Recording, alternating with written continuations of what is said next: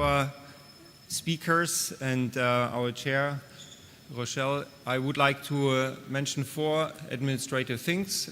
First, again, for our Arabic colleagues, there is Arabic translation over there.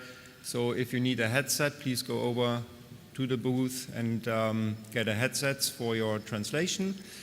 Second, I just would like to remind you that there will be the gala dinner tonight. It will be outside, so just here in the middle court of the hotel. It will start at 7 o'clock. And third, please, those who participate the beginners capacity training, there was an email sent a week ago with the instructions of what to install, which software. So I would like to encourage you to, again, look at your emails and just follow the steps, what you need to do in order to be prepared for the capacity training. Otherwise, it will take too long to set everybody up in the training. So if you need help for installing some of the software, please go over to the SDMX.io booth. There's, again, a support session from 4 to 4:30 this afternoon. In the exhibition space, SDMX.io booth, so the colleagues will help you to set everything up for the beginner's capacity training. And then finally, just to mention again, we have the exhibition ongoing, so please, during the break, lunch or coffee or after 4 o'clock, please make use of this. Talk to our presenters there. They are very eager to show you their tools. And with this, I would like to hand over to Rochelle. So let's start the first session for today. Thank you. Good morning. Welcome to the first session of day 2 of the SDMX Global Conference. Yesterday we had some excellent presentations on AI and advances in data dissemination using SDMX. And this morning we'll hear more on how the integration of SDMX supports other aspects of the statistical value chain. This session has 6 speakers. The first 3 speakers will have 15 minutes each, and then we'll have a short Q&A. And then the second group of speakers are slightly shorter with 10 minutes each, and we'll have additional Q&A at the end of that time. So to get started, our first speaker this morning is Elmer Delek, a lead data scientist at the European Central Bank's Directorate General Statistics. Elmer is currently working on a project to implement ECB's new statistical data production system based on big data technology.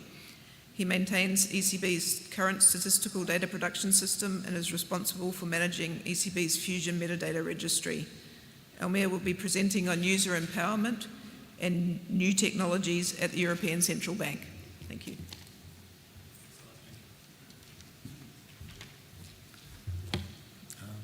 Good morning, everyone, and thank you for attending this first presentation. I want to talk about the data ops journey on the space platform at the ECB and how we use the new technologies to empower our user base.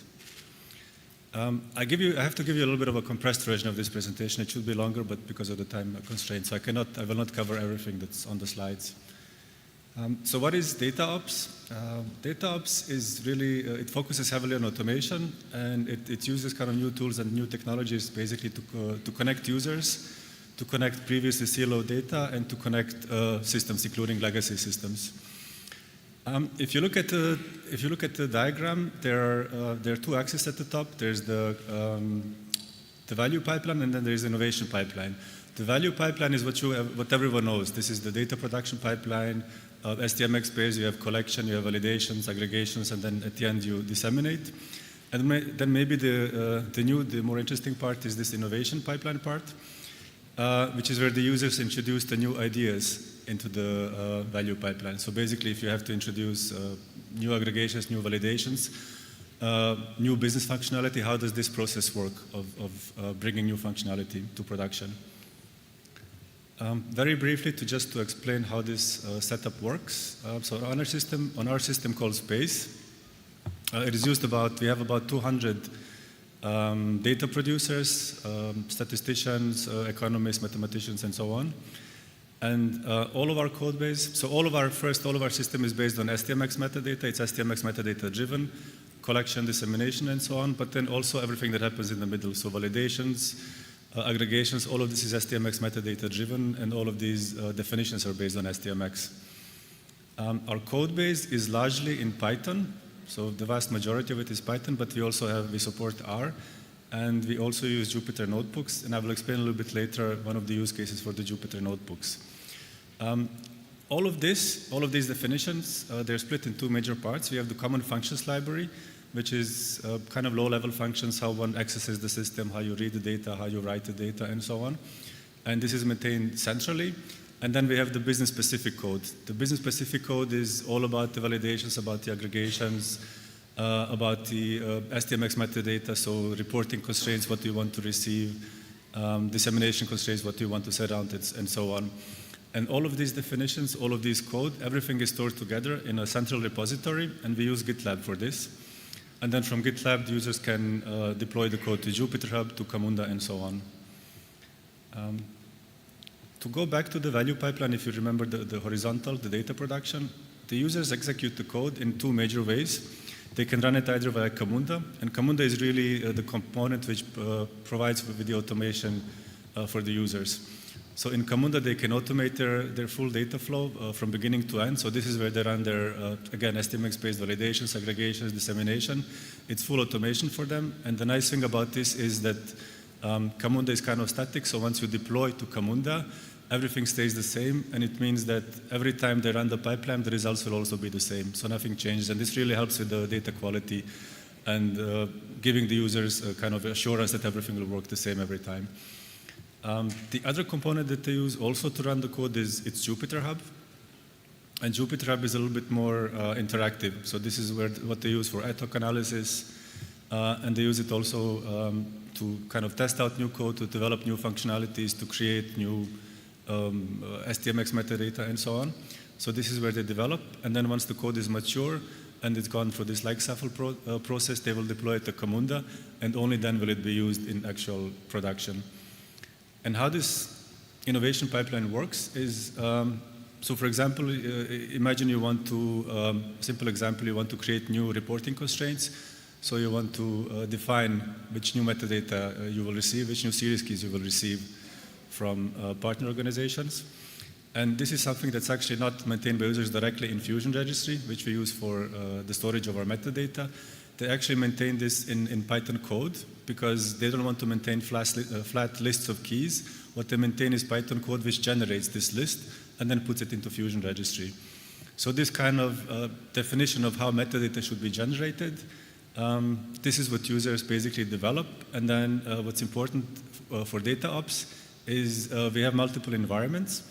And we have this like a sandbox environment, and they use this to test out their new definitions to see does everything work correctly, are you receiving the data you want to receive? And then they go from this environment, so from the sandbox, they will deploy to staging.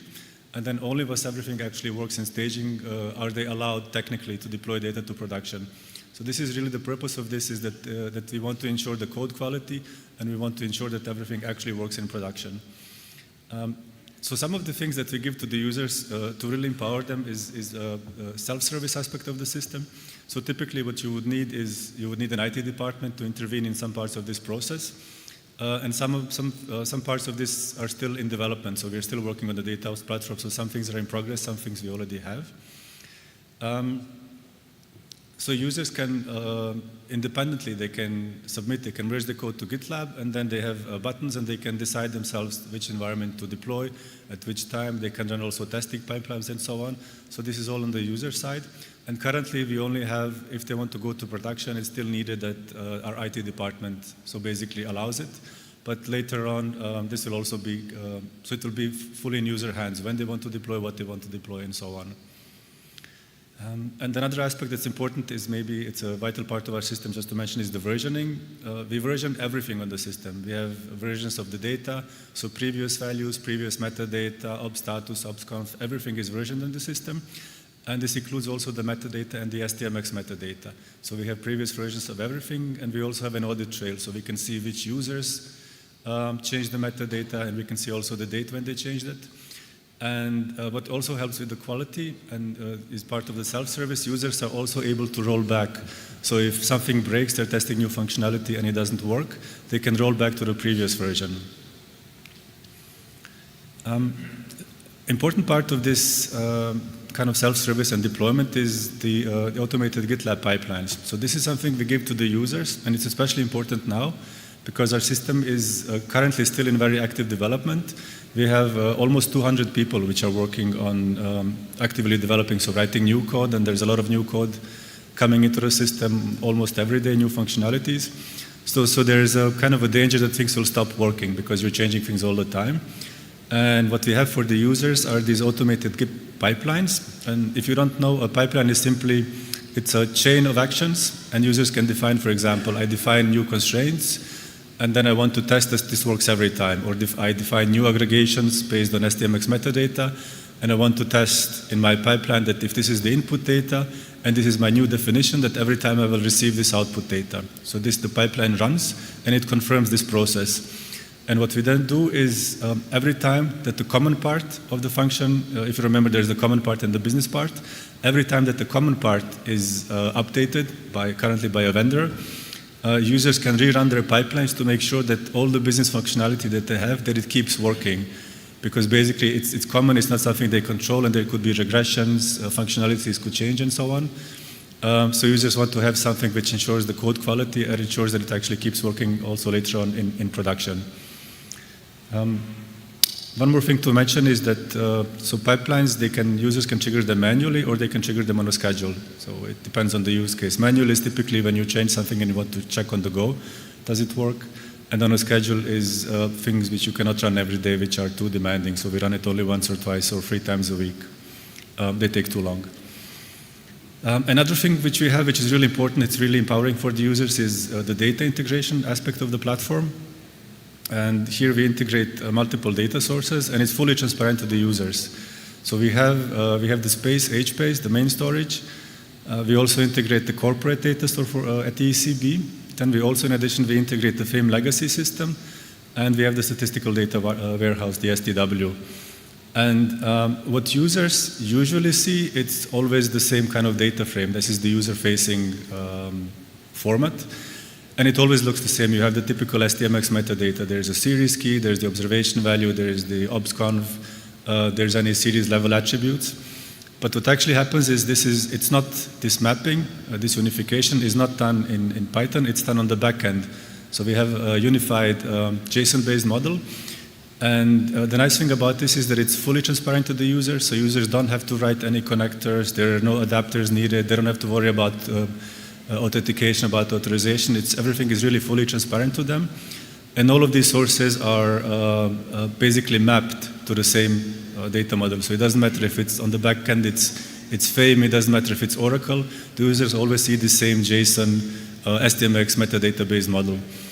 And what's useful about this is if someone doesn't want to use Python and Pandas, if they want to use, for example, MATLAB, because we have a large community of economists and statisticians, they can still connect to the database, they can still profit from this data integration just by connecting to the REST API. So it's read and write, and they can read the same data format with other tools as well, as long as they support REST APIs. So in conclusion, this implementation of data ops in space, it's still very much ongoing, so we're still kind of discovering what are the good ways to do things, and it's very much evolving. And some of the things I mentioned, they're still in development also. But what we found already is that it really gives users better quality control, both over the products, so both over the output of their aggregations and the dissemination, so they can really ensure that they do the same thing every single time. And also of the code, so they have full control over the code versioning, there's a code audit of the deployment, it's all up to the users. Another thing that we found out is this sounds very good in theory, but in practice users actually, they need quite a bit of onboarding, there is a training, and they also need support. Because if you have a large user base and you expect them to maintain all of this code, there's a need for training, there's a need for guidance on best practices for implementation and so on.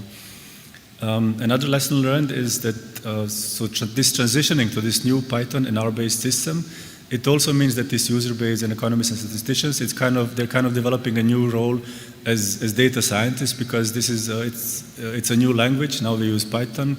It's a lot of new tools. We have GitLab and so on, and this is quite a bit of new kind of technologies that you have to onboard people on. One thing we don't have to do is we don't have to explain to anyone anymore. We take, at this point, I think it's fair to say we take SDMX as the ground truth. Everyone is on board, everyone understands what a series key is, everyone knows what dimensions are, everyone knows what the code lists are, how to define aggregations and so on. So our entire user base is fully on board with SDMX, and they're able to, different teams are able to talk to each other. So this is very helpful, but it's something we really take as granted at this point. And maybe as the last point, I will just say to steer the development of this common part of the library, which is really the fundamental functions of the system, what we discovered is we also need the user community, because now it's maintained by the vendor, but it's actually very important that the users have an input, how things are developed and what's developed and so on. For example, if you have a new outlier detection function, what does the user community want? Which methods should it use? What should be the parameters? How should the output look and so on? Should you have one? Should you have multiple? And this is also still a little bit something that's in progress, this creation of a user community, how this should work, and then this governance basically of the Common Functions Library. So this is my last point. Thank you everyone for your attention, and I guess if you have questions in the Q&A session. Thank you.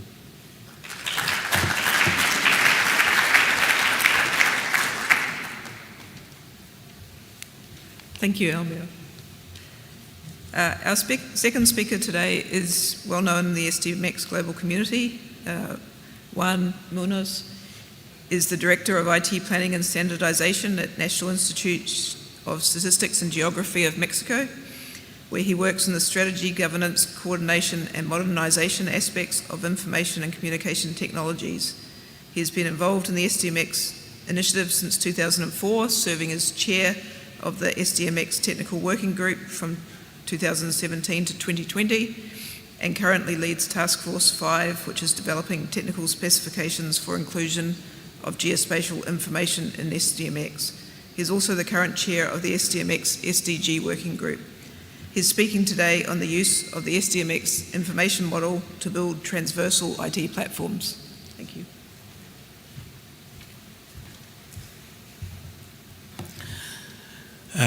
Good morning to everyone. I'm going to talk about how the SDMX information model can be used as the basis to build transversal IT platforms. This is the result of a work that we are developing at INEGI, the National Statistics and Geography Office in Mexico. And well, just to put you in context, INEGI has about 70,000 employees. It has about 34 offices on each of the states of Mexico. Also, it has other offices. So we need to maintain coordinated all the IT infrastructure, all the IT services that we provide for the institute. As a large institute, well, we need to structure all the technologies in something that we have called the IT transversal platforms. On this slide, you can see how we have developed an infrastructure which lies in communication and computing infrastructure. Then we build over it the common service for the, we can say, okay, the middleware, the coordination, the collaboration services, and then we have the data and the information systems over there. Around all this infrastructure, about all this IT structure, we have covering the cyber security. Well, this maybe remember you how an enterprise architecture can be conceived. We have tried to structure all this in a logical way, going from the business, as the processes in the institution must be the basis to deploy all the technologies. We are not going from technologies to the business. We need to be sure that the technologies we are implementing serve perfectly well to the business, to the process. And it has a logic. The business, the process, will be the responsible of creating the information, the data. And then, this is the, in special for statistical offices, this is the main product, the main worry, the main asset that have that a national statistics office or any institution with the responsibility, with the duty of creating information, statistical information has to worry about. Is the reason to be of our institutions.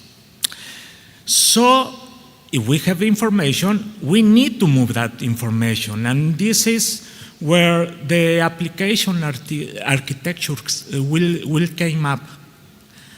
And coordinating them, well, we have the systems architecture. I know that this is not new for many of you. And you know that when we have these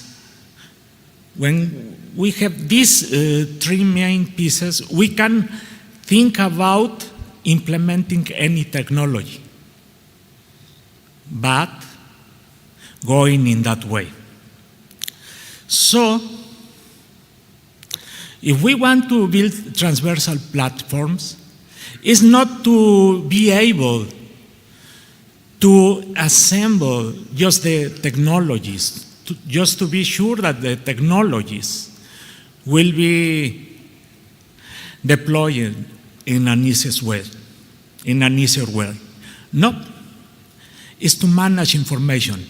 And one of the things that we are aiming is to have a statistical interoperability, to destroy the silos, the information silos that, well, let me be honest, maybe in other institutions they are not existing today, but instead we have very large data warehouses, we have data lakes, and we are building with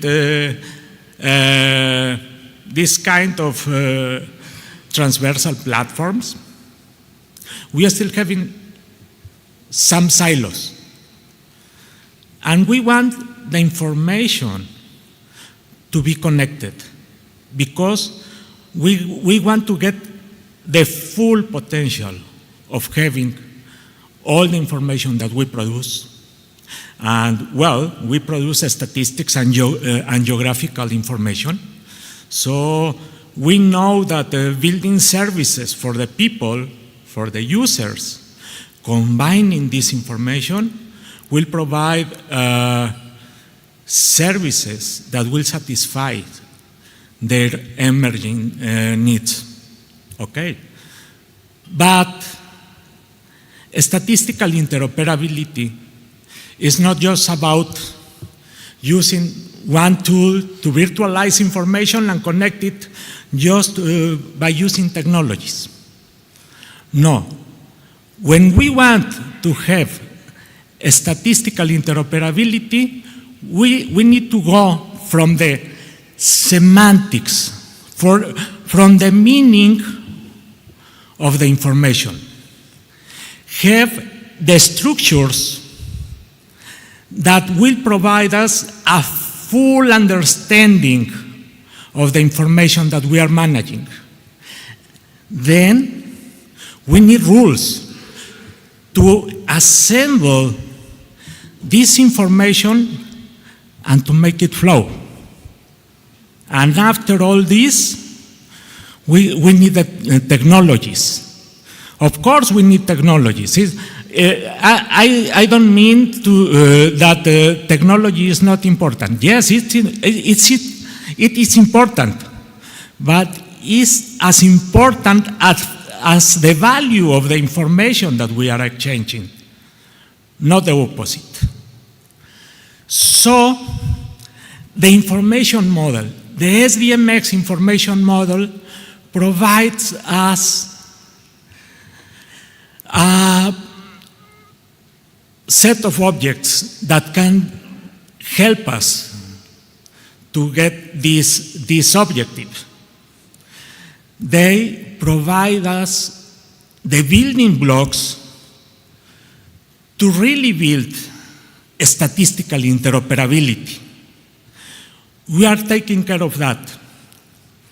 And we know that SDMX is not just how to say it, a standard that it must be worked alone. No. It's part of an standards ecosystem that we have built on the statistical community. So we are using SDMX joined with other standards. Well, the standard that I'm trying to picture there is the GSBPM, Generic Statistical Business Process Model, a way to describe the statistical life cycle.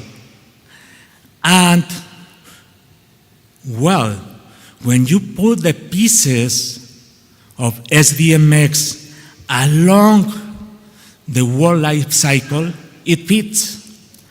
And it helps you more than you think. And it is not about the formats. It's about the information objects, which are very strong. And let me be very clear. I don't say that the SDMX formats are not useful. Of course they are useful. If we are integrating information, we know that they provide us a good way to structure information. But if we are working inside the organization, we think we need to go beyond the formats. We need to go in the way of thinking of SDMX. And the patterns that internally have been developed for SDMX are very useful. And organizing all these artifacts, all these objects, we can provide a very strong architecture to build these transversal IT platforms. This is the way that we are organizing right now. In a first stage, our new transversal platforms. We cannot go from the scratch. We need to provide ways to go from the system that we have to the state that we aim. And the mappings and the concept schemes and the data structure definitions, but what it lies behind them, they are very valuable to get our objective. So, well, I would like to remark that SDMX has been built with interoperability, as it's called. It's in its DNA interoperability, statistical interoperability. And it can be used to improve the whole information process. And with the new feature that we have now added to SDMX, I don't have any doubt that it will be useful not only for institutions which integrate aggregates on statistics, but also for the institutions which are in charge of creating basic statistics, basic indicators. And let's think about SDMX is a piece in an environment, a very powerful piece, but it's a piece of a new data environment, of a new modern environment to build a new generation of services. And, well, at the end, the concept of SDMX goes beyond the formats. Don't still thinking on SDMX as a set of XML files. It doesn't. It goes beyond that. And people who is here and has been working all their life with this idea has provided very good solutions. Well, we think that we can do that in this new way of thinking, in integrating SDMX for the production. And something that I almost forgot to say this. When we have an agreement with an international organization to exchange information, we need to think on this agreement, of these flows that we are going to build since the beginning, since we are creating the statistics. Why? Because we cannot create statistics from nothing. We cannot think that SDMX is only on the dissemination phase. SDMX must be in the whole process. Thank you.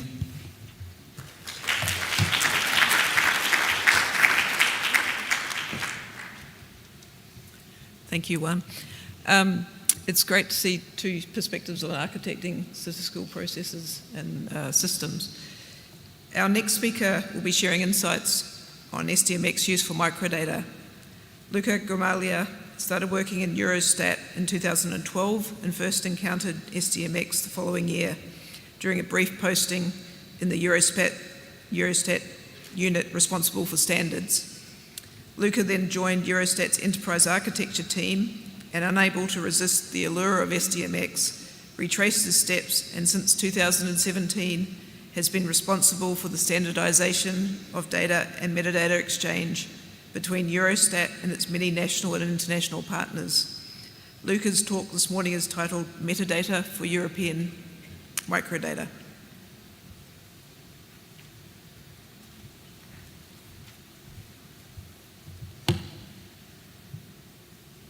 Thank you everyone for being here today. Thank you to our chair for the introduction. I find myself up here today to talk to you briefly and hopefully concretely about how we have used the SDMX standard to provide our researchers with metadata on our European microdata. I will talk to you about the problems we had, what we solved, and what we still did not manage to solve. But first of all, I would like to talk to you a bit about the use case, what we're trying to do.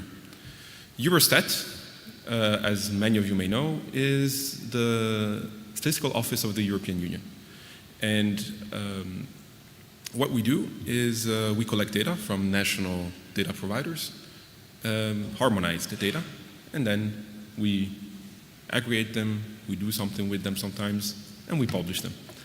And among the many data sets that we collect are many microdata collections, especially in the area of social surveys. We collect data about individuals, about enterprises, about farms, different kind of things, really at the microdata level, at the level of statistical unit from all of the European member states in a harmonized fashion. And this microdata is made available to researchers. Obviously, it's confidential data, because it's confidential data about enterprises, people. We don't make it accessible to anyone. Researchers can have access to it, but they need to make a request. They need to send us a proposal saying, I want access to this and this data set for this reason, for this research purpose, blah, blah, blah, blah, blah, blah. When you have to do that, you really want to make sure that you're doing it for the right data set. You don't want to do the whole procedure, it takes months to do, you get access to the data, that's not what I want. So before they do that, they need access to good metadata about the microdata to tell them, this is what you're going to find in this data set for this year, for this country. This information is available right now. It's not available in a very good fashion. Each domain has the metadata described in a different kind of format, often PDF document, Word files, Excel files. It's also quite complex because we have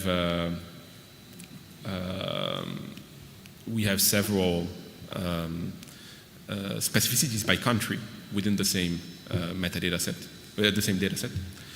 And so we wanted to bring a more harmonized view to all of this. So our ultimate objective was, okay, let's take all of this information in different formats, Word documents, PDF, whatever. Let's put it all in a common metabase or metadata database, whatever you want to call it, which will make it available to our users in a standardized fashion with the needed information about the different specificities for each domain, for each variable, for each country across different survey years. Well, if I'm here today, I guess you can understand what kind of approach we took to standardizing the macrodata. We used SDMX, yeah, surprise. Otherwise, I wouldn't be here. This is just a short list of the domains that we tackled. As you can see, and as I mentioned, the domains are mostly in the area of social statistics, but not only, we have some that are actually about, or collect also data about enterprises and farms. Now, the way we wanted to do this, those of you who know about SDMX probably know this kind of diagram quite well. It was fairly straightforward, our idea. We take the data set, the microdata, we create a DSD, a data structure definition, that describes it. For each data set, for each survey year, we create a data flow. And to indicate what are the differences between countries, we use provision agreements and attach information to them, most notably constraints. So this is what we used. And the main problem that we had is that we were and still are working with SDMX version 2.1. And the SDMX, at least in its inception, was really thought to model aggregate data. And one of the main differences between microdata and aggregate data is that in microdata you have several variables, there are several measures. SDMX in general has one measure. You have a way in SDMX 2.1 to have several measures, but to be honest, it's a bit clunky and not supported by all tools. So we kind of stayed away from that. And we decided to try to model the multiple measures that we find in the metadata in a different way. So basically what we did is we took the different questionnaires or the different structures that were documented in different formats for each domain, and we turned them into DSDs in the following way. We basically represented all the measures as attributes. It's not very beautiful. I think, as one colleague put it to me yesterday, when you're doing microdata with SDMX 2.1, you're cheating while playing solitaire. It felt a bit like that, but it got the job done in the end. So we did manage to achieve our goal, but at a price. For example, oops, too far.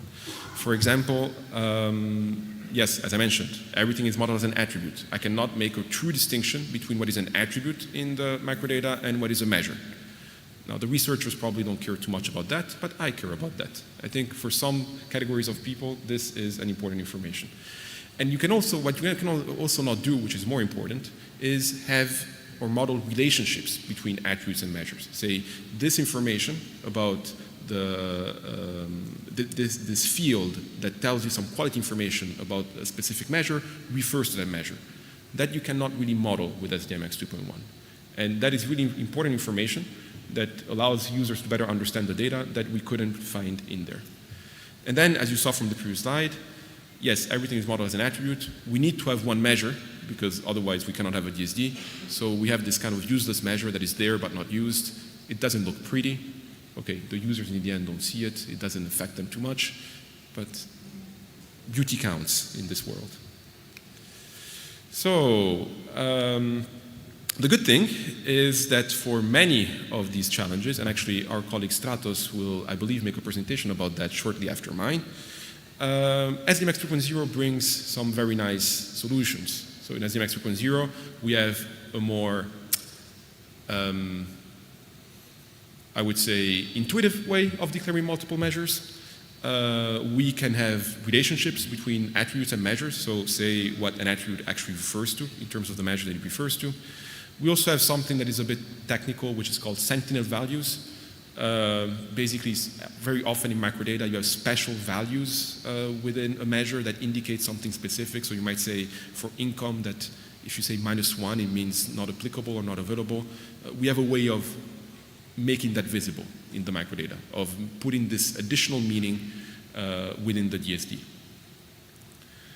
So we're very much looking forward to SDMX 3.0 to be able to solve these challenges. And for our DSDs, to go from something that looks like this, where everything is an attribute without relationships and we have a useless measure, to something that looks more like this, where you have measures modeled as measures, you have attributes modeled as attributes, and you have a relationship that can be built between the attributes and the measure. So here you can see that the income status is an attribute that refers to the income and not to anything else. Now, unfortunately, the modeling was not the only challenge. We had also some challenges with the available tools and the available user interface for the tools. Now, what is the point here? This is really not something to do with the standard itself. It's more to do with the tooling, a bit to do maybe with the API, but I wouldn't put the blame there, let's say, mostly. Most of the tools that you will see in SDMX are structure-centric. So the way that most registries, for example, or most tools allow you to browse the information is you start from a structure. You start from a DSD. And then you start seeing, okay, in this structure I have these concepts, I have these code lists, I have these other things. This is not how our researcher community that works on the microdata likes to work. They don't really care about the specific structure, the specific survey year. They care about the variable. They want to see how a variable is, where it's present, in which surveys, for which survey years, for which countries. It's really variable-centric, the way that they want to browse the data. And that makes sense, because, I mean, some of our microdata surveys have hundreds of variables. For any research purpose, you probably don't care about those hundreds of variables. You care about just a couple. You want to focus on those couple of variables and see where you can find them with what specificities.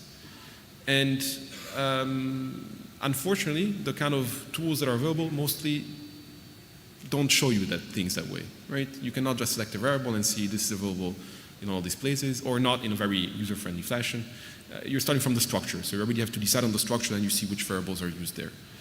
This is something that hopefully we'll be able to fix at the level of the tools, or at least some of the tools, to allow for a UI and an entry into the information, the metadata, the structural metadata that is more useful for our use case. But as of now, it remains a bit a challenge that has not been solved. So we have the structures, they're available in our registry.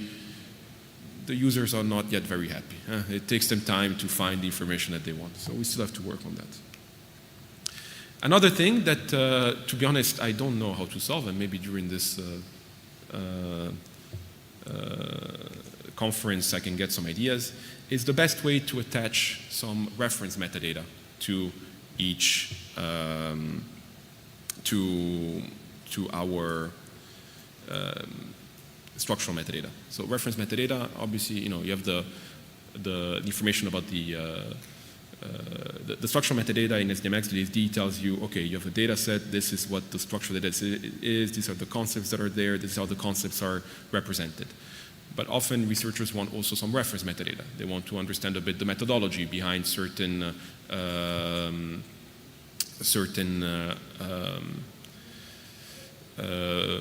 the collection of certain variables, or certain choices that were made in anonymizing the data, things like this.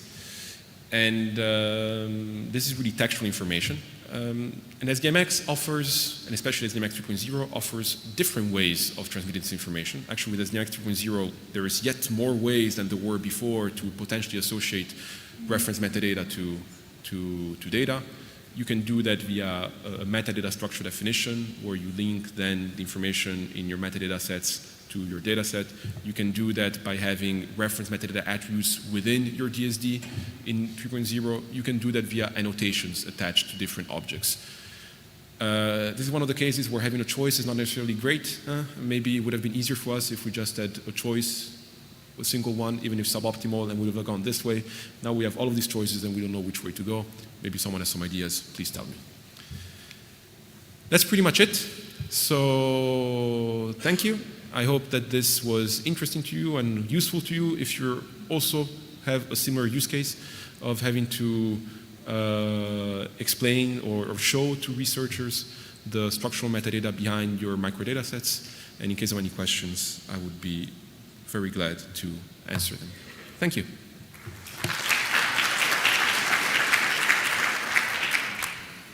Thank you, Luca. So now we have a few minutes for questions for our first three speakers. If anyone has anything, if you could please let us know your name and your organization at the back there.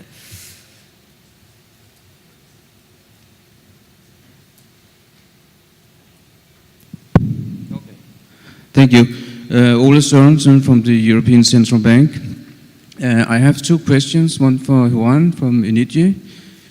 And thank you very much for the presentations. They were very interesting. The question for you, one is, you talked about technology was not important and for the information model, and I agree on that. But in the end, as you also mentioned yourself, technology is important and needed. So what kind of tool are you using for your metadata repository for implementing this kind of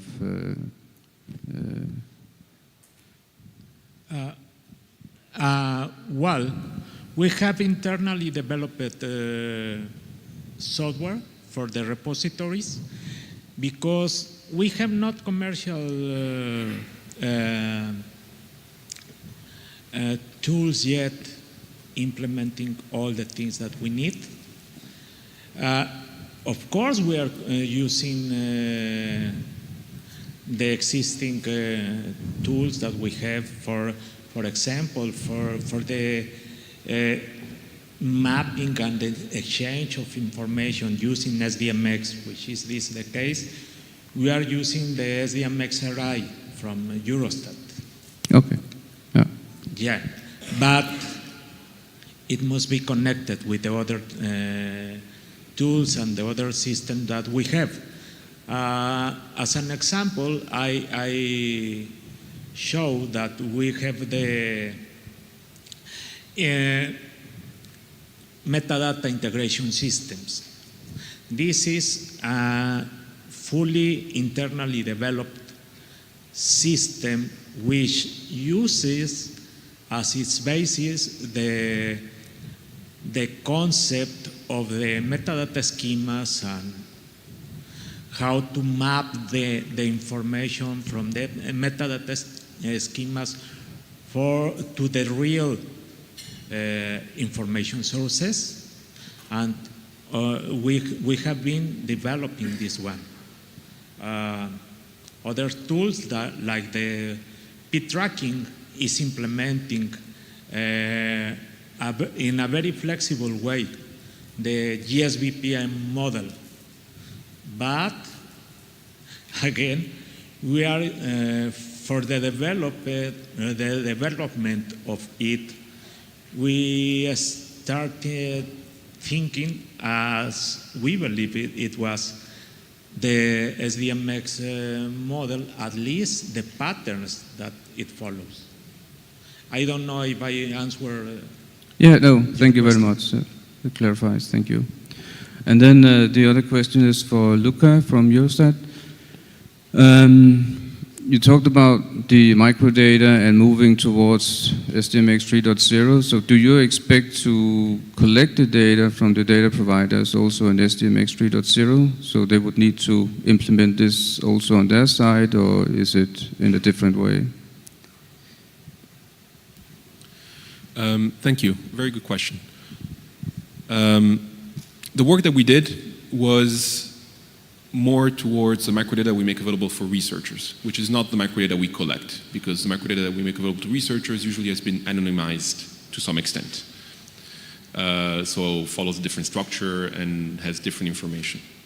With that being said, already right now, using the same approach, for most of our microdata collections, we use DSDs for the data collection.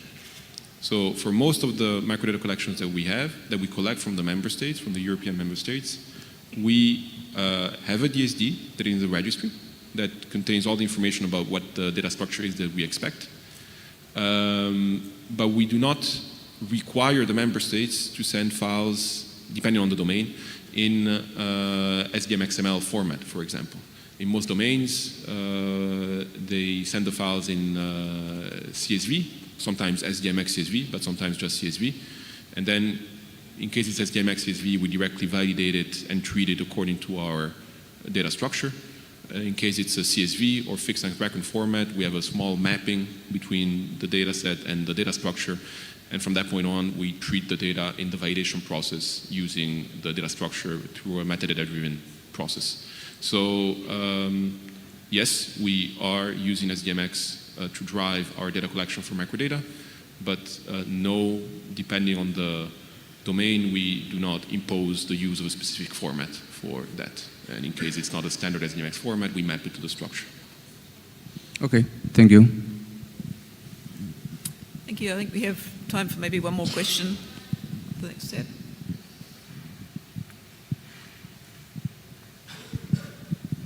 Maxim Samosenko, KPM Systems. A question to Mr. Almir.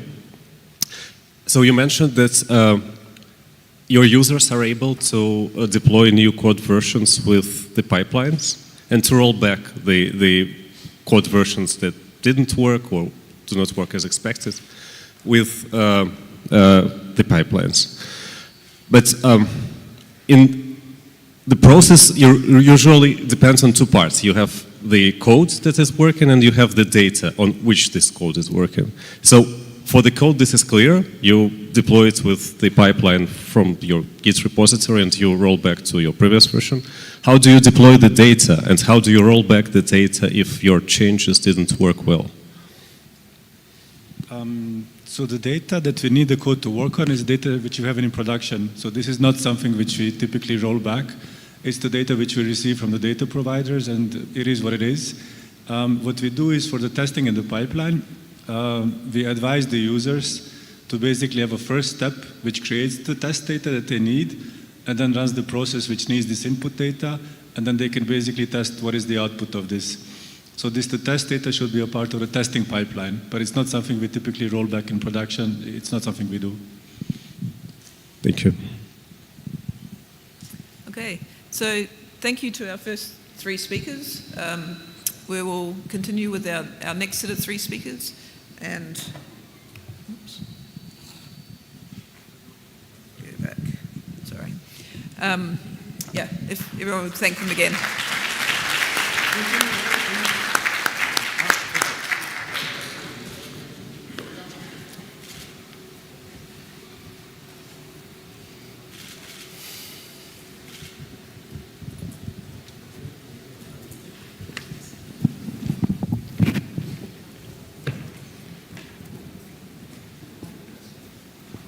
So as they come up to the stage, the first of our next three set of presentations is also about microdata and will be presented by Stratos Nikolaoutzis and Olivier Sorello from the Bank for International Settlements. Stratos has extensive experience with SDMX, having spent 15 years in the private sector focused on SDMX software, consulting and training before joining BIS in 2021. He spent more than 10 years in the SDMX Technical Working Group and is currently the Deputy Chair of the SDMX Secretariat. His recent interests have included preparation of SDMX 3.0, modelling BIS datasets and metadata structure definitions, building the BIS SDMX data dictionary and publishing the Fusion metadata registry as open source.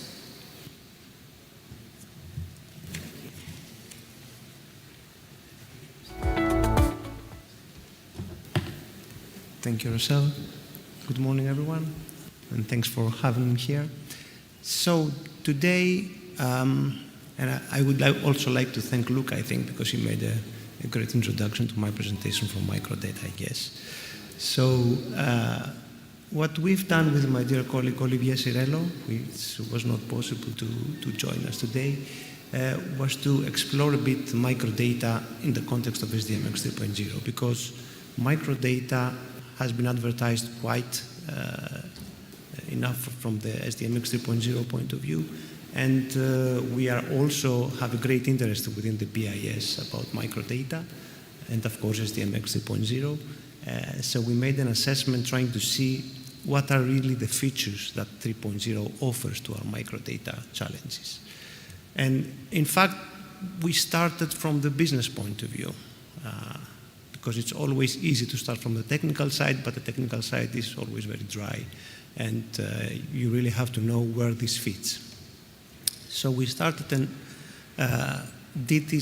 prepared this presentation, this short, let's say, introduction to microdata in the context of SDMX 3.0 from the business point of view. So first of all, we would like to see how standardization is important for microdata, but also because you know that standardization comes at a cost, so there are constraints and things that you are not free to do. Customization also is something that microdata needs, and also due to the nature of the data compared to the aggregate data that are much more structured. Then, of course, the conciliation between micro or record base, or however we want to call it, versus macro, so aggregated data. So zooming in from into the other and back and forth is quite important for us. Then the proper modeling, so we'll see what this means, is actually being able to relate data between them, to again go from one data to another, explain how this relationship works. And finally, the data sharing side, because the API until now, as we will see, was, let's say, again, based on aggregate data, but for microdata, we need a lot more features to support what microdata needs. So just also to give you an idea that this presentation is, again, quite shortened due to the time constraints, but in case you're interested, we will have a more extensive version of this in the advanced track. And of course, if you're not already subscribed, you can also find it in the proceedings of this conference. So when it comes to standardization, we'll see four main aspects of standardization that concern microdata. So code lists and extensions, structure maps, structural metadata, and reference metadata. For code lists, probably it's the most known structure that everyone knows, and especially for microdata, where we have large amount of code lists, and we repeat a lot of things. In some cases, we wanted to have this flexibility to be able to relate code lists, to change them, to extend them in a way that we reduce the maintenance burden. Because this is always the case with code lists, that there is a lot of maintenance, a lot of revisions, and so on. Then when it comes to the structure maps, this is also an interesting feature, which is not only from 3.0, of course. It's something that was already there. It was a bit formulated in the context of 3.0 to make it a bit more useful. And this is for linking the different data sets that we have, that we are collecting, or that we are, let's say, transforming our data in our data processes. Well, with structured metadata, in this case, we focus a bit on the flexibility that the new standard gives us. And some of these were already mentioned by Luca also. For example, how you can have a fine-grained relationship between your attributes, for example, and the different measures. And finally, for reference metadata, also this is something quite interesting and a new, let's say, area to explore in SDMX, where you can really embed your metadata, your reference metadata into your data sets. So I won't spend more time on this slide. It's already too cluttered, but it's for your reference. Then, when it comes to reconciliation, so the relationship between micro and macro data, hierarchies are key. And again, hierarchies were there in 2.1. We needed to enhance them a bit to, I would say, more to simplify them, because they were already a bit complex in 2.1, and to make them more useful for our usage. So in the case of microdata, this is very crucial, because this is the way where you can describe your aggregations, and actually drilling down and up from your detail to your aggregates, and vice versa. Then mappings. We'll see mappings also belongs in many other areas of microdata, but here, in the case of the reconciliation, we need to see how we map one data set to another. And again, it's structure maps, but also representation maps. So those work together to achieve what we need. Validity now is pretty much all over the different structures within SDMX. So we have validity in hierarchies, we have validities in the structures per se, so we can assess the historicity, let's say, of a concept or of a code or of a relationship of a code to another code. So there are many different things in mapping, so we have a lot of information to support a metadata time travel, if I could say so, because you always have to know what were the metadata in a given time. And finally, the attributes and the multiple measures. Again, multiple measures was one of the key points that Luca already mentioned. I think that this was really missing from how we model our data in SDMX, and also the new relationship between attributes and measures was really important. Again, the examples you can explore, you can see them, and then you can also follow a more detailed version of this in our advanced track. Now, when it comes to proper modeling, because as always, we had to do many workarounds to model our microdata in 2.1. And I think 3.0 has given us a few more tools to also make more beautiful DSDs, because as Luca mentioned, what we see is also quite important, not only what we do in the essence of the structuring. So uncoded dimensions, of course, this was, I think, kind of supported before, but it's really crucial in the microdata case, because often what defines your keys is not really coded or even, let's say, known before you really collect the data. So it's important to have this flexibility. Multiple measures, I think, has been mentioned enough. It's not something that we need to repeat. The attributes have given an overhaul of a whole new data type, so you can have arrays now, you can link them, as we said, to different measures. And of course, they have inherited some of the features from the reference metadata, like even richer representations. And I can say that actually the reference metadata, we can consider them as an extended set of attributes in the case of 3.0.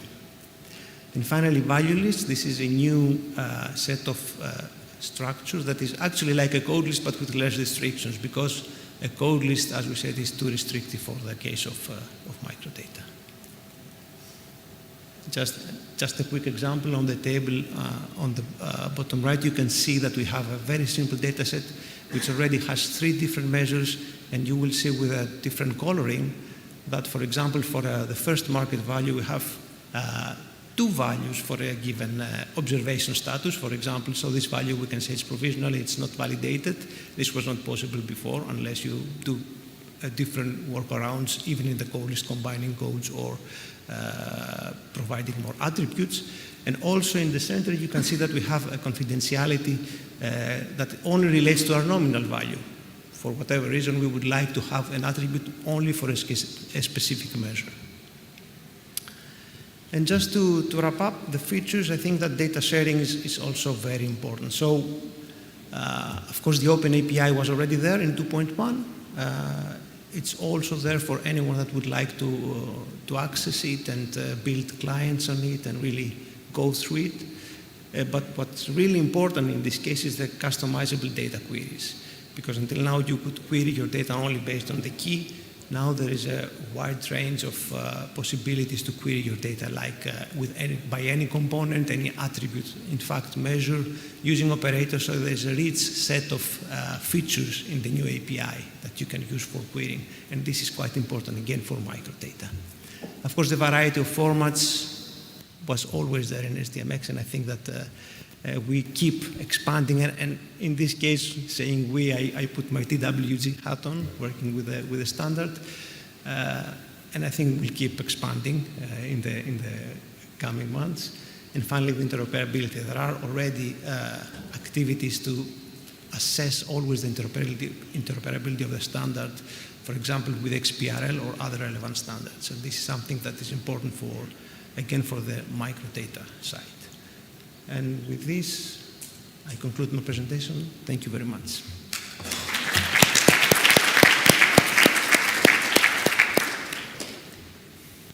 Thank you, Stratos. Our next presenters come from the private sector, and we welcome their insights on SDMX from a software development industry perspective. Antonio Oleros is the founder and CEO of Meaningful Data, a company providing software and consulting services for official statistics and regulatory reporting. He has extensive experience working with data collected in XBRL and SDMX formats at both the Banco de España and the European Central Bank. Presenting with Antonio today is Javier Hernandez, the lead developer of SDMX services in Meaningful Data. Javier develops tools based on the SDMX standard and the Validation and Transformation Language, VTL. He's a member of the VTL task force and maintains the VTL engine, as well as the SDMX Thon library, which they will discuss today. Thank you.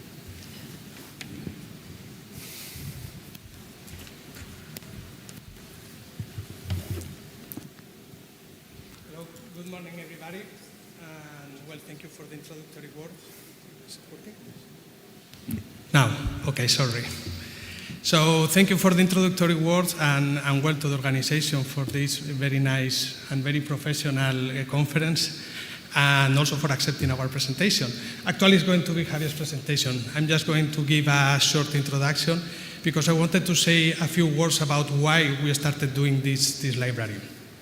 It was some years ago, and actually we had several use cases for integrating SDMX into statistical value chains that were created with Python. And by that time, we had already panned SDMX, and I pretty much agree with what David said yesterday, that we should not duplicate efforts in order to create lots of libraries for the same languages. But at that time, we had a lot of use cases that were not covered by panned SDMX, very relevant use cases, like being able to read all kind of metadata or validating the pandas data frames against the data structures. They were not in panned SDMX, so we had to take a decision whether we wanted to follow up with this library or start a new one, and we decided for the new one. So just to say that this is an active library, meaning that we are using it in our tools, but also there are other organizations using it, and we are actively maintaining it. And we are very interested in having a growing community, so if you have some use cases for using Python and SDMX, please take a look, and if you don't find your use case supported, write us an email or in the GitHub repository, and we will try to onboard all your requirements. And with this, I leave the floor to Javier. Okay. Thank you so much, Antonio. And well, as Antonio was saying, I'm the developer of the SDMX Zone library. So if we see an overview here, SDMX Zone is a Python library working mainly on SDMX ML5. We plan to adapt the library in order to include another SDMX formats such as SDMX CSV in the near future. It basically defines the data manipulation by using a component that is called pandas data frame and custom objects for metadata manipulations, performance data and metadata validations. We try to combine them as it is the spirit of the SDMX standard, and we are trying to use the data to make it any conversions between any data format into this pandas data frame, and then working on it to perform some structural validations, writing SDMX files, trying to load it to a database, whatever use case you may need. Okay? It is available currently on PyPy, which is the Python package index, and it is now hosted on GitHub, which serves as a source code and issue tracker. First of all, for the developers, for me it's a proud honor to be here explaining you a code library inside the SDMX General Standard Conference. Mainly to make a disclaimer, because you may see now some slides, a couple of slides that include some Python code. Don't be afraid, it's just plain English, okay? It's plain English. So we are trying to use it in order to showcase how the Python library, and mainly with the Python language, we can, by using just a couple of lines of code, we may be able to perform any process that we may like with great maintainability and also nice performance based on the pandas data frame, which is mainly used by lots of people in data scientists, data engineers, and well, as many of the presentations showcase, also it is used by some central organization who use Python in the end. I would like to say that to begin with understanding the SDMX library, we need to focus on three things. First of all is the pandas data frame. Pandas data frame, you can understand it as like a tabular data showcase. Let's say, for example, you have like this Excel tab, okay? But adding like superpowers. For example, you can connect it to a database, you can export format that just using Python. You can maybe perform some analytical functions, also some aggregation functions. So we can merely analyze or use or integrate it into any statistical process as it is based on any mathematical functions that you may need to use. Second thing is this custom metadata objects for manipulation. In order to adhere to the SDMX standard, we may try to generate these objects so we can generate, for example, the code list, the concepts, the data structures, data flows, in order to write them into the SDMX ML file. Okay? Finally, we have implemented some custom convenience methods in order to make it available for everyone who wants to implement the library, to make it easier for them to use all the power that it comes with it, and try to integrate it seamlessly with their systems. So let's say, for example, that you are a user, a data user that wants to get data from a disseminated organization, and maybe using pandas or whatever Python framework to analyze it. How can we get there? So first of all, we can discover the data, get data, metadata, and then start analyzing. How do we do this? Well, to discover the data, we can use a web service to get all the data flows that we are trying to download. And then with a simple connection, we can download the data, metadata on a single method using the web service getInfo method. Okay? Finally, using pandas data frames, we can read and write SDMX ML files in all formats. So we can generate this tabular data in order to perform any mathematical operations within it. Okay? Secondly, let's say that, for example, you are a data producer. So you are one of the national organizations, or maybe you are a central bank that wants to derive new data using pandas and making the output in SDMX ML. Let's say that, for example, you would like to use also some our custom objects in order to generate the metadata, the code list, the concepts, and everything. So to use our current SDMX infrastructure, let's say that you have, for example, an API using the version 1 or the version 2 SDMX specification, then you can define the metadata and perform the structural validation using also the data. So once you have everything downloaded, then you can perform the structural validation to see if the data itself is fine and it is compliant with anything that you have defined in the rest of the metadata objects. You can also generate SDMX ML structure files by generating this message class, as we call it, in order to get all the information that you may need. You may, for example, generate the complete structure file, for example, in case you would like to implement your own API, SDMX API, using our library. You can also generate, for example, in a use case with detail full and references all, you can generate the whole objects that you may need by just querying your own system and then using the library to generate the SDMX file. So it's just like, it can be used for seamless integration inside your system. So first of all, in order to get the data and the metadata combined, we need to read the data to generate this data set working with pandas.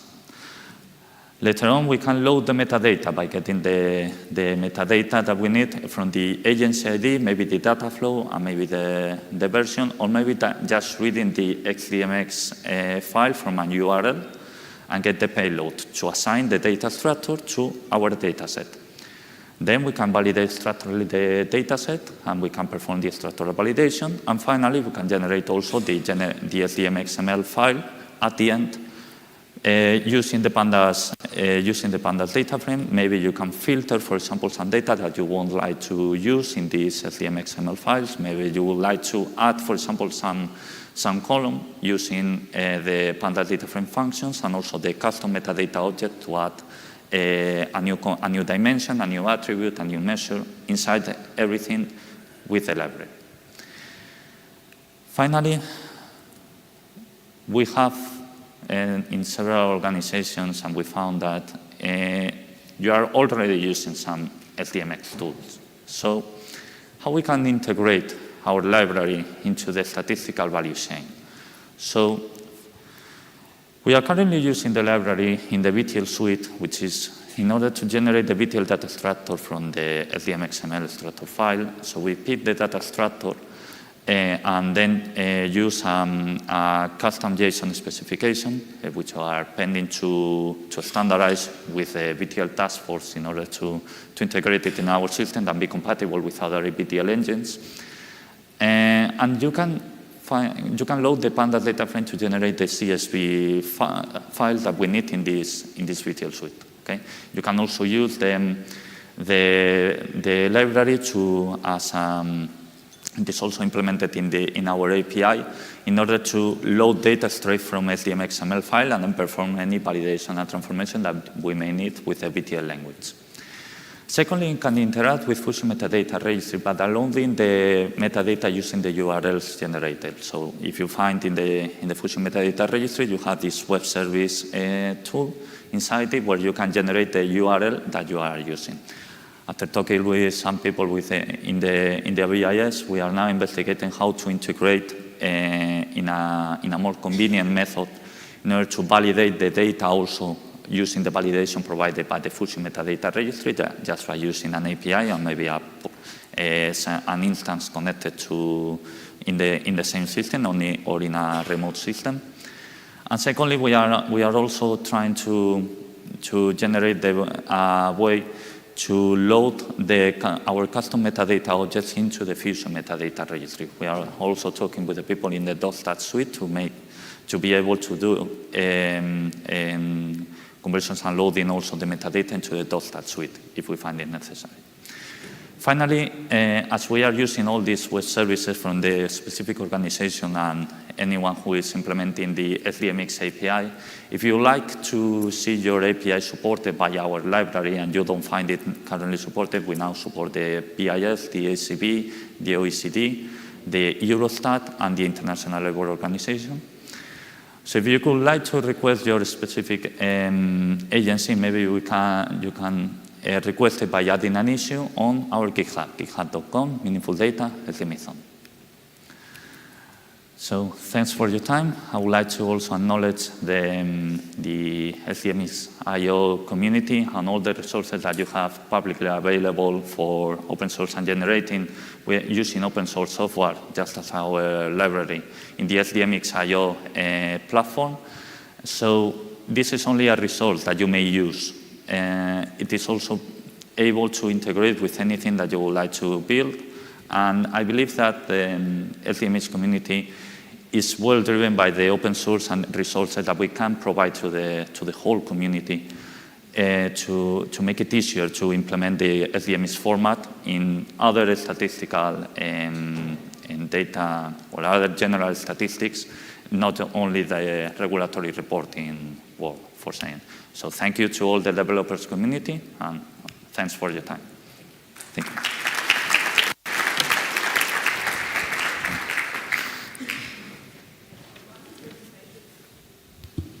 Our final presentation in this session focuses on the use of SDMX within a specific domain and is presented by Bianca Legani from the Bank for International Settlements.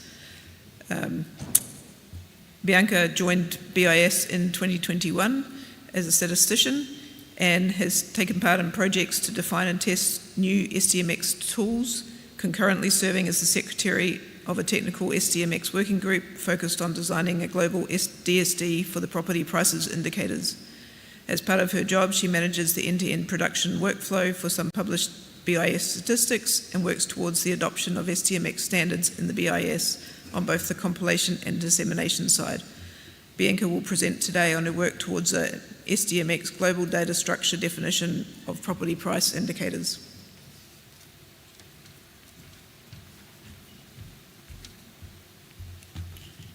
Thank you for the introduction. Good morning, everyone. I'm pleased today to have the opportunity to present you the progress and the objectives of this working group, which is now designing a data structure definition for property prices and related indicators. I'm presenting today on behalf also of Robert Zemer, who could not join in person. Let me start with a quick historical background of where we started.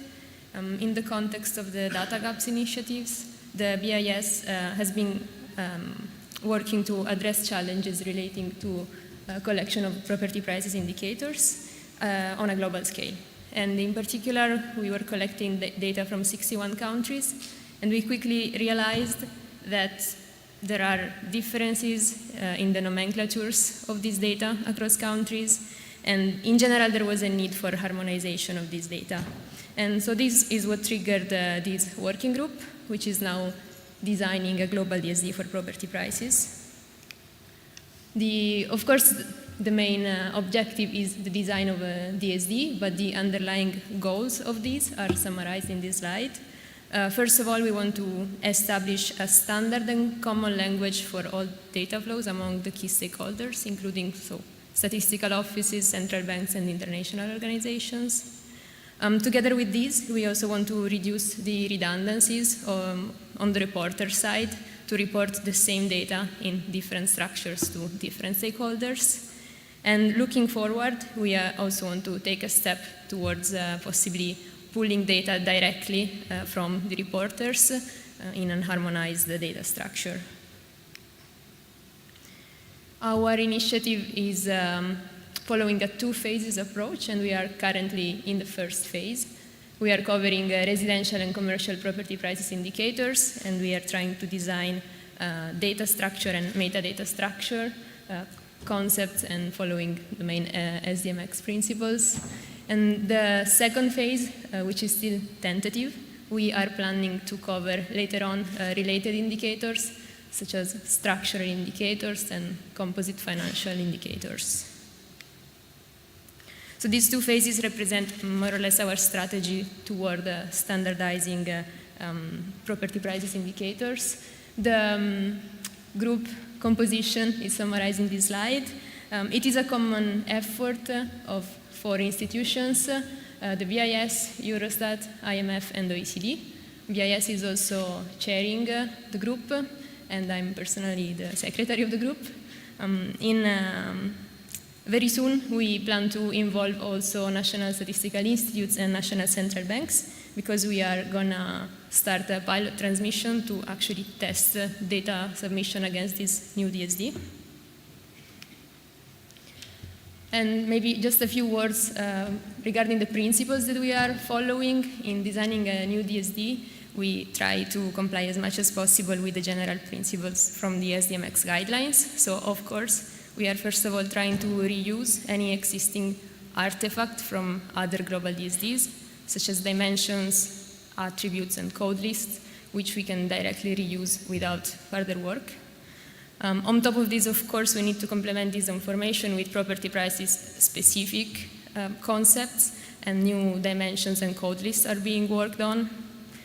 While we do this, we try to harmonize as much as possible the specific concepts which are already existing in the global landscape. So not only in the institutions involved in design, but also we are considering what other code lists or concepts are already existing for this data.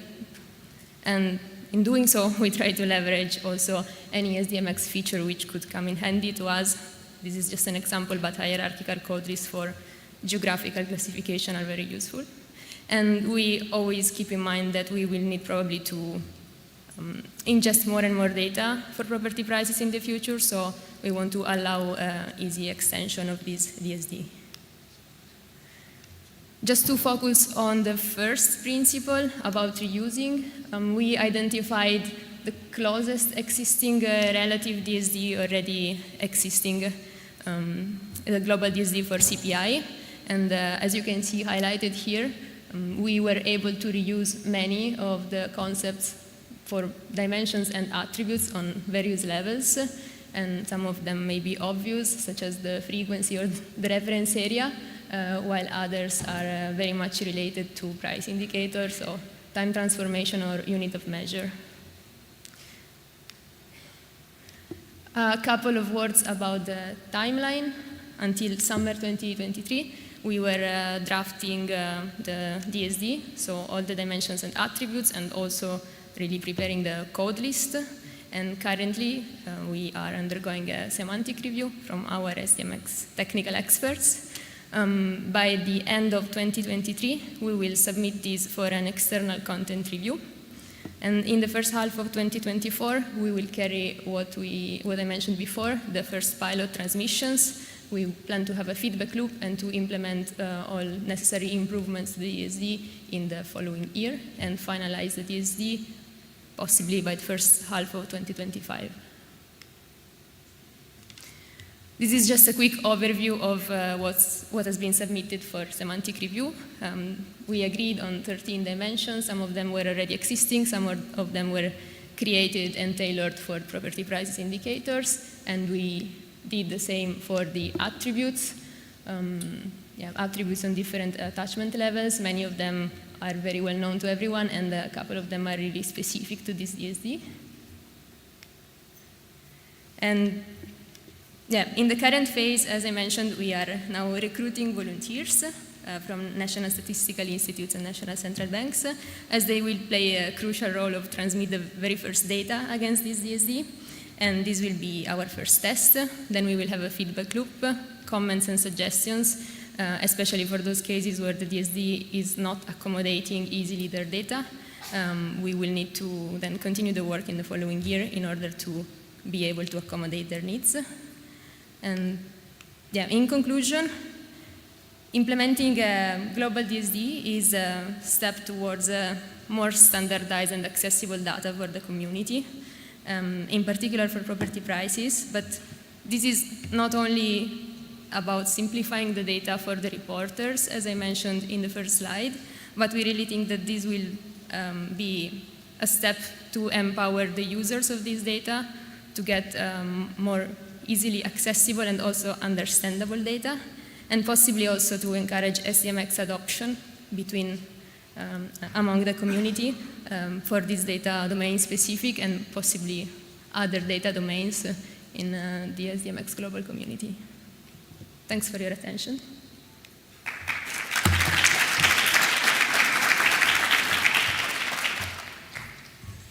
Thanks, Bianca. And thanks to all our speakers this morning.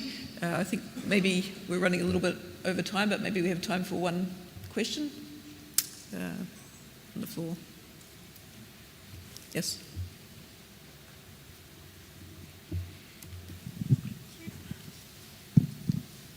Francesco Rizzo from Istat, Italy. Just a question for the last presenter, Bianca. Concerning the new DSD that you are designing, it will be released in which version? 2.1, 2.2, 3.0?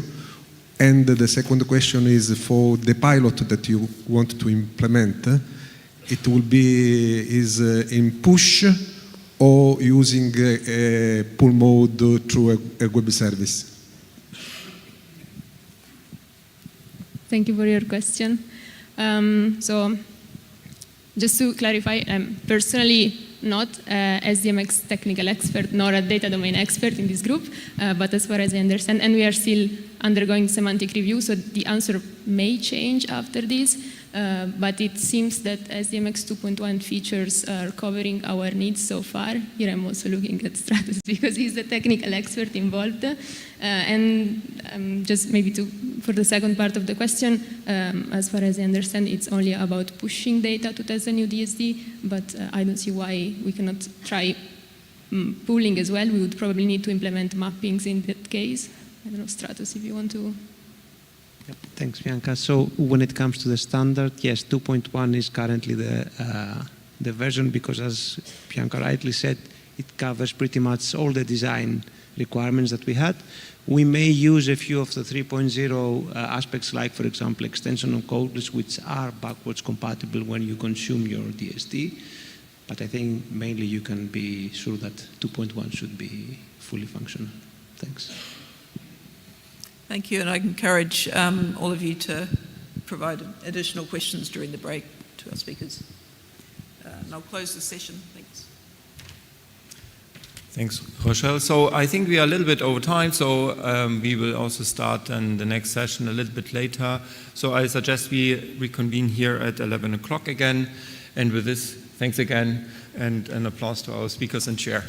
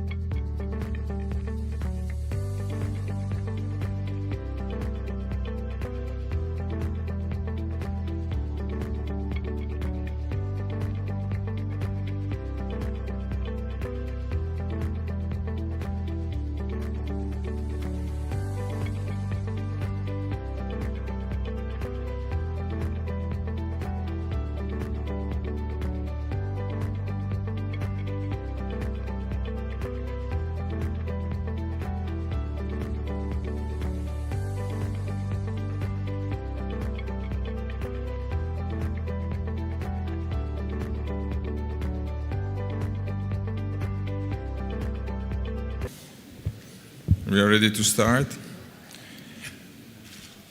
So we have a very interesting session now. I'm Alessandro Bonari. I work for the European Central Bank, and I represent one of the sponsor organizations of SDMX. We've been using SDMX for quite some time at the ECB, so I'm very thrilled to have distinguished guests here to speak about two main topics. We have organized the sessions into two mini sessions. The first one is, let's say, more at the higher level, talking about FAIR principles and the standardization, and then a second mini session centered around VTL, the validation and transformation language. So we will have two Q&As, the first one for the first two speakers, and then the second one around VTL. I would start, if all fine with you, and our first speaker is Gregory Arofan. Let me introduce Arofan Gregory. This is how it's written here. And let me briefly introduce you. I understand that you are an expert, a technical expert in technical standards, SDMX, DDI life cycles, and GSIM. You're chair of the DDI Cross-Domain Integration Working Group, and you're also employed by CoData, which is the data arm of the International Science Council. You have a particular interest around the FAIR principles, and for those of you who don't know what FAIR principles are, Gregory Gregory will explain everything about it. So I would suggest that you start, please. Thank you. Just a comment before I get going here. It must be about 20 years ago I started with the SDMX, so a long time ago, and I'm really impressed with what I've seen at this conference so far. It's amazing to me. But I'm not going to talk about the past. I'm really going to talk a little bit about the future. I'm here, and you can see from the list of authors on this slide, some of the people here will be familiar names from the SDMX community. I can see some of you in the audience. And I'm here really to report on an effort that went on for about 18 months and wrapped up fairly recently. It was the IUSSP CoData FAIR Vocabularies Working Group.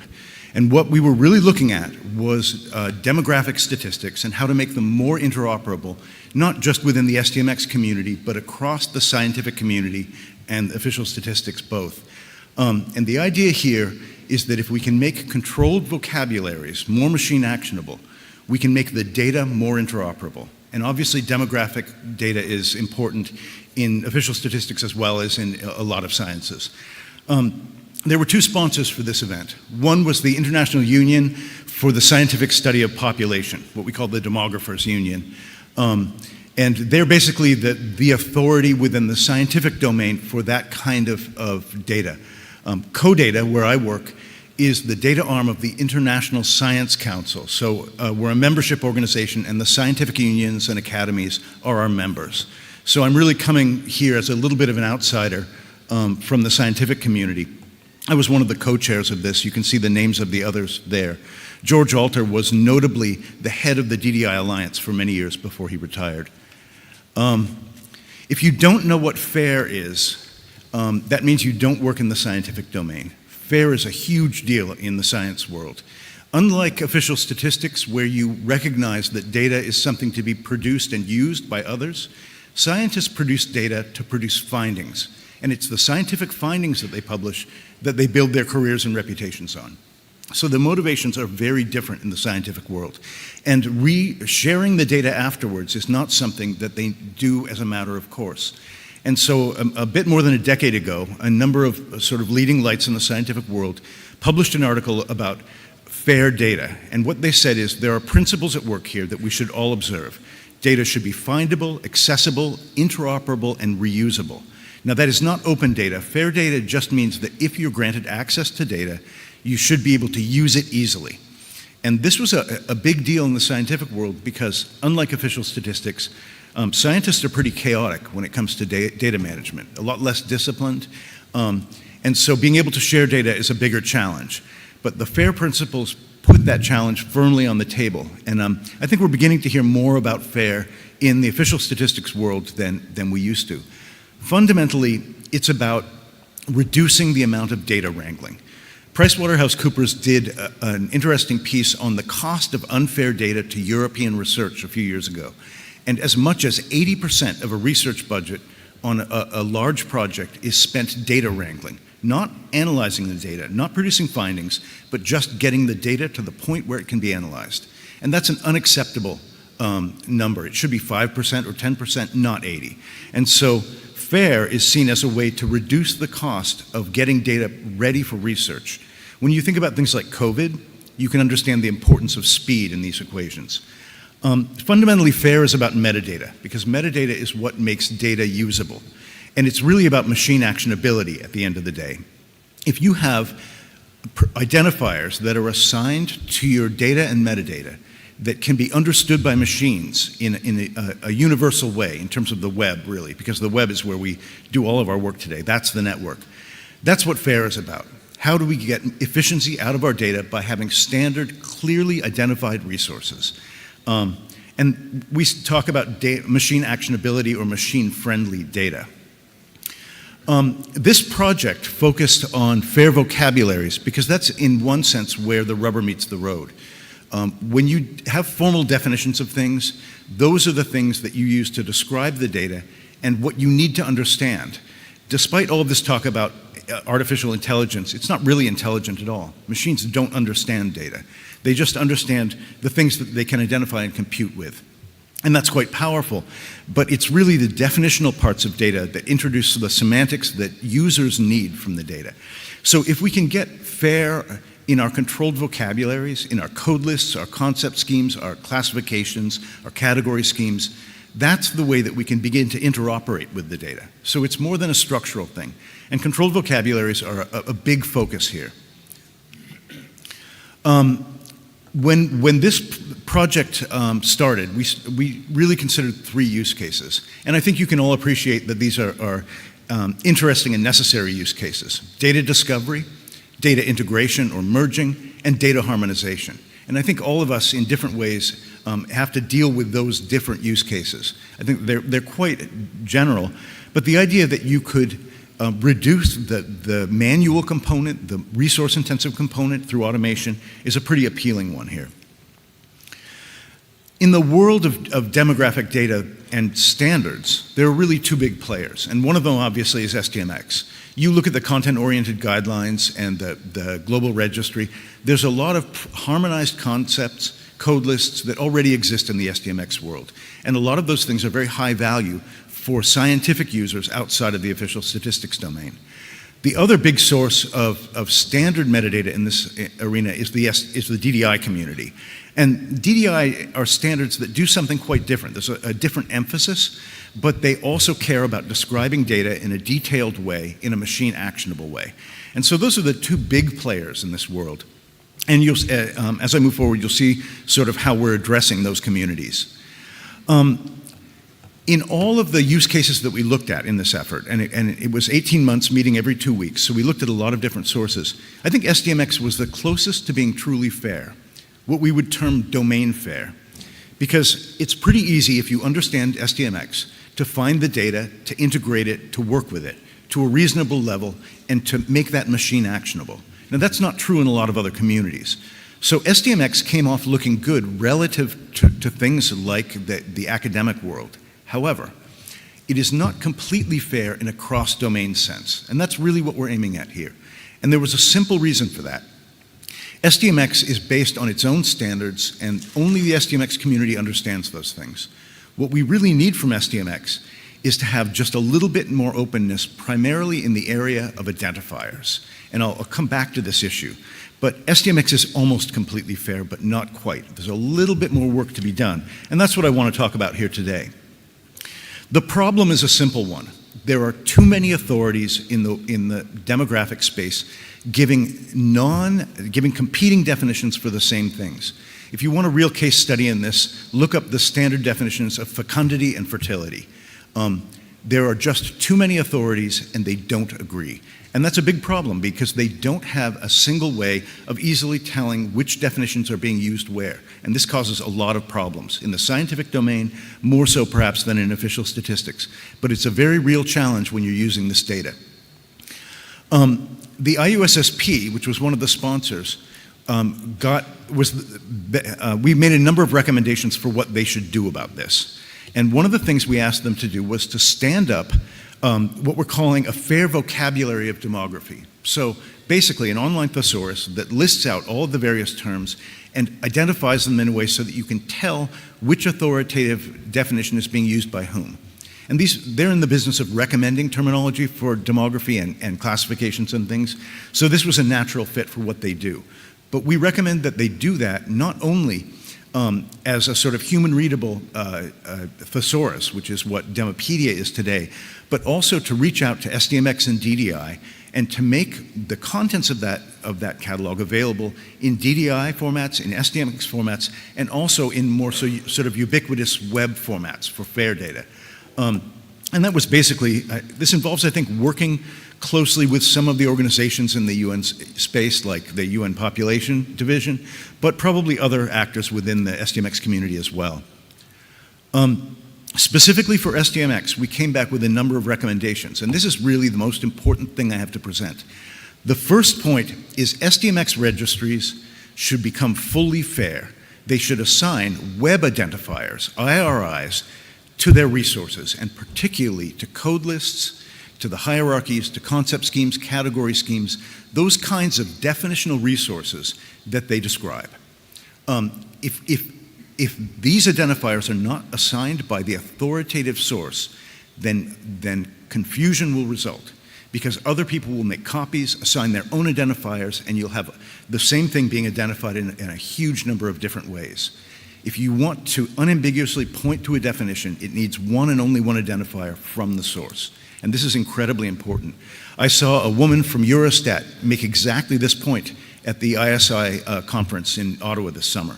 So I know that we're not the only people who've discovered this. But this is not a big technical challenge. You could generate these from the URNs in SDMX, but it is very important that SDMX and the sponsors issue these identifiers. The second recommendation is to adopt more sort of web-friendly formats. And SDMX has its own structures for all of this, but we've seen at INSEE and other places that it's quite easy to generate things like SCOS from those formats.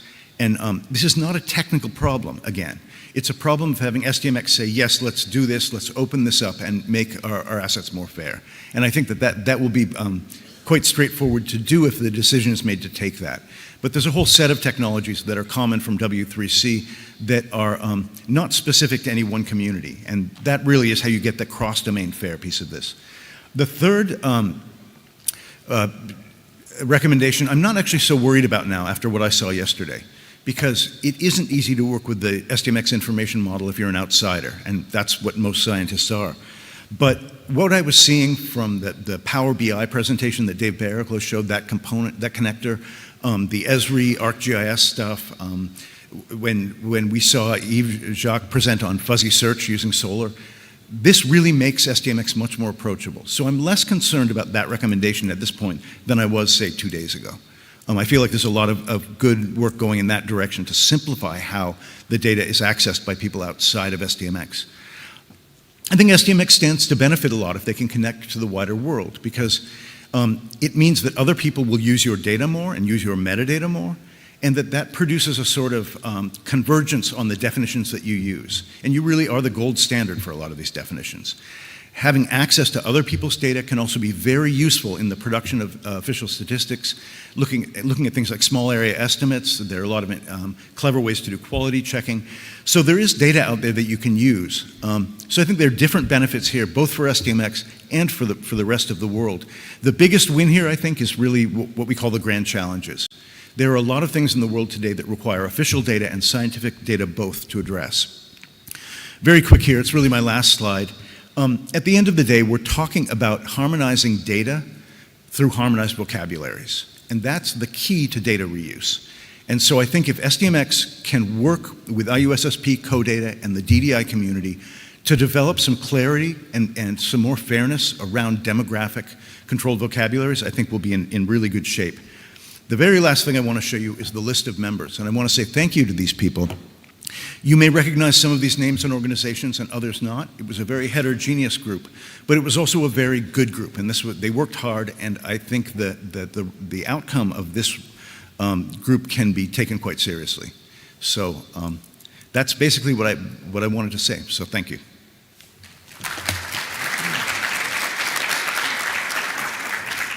Thank you very much for this presentation and what you told us. Now we move to the second. Glenn Tice, working with the BIS, will talk about standardization and efficiencies. He's a computer scientist by education, has worked at the BBC as an IT director and Transport for London. He was employed by Metadata Technology as a chief business officer, and currently he's responsible for the Metadata registry development program at the BIS, works with the Secretariat and the SDMX technical working group. So Glenn, please.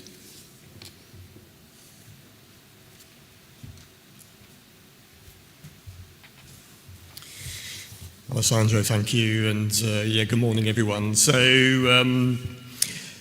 yesterday's opening session we heard from Bert from the International Monetary Fund, and he introduced us to the business case for SDMX. And in this presentation, I want to drill into that a little bit deeper and look at this idea of SDMX as a standard for statistical metadata, data and metadata exchange, and specifically how institutions can benefit from employing it along with other standards internally as part of their statistics production lifecycle. So if you're thinking of modernizing your statistics production model, this may help you build your investment case.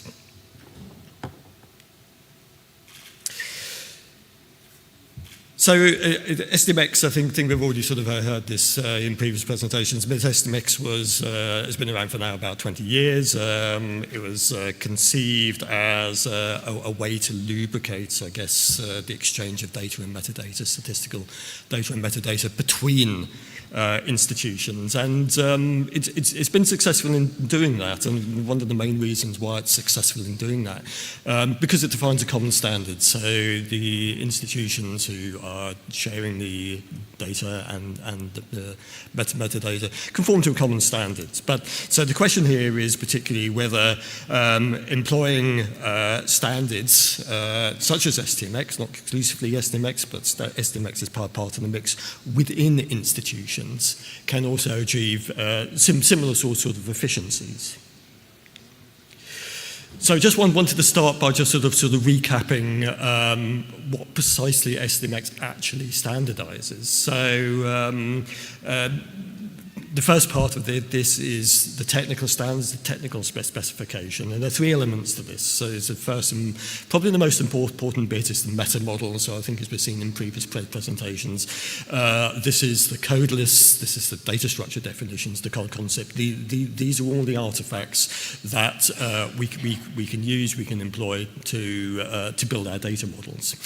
It also comes with a bunch of transmission formats. So these are the XML, the JSON, the CSV, both for data and metadata. Very useful to have standardized transmission formats so everybody talks the same syntax, everybody's talking the same language.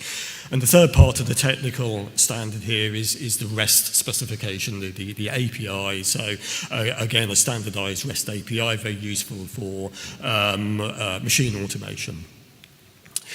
There's also statistical standards as well. I won't go into this in any detail, but there are some standardized statistical guidelines, particularly around standard cross-domain concepts, code list, and there's also other standards concerned with annotations and control vocabularies as such. And just very briefly to complete the picture, there's a few things that SDMX does not standardize, probably worthwhile. It certainly doesn't standardize data domain models, so you won't see a domain model for national statistics, say as part of the SDMX standard. That's outside of the standard, that's defined by individual institutions and other bodies. So SDMX standardizes quite a lot, and that's really useful for particularly the exchange between institutions. But what about within institutions? So let's start by looking very briefly at sort of standards in general. And standards generally are considered to be pretty good things. And they're pretty good things because they tend to drive operational maturity. So they drive operational maturity by systematizing and optimizing the operating model, so creating repeatable processes. And that in itself delivers a bunch of efficiency benefits, operational agility, and reduced operating risk. But of course, SDMX is an international standard, and international standards bring additional benefits, particularly in the form of commoditization. And what I mean by that is we can take an example, perhaps the Linux operating system. I mean, it's not an international standard, but it's a de facto standard. Because it's so widely available, we see a lot of skills availability. We can buy Linux skills off the shelf. We can also find an awful lot of software. So de facto international standards come with this benefit of commoditization, and that also brings benefits, particularly in the form of the ability to hire talent, lower software costs, and so on and so forth. So what about SDMX in particular? Well, as we observed earlier, SDMX comes with this standardized meta model, the DSDs, concepts, and that's really important because what that allows us to do is build common data models. And common data models are going to be really helpful, not only between institutions, but also within institutions. So in conjunction with a strong metadata governance framework to actually maintain and sort of find control over your data model, that delivers a really important thing. And what it really delivers is the ability to remove internal silos. So internal silos within organizations are probably the main cause of friction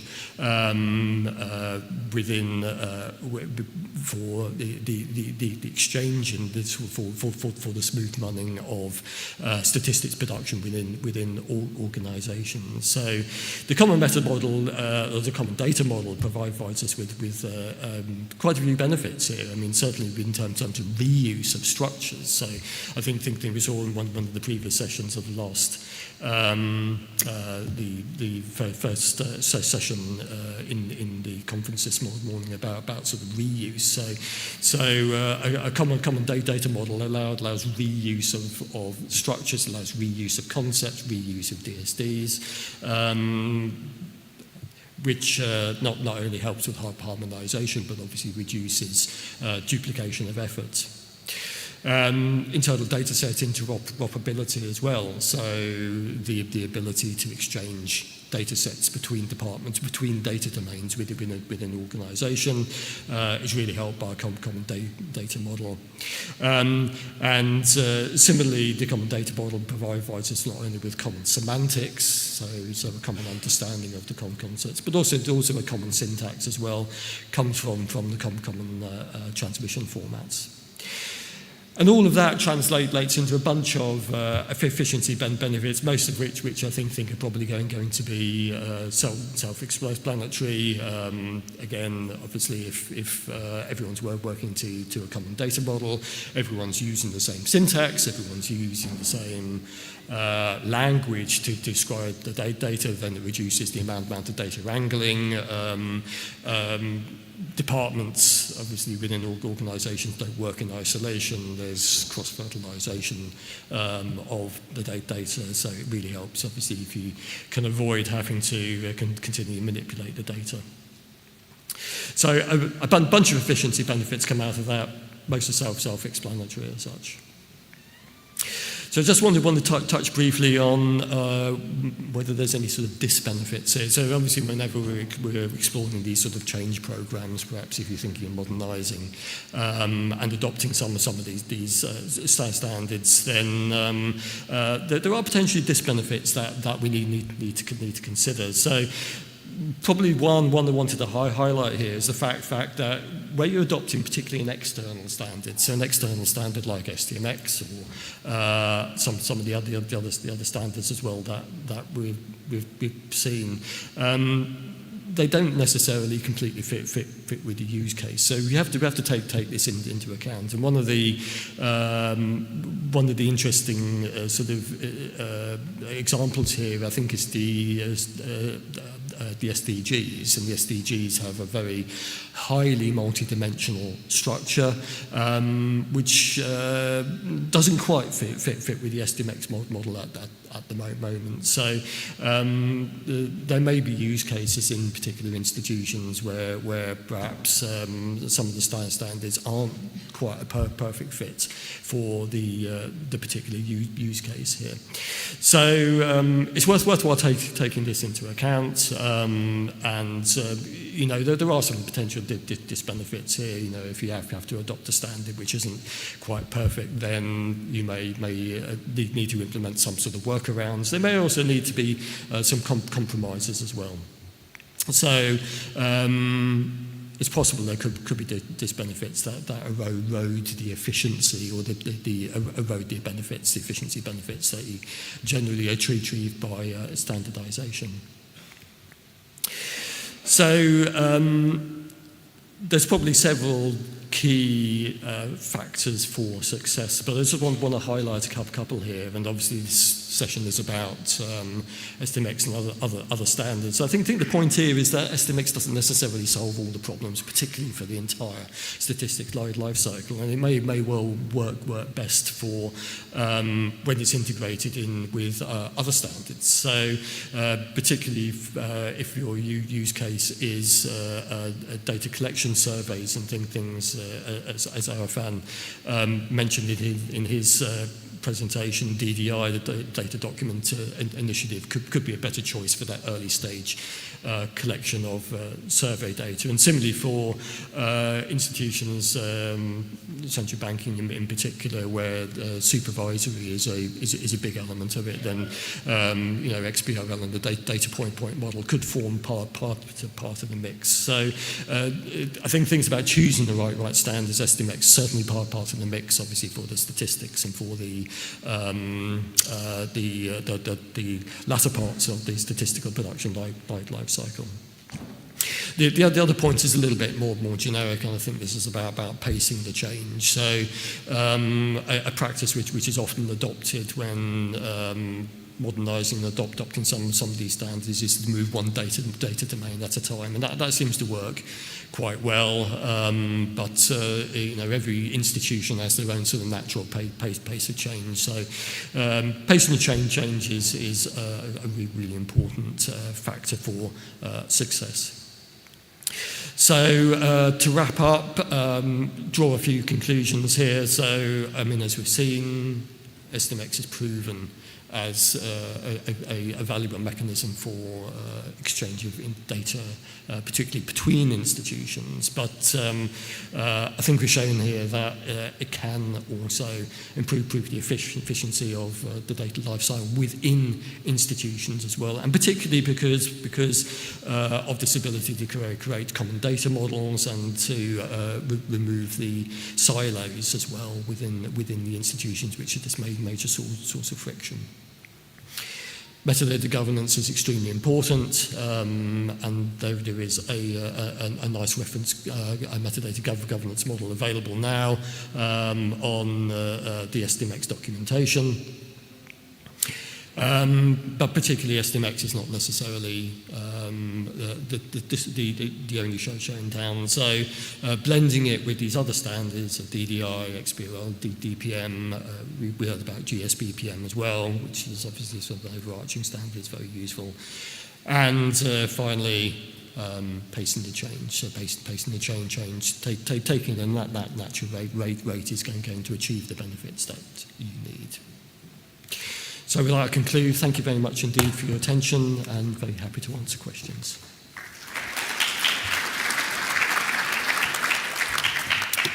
Thank you, Glenn. Now we have time for some questions. And if you have any for these two presenters. And while we wait, maybe Rafa L.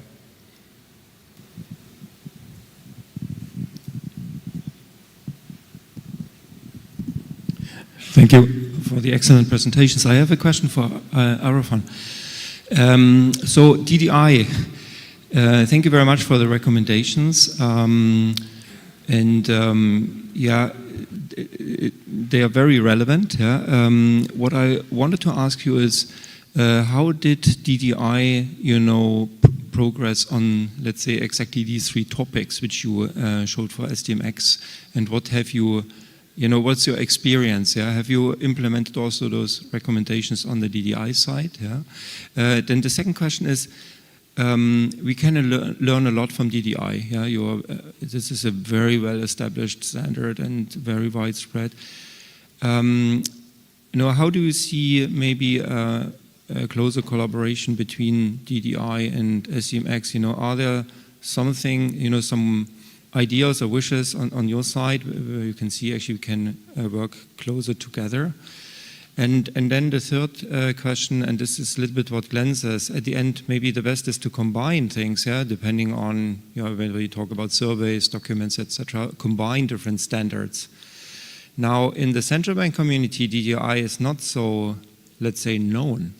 Do you think we should, through the SDMX channels, promote this, make this, let's say, more known, and maybe also explain the benefits, or what is your vision in that respect? Thank you. Hello? Oh, that's working. I'm going to answer basically all of your questions in one go, because it's a complicated answer, right? In many ways, the DDI community faces the same challenges that the SDMX community does. And insofar as there are standards out there that are used by the FAIR community that aren't natively the standards that they use, and yet that they hold a lot of resources that the FAIR world wants. And what we're seeing, and there's been a little bit of this in DDI and increasingly in the newer products, we're looking at RDF as a technology stack that is very, very widely used on the web, around what they call semantic technologies or linked data technologies, or linked open data. There are lots of words for it. But it's similar to SDMX in that you can take the metadata you've got and produce those expressions of it for use on the web programmatically. So it's not about the holdings. I think both the DDI community and the SDX community have a lot of valuable metadata and data and resources that people want more broadly in FAIR.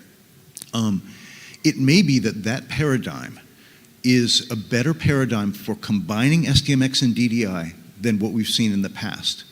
I don't want to go into too much technical depth, but the RDF people have a thing they call the open world paradigm, where they're very used to piling different standards, the metadata one on top of another, and connecting them. And the technology stack is optimized for that, which is really hard to do when you're dealing with a quote, closed world paradigm, which XML always is. And so both DDI and SDMX were designed very naturally in a closed world paradigm. And the FAIR world wants that to be more open with more easily connected metadata standards. So I think it may be that we need to work together, starting with the controlled vocabulary as I talked about, and maybe further on the basis of that. I think some other people here may talk about RDF. I know INSEE uses RDF a lot, has a lot of experience there. So there may be people we could talk to here who would have some insights into how we could do that. But I do think we should look forward at the modern technology stack and work together on that basis. Does that answer your question? I know that's a long, complicated answer. Yeah, perfectly. Thank you very much. Thank you. Thank you very much. May take another question, short one, if any. If not, maybe I do have actually a small question for both of you. One is for Arafan. if you were to suggest one small task for the SDMX Secretariat to take aboard in order to become more fair, which one would that be? And how do you suggest we would sell it to the end users? This is for our fun. And for you, Glenn, do you think, you mentioned that SDMX, XBRL, and DDI, do you think that there is space now for having one standard that we can use for the statistical and supervisory collection? Or should we keep two separate worlds? So should we invest in trying to merge the two or not? So thank you. So I'm going to go first. The one biggest thing is is to officially issue IRIs for your controlled vocabularies, for the metadata artifacts in SDMX. If SDMX or the sponsors, the agencies, could put the kind of identifiers the web uses on those resources authoritatively, that would be a huge win for everybody. And it's not a big step, but I think that would be the one thing. Thank you. Yes. So in the question, should we merge the tools for the supervisory element? I think is what you asked at the Joe. So I think this is an active area of research. So more sort of investigation into the options and the benefits to acquire. But I think what is certainly true here is that the supervisory and the statistical data collections often run in parallel and are certainly have overlap. So merging those two together in some way, and that's either by merging the standards in some way, so there is a common standard for both supervisory data collection and statistical data collection could be one way, or at least in the initial stage, making the interoperability between the supervisory and particularly the XBRL DPM world and the SDMX world smoother is certainly going to help with that, and that will bring efficiencies, because obviously the reduction of the duplication of effort, I think. Thank you very much. Thank you. We move now, I suggest that we move now to the second part of the session, centered around VTL, the Validation and Transformation Language, developed by the SDMX Technical Working Group. A few institutions are using it, are adopting it. Let's learn from the speakers also what is available and how far the adoption in some organization is. One important element that we could highlight is that VTL can be used independently of SDMX. This is something that I wasn't really sure myself, but everybody says yes here, so perfect. So it's perfect time to learn more about it, and the first speaker is Frank Cotton from INSEE, and you work as a scientific advisor for the National Statistics Institute in France, and your main field of activities revolve around statistical metadata, international cooperation around models and standards, data, computer science, a lot of fields. In the recent years, you participated also in a number of international projects and initiatives around the metadata standards, and that probably makes you a VTL expert. This is probably why you're here, and let us know what you think about it.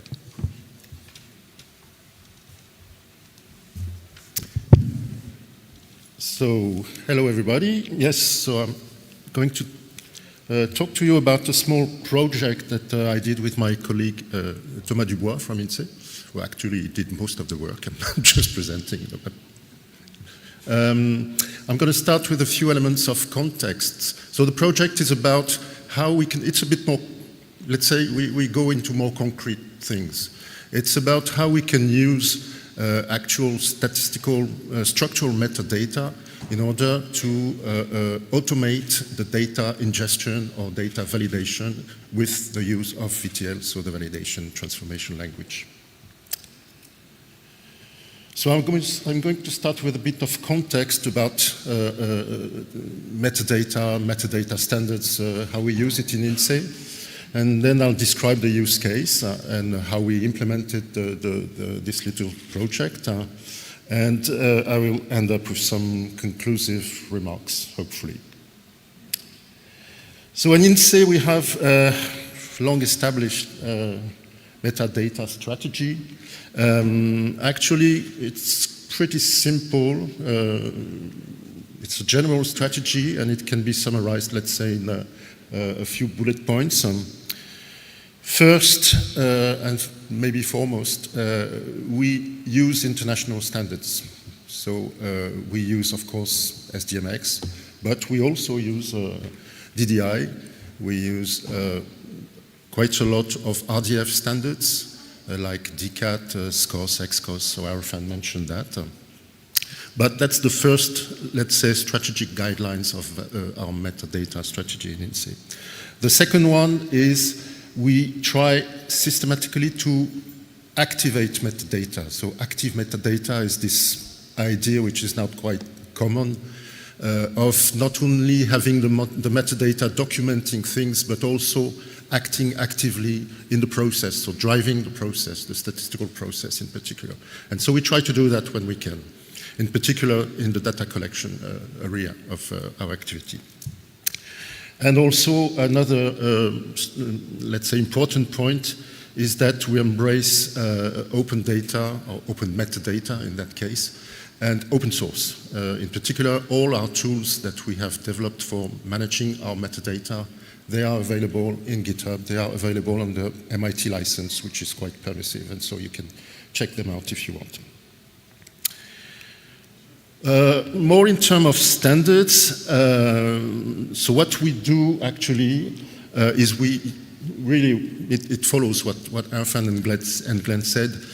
We use different standards along the statistical process, let's say. We use DDI for questionnaires, surveys, and data acquisitions, let's say, and variable level documentation. DDI is quite good at that, and so we use DDI for that. We use SDMX more in the dissemination phase, and in particular to disseminate time series via SDMX API, and also to automate the dissemination of data sets, and to organize and automate the dissemination of our data sets. And also it's more recent, let's say, it's 2 or 3 years ago, we started to use VTL in different points, actually, of the statistical process. We started with data acquisition, but we tried to move also towards data treatment and data dissemination, using VTL for validation, of course, for data validation. So, for example, for representing the flow logic in questionnaires, which allows to have the same expression or statements when designing the questionnaire, when passing the questionnaire, and when controlling the questionnaire, so in different phases of life cycle. To reconcile multimode household surveys data, and to validate administrative data, which is the use case I'm going to describe now. If you project that on the well-known generic statistical business process model, and I think I'm the first one to show the GSBPM now in this conference. So, as I said, DDI is more on the data acquisition, on the first phases, let's say, of the GSBPM. SDMX used mostly in coordination with RDF standards, is more on dissemination. And then we use VTL for now, mostly also on the first phases of the GSBPM. Zoom on VTL, I was going to talk about VTL, but it's already been mentioned quite a lot in the conference, so I'm going to go very quickly on this one. Only to mention that VTL has quite desirable features for our purpose, which are the fact that it's business-oriented and it's independent of the implementation, which kind of enforces separation of concern between specification and implementation. And that's a very important point if you want to have adaptability or reusability of processes or treatments. And also a point which is important, which is that VTL has a formal grammar, which means that you have the possibility quite simply to automate treatments or use of VTL in general in statistical processes. So that's for the concept, for the context, sorry. If we go now to the use case, I'm going to describe the business use case where we implemented our little project. It's in the framework of a big project, actually, which is currently going on in INSEE, about constructing a central statistical repository of individuals and dwellings. So that's a very big project, as you may imagine. It's called Resil, and it makes an enormous consumption of administrative files, as you can imagine. So you have tax data, you have social data, you have whatever data you can think of, they use it.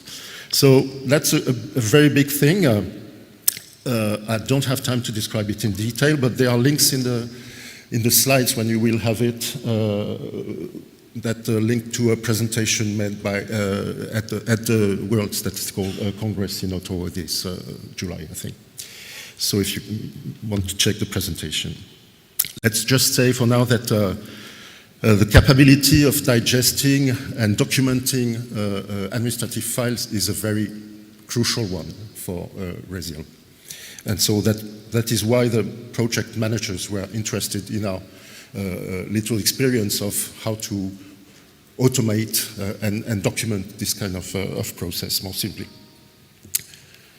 So we launched this little project, as I said, with the objective of automating the data ingestion and the data validation in the framework of Resil, or in the context of Resil, but also to document or to improve the documentation.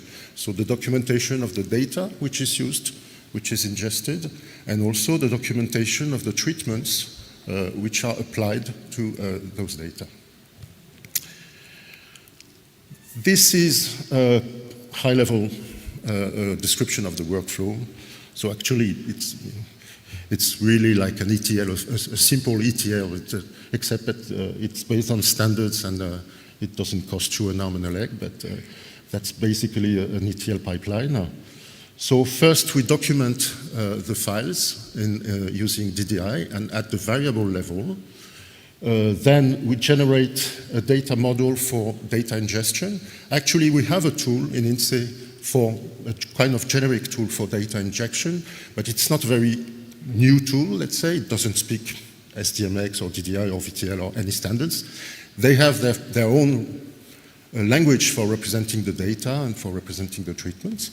But what we did actually was to start from the DDI documentation of the variables and the files and generate this language. So instead of entering the representation of the data in this tool, people enter the DDI representation and then we derive the language which is specific to this tool.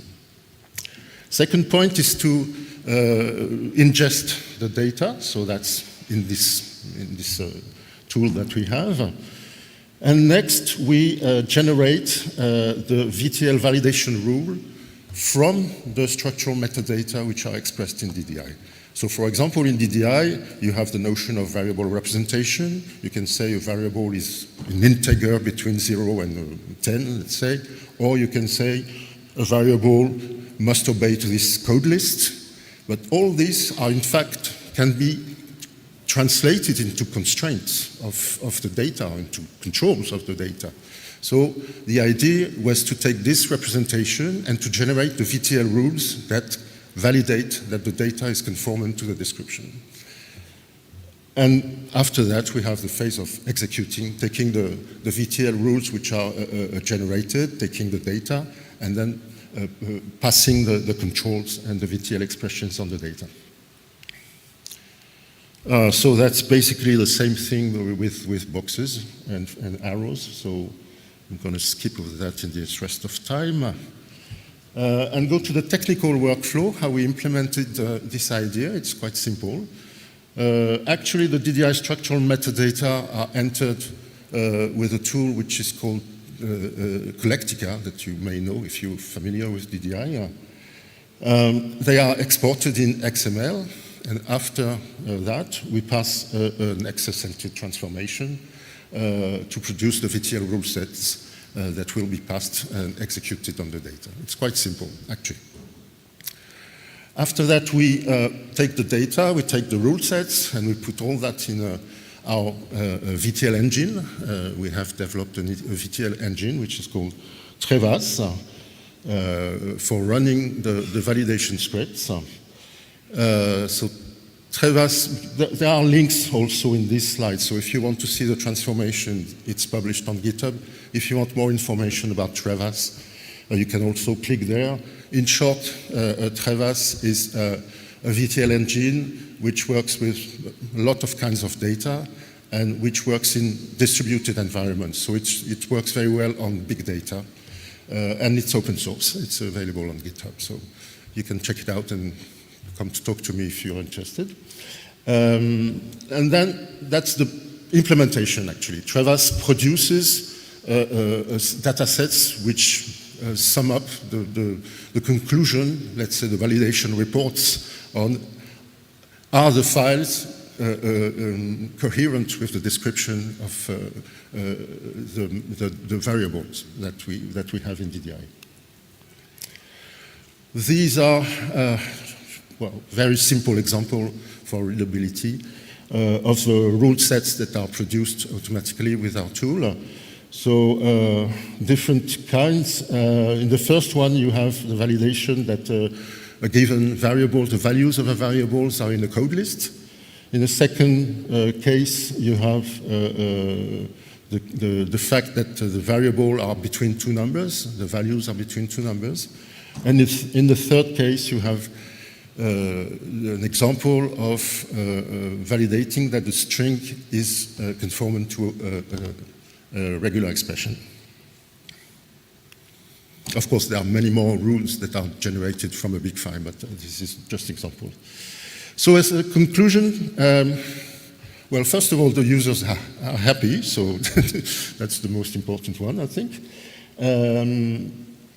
And they see they really see the value added in terms of quality. So the fact that you have a better documentation of the data and the processes, and the fact that you can improve the coherence and the traceability of the process, and that's also due to VTL. So they are very convinced by this little project. One point that I would like to insist on, and that's my last point, is that here you have an example also of practical activation of metadata. The fact that you're not using only the metadata to document that a variable should be in this code list, for example, but the fact that if you are wrong in the code list, in the description, if you forget one item in the code list, you will actually find that there are problems with validation. So you're using the metadata in an active way, and so you're always sure that your metadata is exact and up to date. And that's a very also important point in terms of quality. And with that, thank you for listening, and if you have any questions.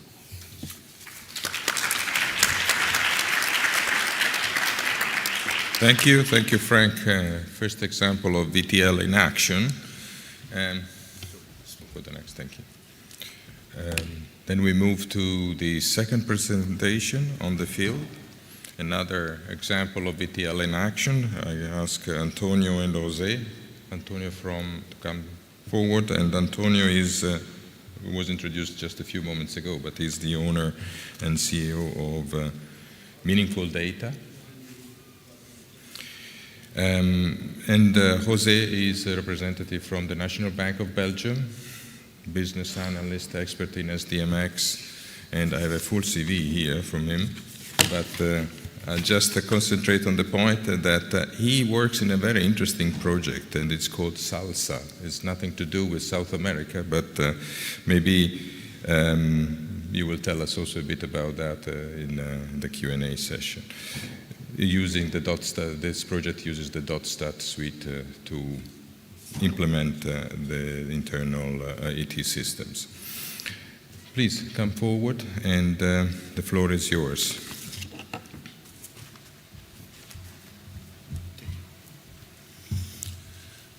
Yes, thank you, Alessandro, for introducing me. Hello, everyone. So today I will talk about the VTL integration, how we want to implement it in our SDMX lifecycle solution. So we have, I will present it together with Antonio. I'm the business, he will be more technical.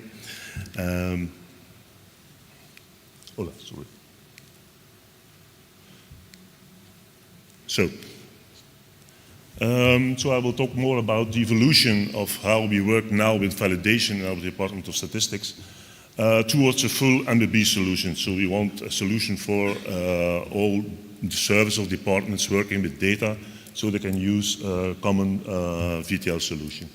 So I will also give some advantages. I will also give an example on how we treat now the validation rules, and the next part of the presentation will be done by Antonio. So in the current state, you see that we have several services, national accounts, external statistics, in our Department of Statistics.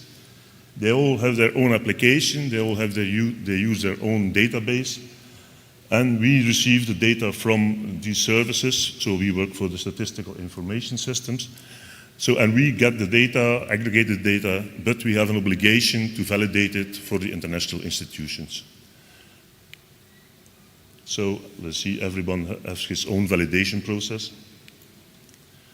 So now our evolution in the statistical department is that we are using SDMX, only SDMX databases or SDMX compliant. We still have our several applications and still their own validation processes. So for the solution for Department of Statistics, for some services, yeah,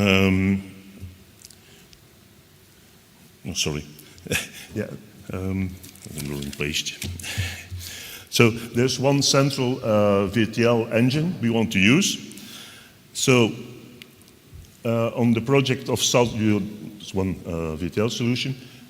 On the side, we see also the .stat suite, so the core.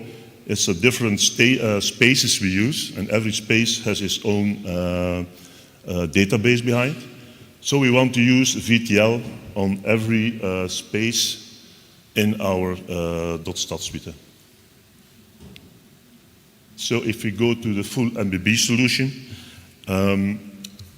you see we still have several departments. Statistical department will use this VTL suite. We have still our .stat suite, of course, and it's also usable for other applications in MBB, not only databases SDMX compliant, but also data who can deliver input for the VTL suite. So for the advantages now, why we choose the VTL suite, we have now one centralized system for validation. We'll also use it for transformation of data and maybe in the future also for calculations. It's a full SDMX-based solution, so I said here early validation possible if data is SDMX compliant. It's not really true because you can also generate other data using VTL suite. It uses the VTL standard language, of course, and we have reusable and shareable scripts. So when we see the example now, that's something we received from European Central Bank. We got an Excel file with several validations on several domains, several data flows. So it's not very usable to implement this in an automatic process. So what do? We create validation rules using the VTL suite. So when we now receive data from other services, or the services, other applications in the bank, we import the data in our staging space, and we move it to other spaces. Example given, staging, that's where we collect the data. Data owners can change data, so we need also validation on that stage in our process. We move data to for internal sharing, so data only available for internal purposes in the national bank. But we also create data for reporting and for disseminate. So disseminate for put on the web portal, reporting to the institutions. So there you see again, we create, we validate Once the validation is done, we send XML file to the European Central Bank. So that's a little bit situation of how we will use a VTL in the MDB. So now it's more technical. I'll give the word to Antonio.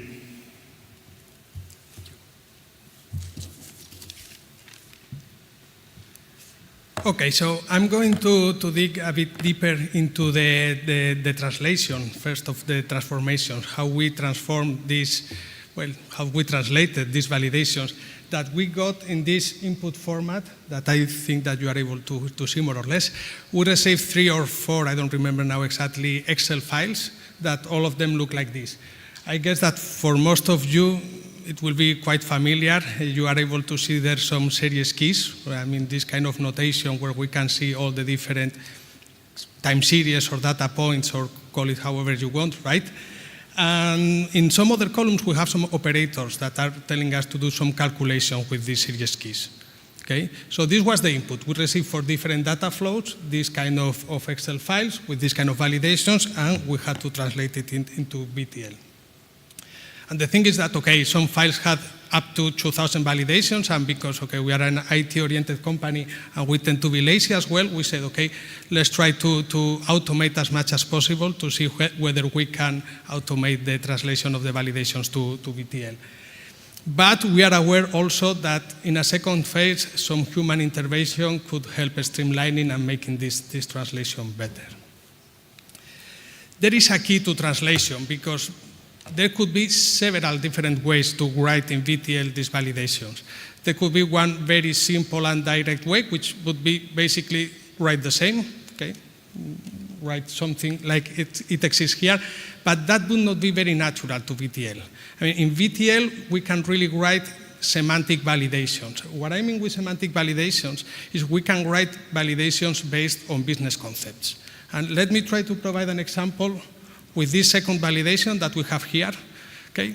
You can trust me, you can test it, but you can trust me. If you see all these 3 series keys, all the dimensions are exactly the same, except for one.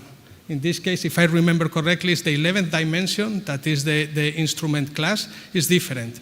If you see in the first time series, we have an F, then we have an F5 and an FL. So what we can see here is that actually we can summarize all this validation rule into something that is much more simple, which is this: F equals F5 plus FL.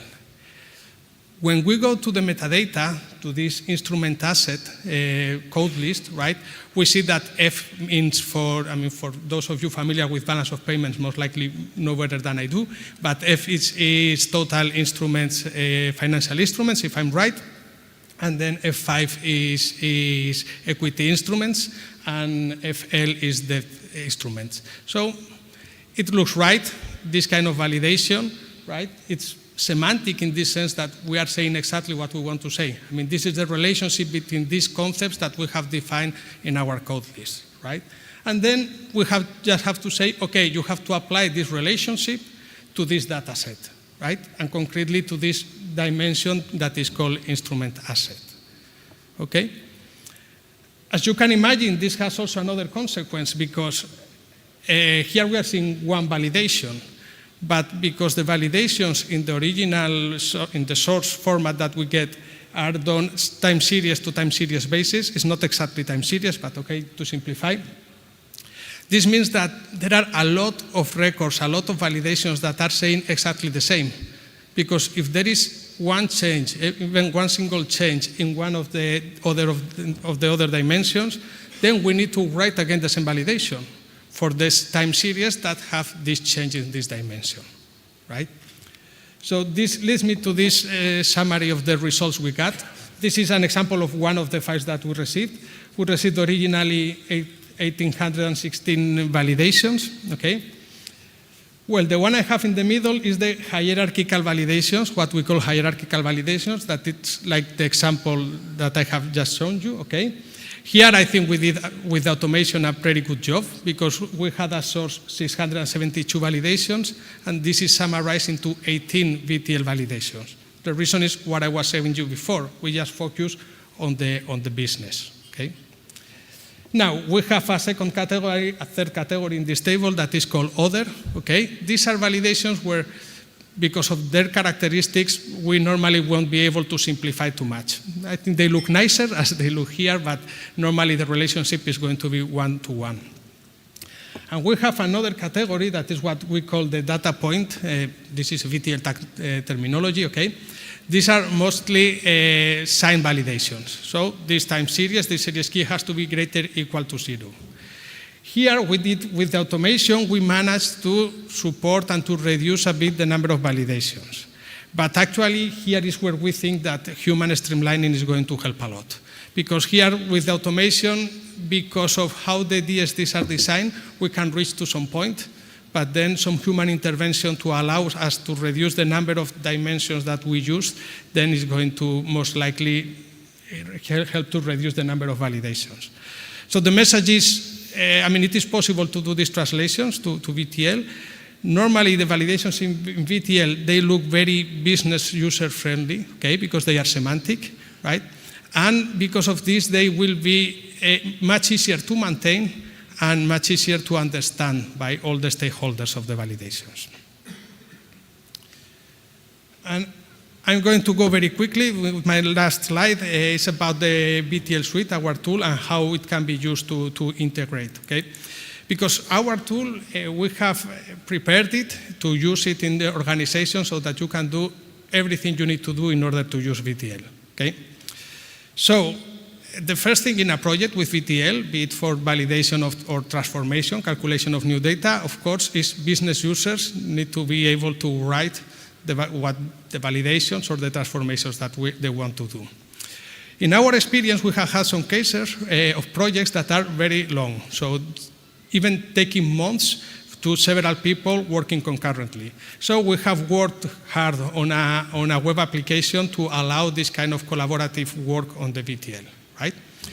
Among other things, we have some role management, so when a certain person that has the right role decides that this project is fine, is ready to go to production, it will push it to production, which basically means that this project is going to be exposed to the rest of the organization, okay, through what we call the VTL manager. The VTL manager is providing a REST API, right, so that other applications, like for instance in this case Salsa, will be able to request and say, okay, I want to validate this, run these validations with this input data, and it will get its response. But also, because in our experience, we know that normally if you have a deadline for submitting data, most of the filers will send it the very last day. So it is very likely that you will have to handle a lot of concurrent requests to validate data. So with this VTL manager, we are also adding a task manager and a queue system to make sure that we are able to handle all the concurrent requests. And well, finally, just behind the scenes, what we have is this VTL engine that is the interpreter that gets as input some data and some VTL and then provides as output the result of the execution. And with this from my side, unless Jose wants to add something. I think that in the interest of time, the presentation can conclude here. Thank you. The point can conclude here. And I would like to kindly ask Valentino Pinna from Banca d'Italia to come over. Valentino is a software analyst and developer in Banca d'Italia. He has been working in the SDMX connectors field for some time, and since 2019, his main interest is around the VTL. He's a main contributor for developing the engine and the editor. Please, Valentino.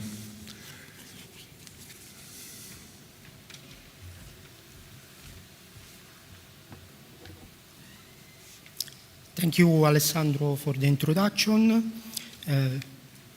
I think that the context is already pretty clear, so I will just point out that the main feature of VTL is to be actionable, so that rules that you write in the VTL language can be exchanged with other teams. They can be executed and having the same results.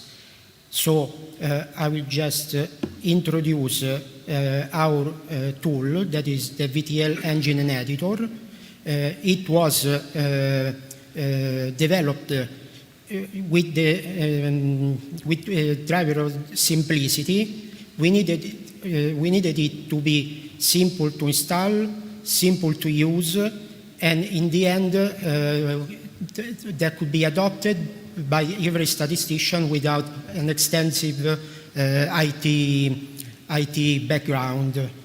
The tool is available on GitHub.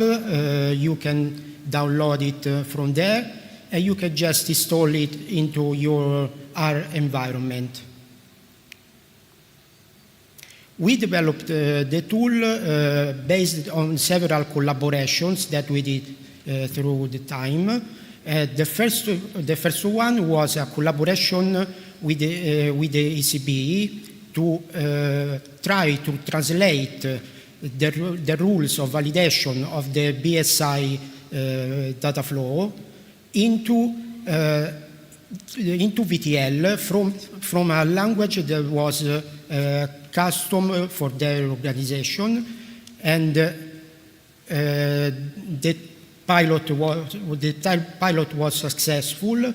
We were able to translate all the rules into VTL, but in order to do that, we had to develop the engine itself. The first iteration just took a couple of months to be available, and in this time frame, we were able to translate and test all the rules that were in the pilot.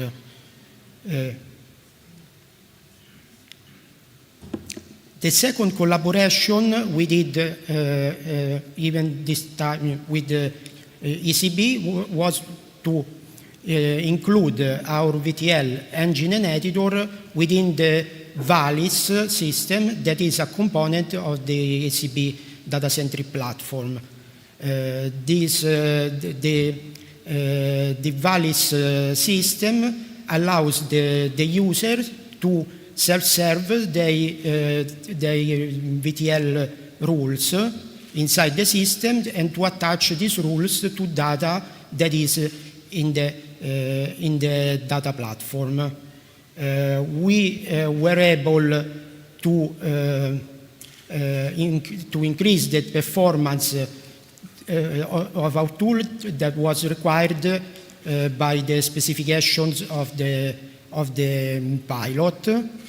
And I think that now this systems VALIS is waiting to be put into production.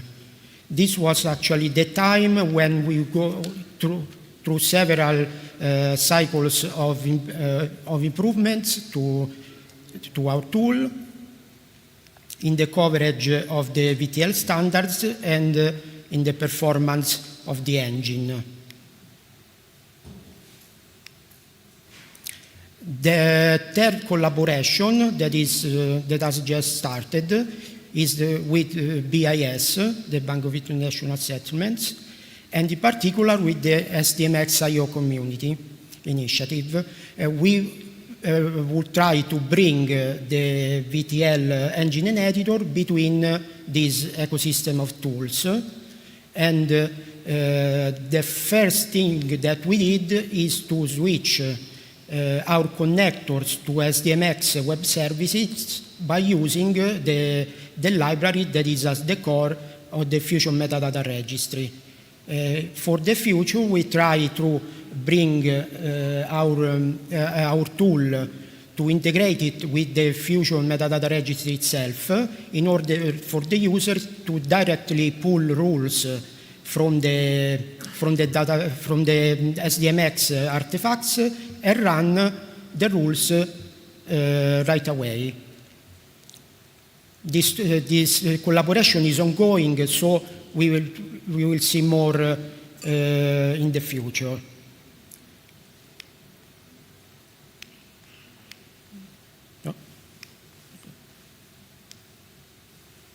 This is just a list.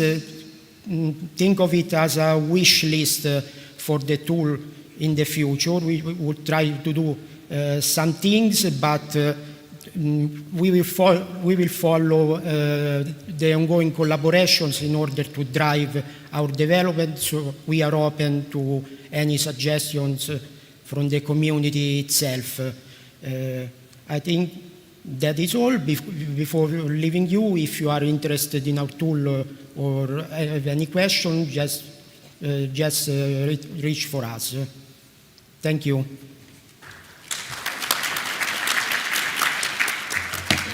Thank you very much, Valentino, also for this presentation, VTL in action. So we've seen 3 cases, 3 tools, 3 implementations. So quite an interesting time for VTL indeed. Are there any questions before lunch?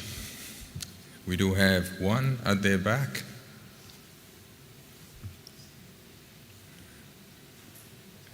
Microphone is coming, just a few seconds.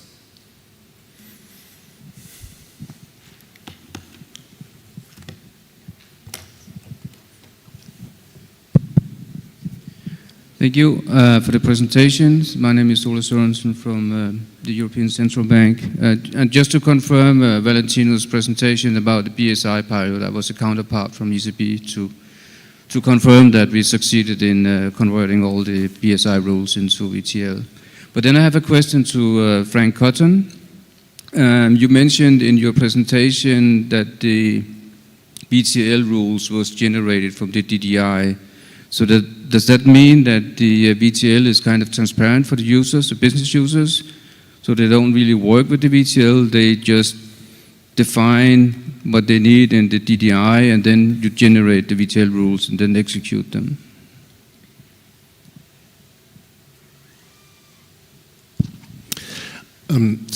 Actually, the part that I showed is quite transparent for the users because the rules are generated from the DDI description. So the main work for them is to describe the variables in DDI, and after that, for free, let's say, they have the VTL rules that control that.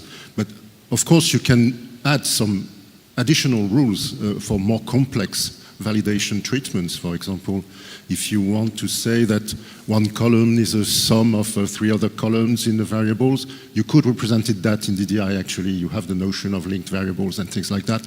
But you can also just put a new rule in VTL, combine them with the rules that have been automatically created, and then pass the whole thing, or in batch if you want. So it's kind of both. You can have VTL completely transparent, or you can add things, and for that, of course, VTL proficiency is required. Yes. Okay, thank you. Thank you. Other questions? I would have one myself for the 3 presenters. I will actually have 2, but for the lunch I will take only one. There's always the impression that VTL is there, is evolving, is being used, but it's almost like that there is a decisive step missing that would push more wider adoption.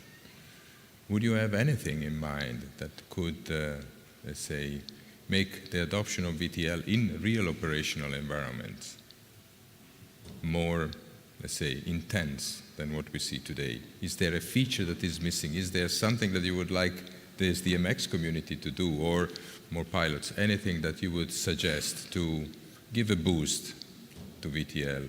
I don't know. I see Antonio taking... Yes, I mean, just to take advantage that it is you, if it was if the ECB was using the VTL, that would be a huge booster, actually. Even if it is only for publishing for the time being. I mean, we have been doing this work of translating the validations of balance of payments. Well, this is not for me to say, but I think for what we have been discussing with the NBV, they would be very happy to share. And, well, there are a lot of ongoing projects, translations, and so on. I think that just by giving publicity and sharing, that would be a great booster.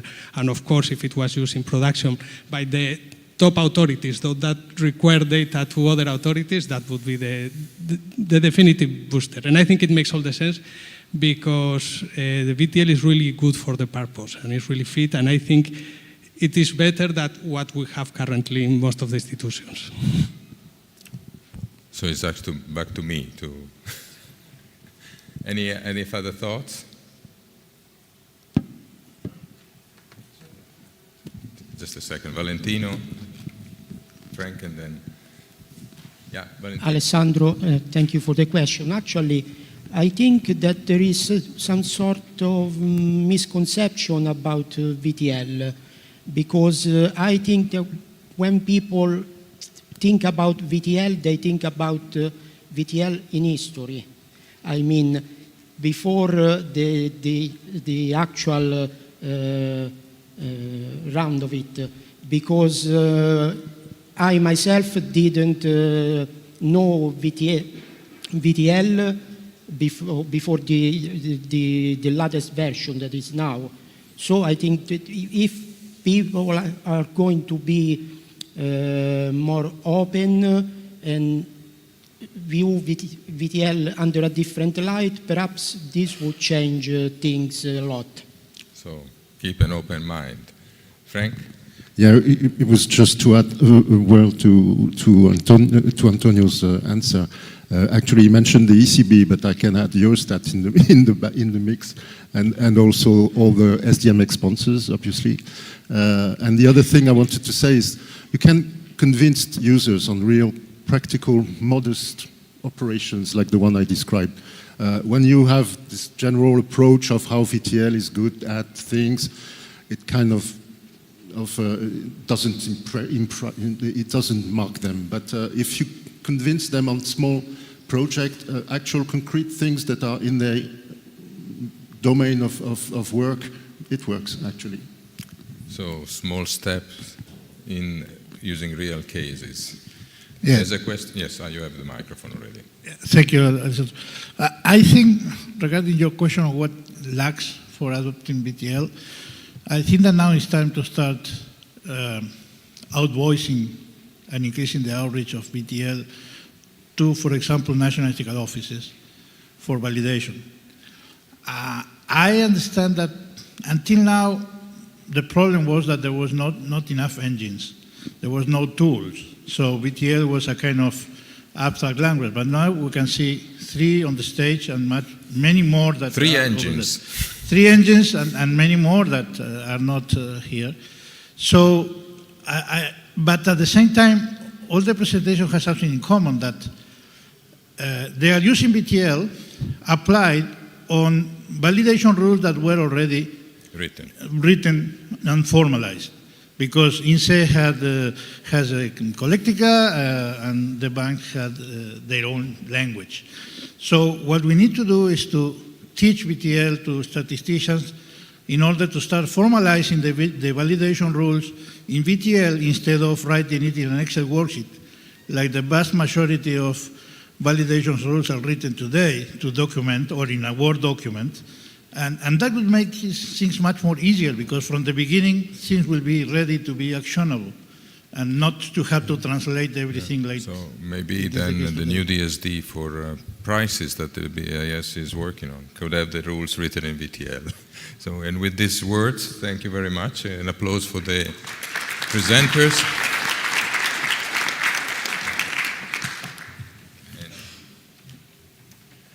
Thank you very much, Alessandro. Just a little announcement. We now go for lunch. We will start at 1:30. I think it should be enough. We have 1 hour. I just would like to remind you, the lunch area is actually when you go through the breakfast area, there is a room on the other side. So there are really 2 buffets. The first one, when you enter the room, is more for the hotel guests, and for the conference participants, the room is actually when you go through the breakfast room in the second room. So we meet again at 1:30, and I wish everybody a good lunch.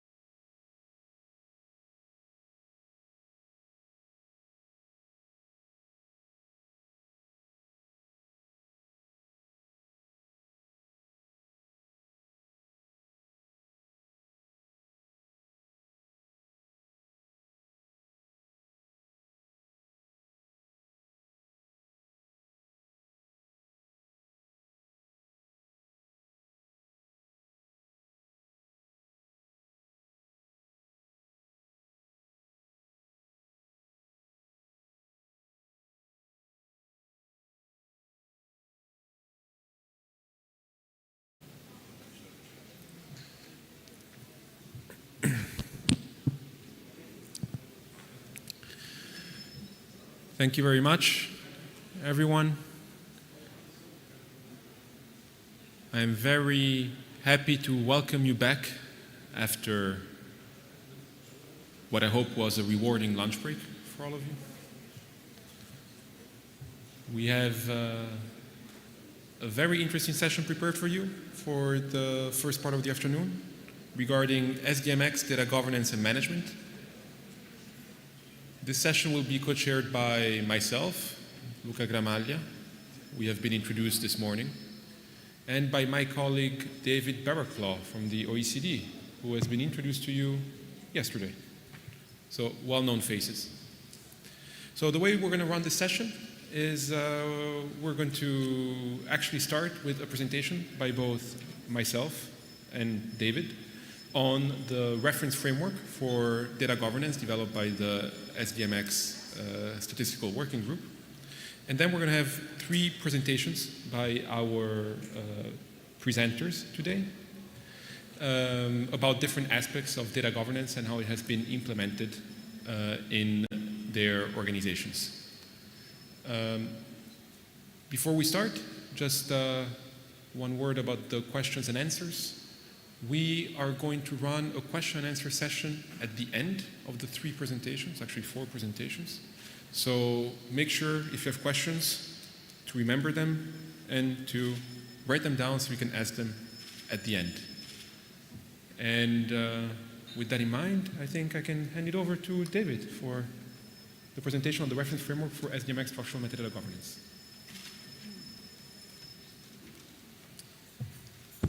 Okay, thank you, Luca, and hello to everyone again. Hope you had a nice lunch.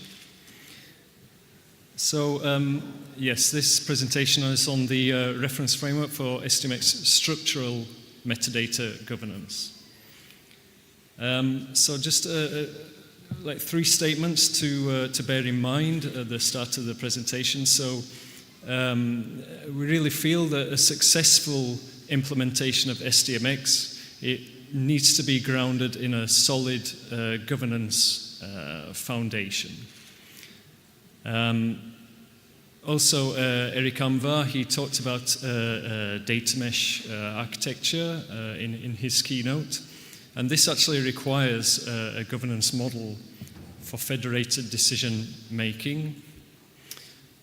And also there's already a content-oriented guideline for structural metadata governance. This can be downloaded from sdmx.org, and this is a feature of this presentation.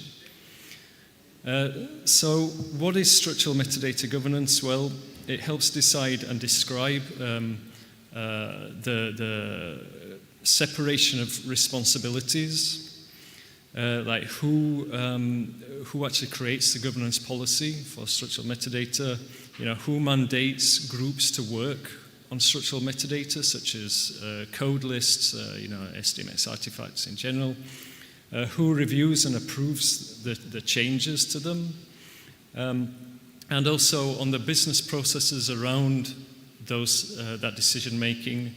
What are the processes in the first place? How can people request changes? What is the maintenance life cycle, and the other processes around these decisions.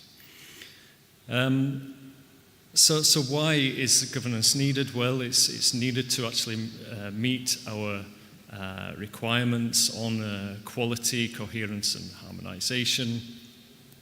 It helps the stakeholders that actually come into contact with the artifacts or are affected by the artifacts know the processes and their responsibilities. And for data integration, it helps with accessibility and processing. As I mentioned, a reference framework already exists on sdmx.org. It's called the Reference Framework for SDMX Structural Metadata Governance. So this is the reference architecture which is described in that content-oriented guideline. So we can see it's basically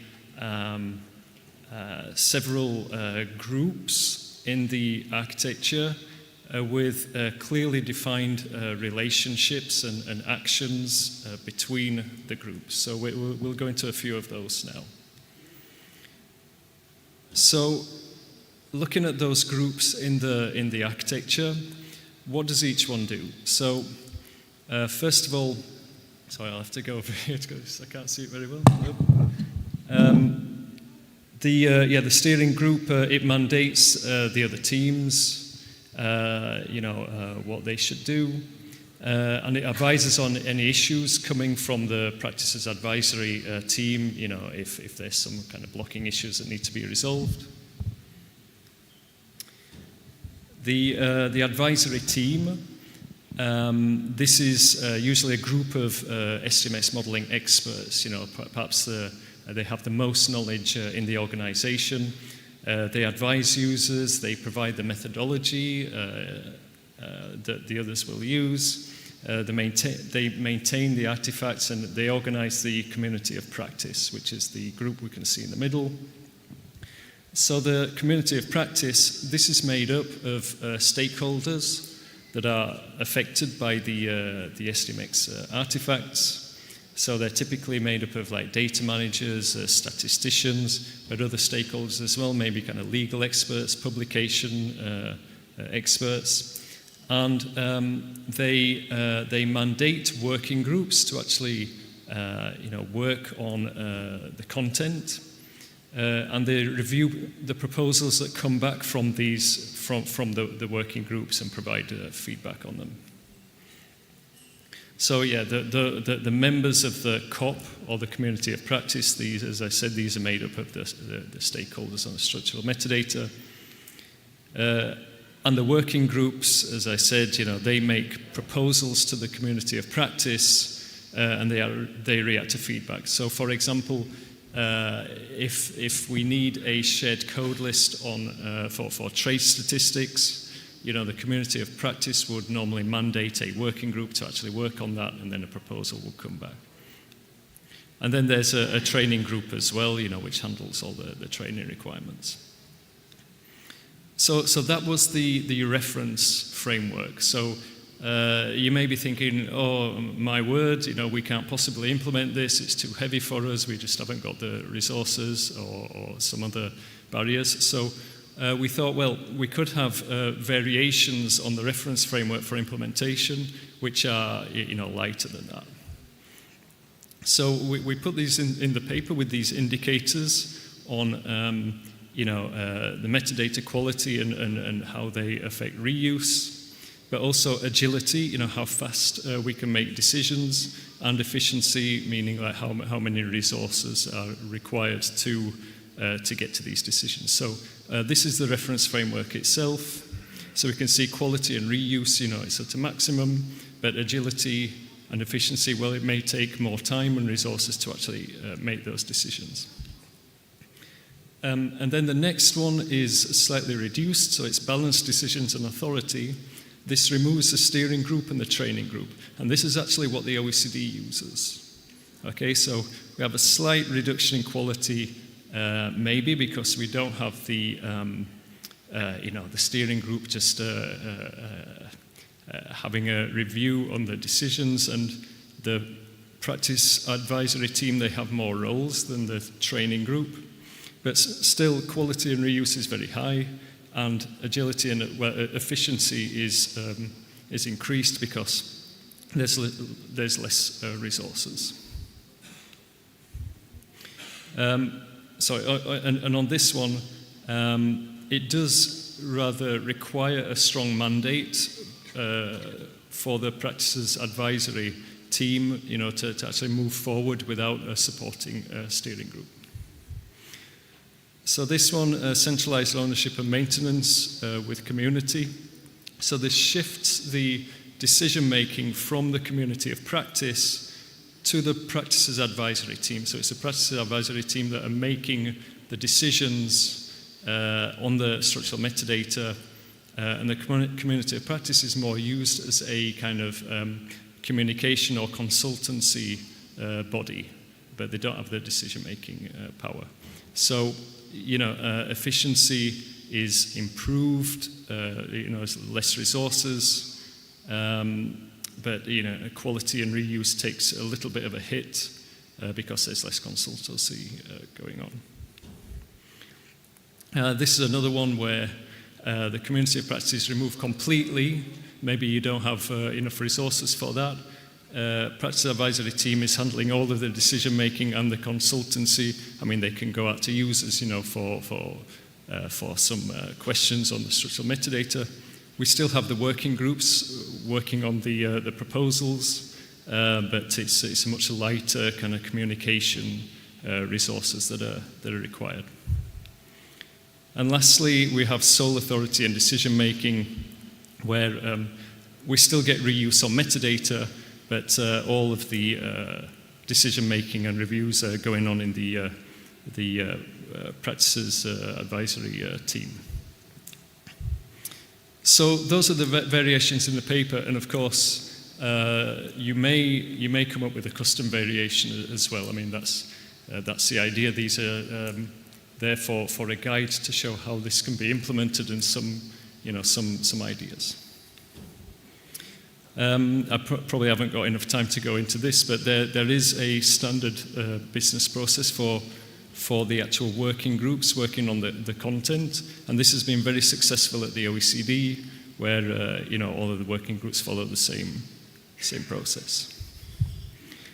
So now I'll hand over to Luca to talk about how governance architecture has been put in place in Eurostat.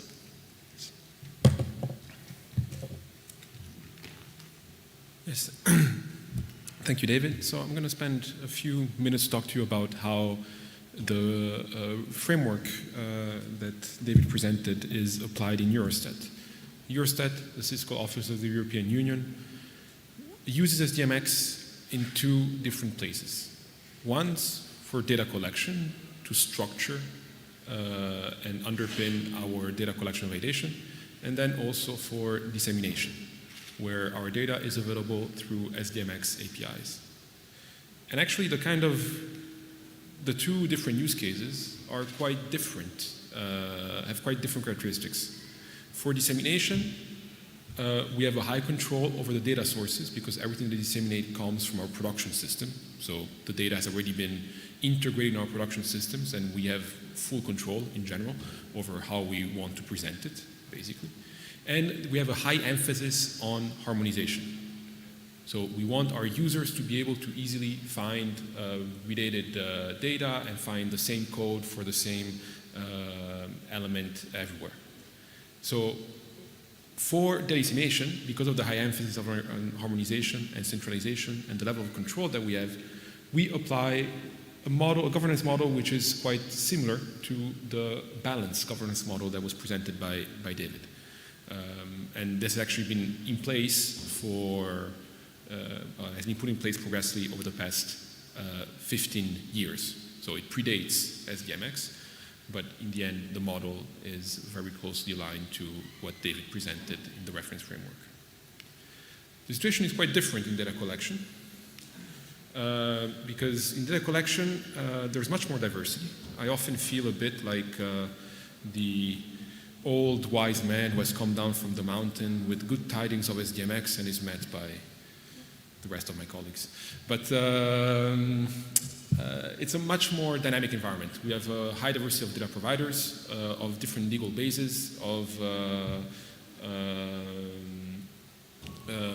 different legacy as well, and more frequent changes. We always have new people that want to have new data collections, new experimental data collections that maybe are not ready for dissemination, so it's quite dynamic. So here we actually have governance models that are different depending on the situation and the maturity of the domain. We have certain domains that have a very strict legal basis, that are very well established and have been around for a long time. Those also follow a model that is similar to the one that we have in dissemination, that can be mapped to the balanced model that was shown by David. We have other cases where, no, we need to be more agile. We need to, the main focus is not about harmonizing the data, but just getting the data and being able to process it in time. And for those, usually new data collections, optional data collections, we take a more agile approach to governance to allow us to achieve those goals. So my main messages is, if you're thinking about a governance model, there's no right governance model by itself. The right governance model is dictated by what your goals are. And at least in our experience in Eurostat, you shouldn't be afraid to even say that you can have different governance models depending on different use cases. I mean, this is what we have. I think it works okay for us. So even within the same organization, you can have a mix of governance models depending on your use case. And one key element for me also is the role of the SDMX standard in this. You can have data governance without SDMX, obviously, but SDMX does allow you to have a better oiling in the process because it gives a common vocabulary for everyone to agree on, and that is quite important from my point of view. Back to you, David, to take it home.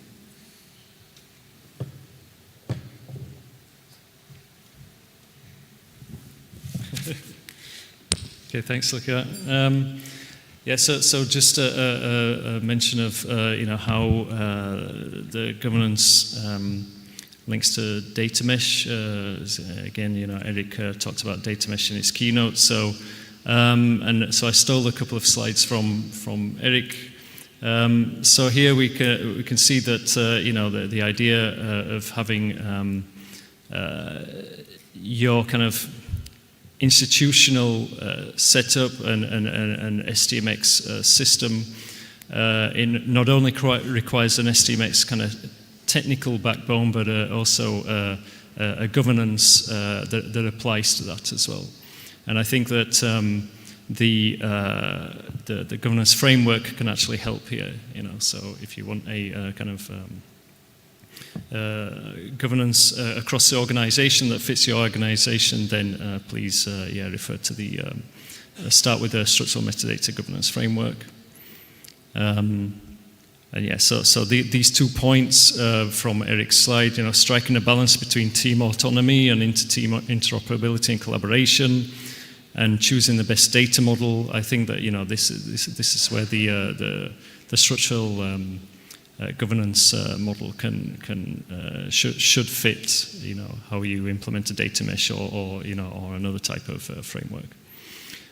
So, well, that's it for our presentation. So thank you, Luca, as well, my co-chair. So I'll hand over to Luca.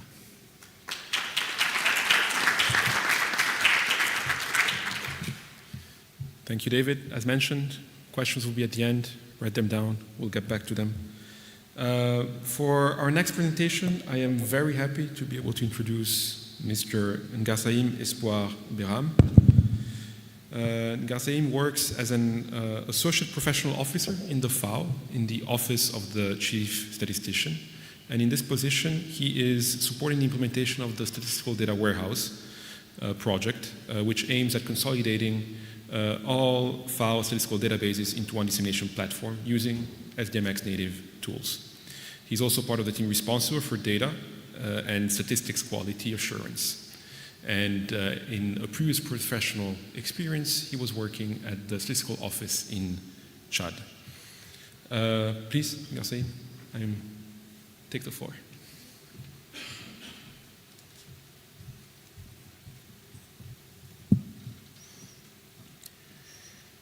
Okay. First of all, I would like to thank the organizers for offering us this opportunity to present some insights about FAO governance for data dissemination using SDMX. I'm making this presentation on behalf of myself and my colleague Ayman Sharif, who is also present in the room. Let's provide some contextual elements of the, especially those related to the FAO strategy for modernization of statistics, which stems from a recommendation from both internal and external evaluations and strategy guidance, including the internal evaluation of FAO statistics and the Secretariat General's UN data strategy. This strategy for modernization of statistics aims to achieve an integrated statistical quality management system and an IT infrastructure that consolidates all FAO's dissemination databases platforms into a single SDMX platform with the following specific objectives: integrate and improve the governance of data and statistics, improve comparability, interoperability, consistency, and quality of data, adopt harmonized code lists, definitions, classifications, statistical standards.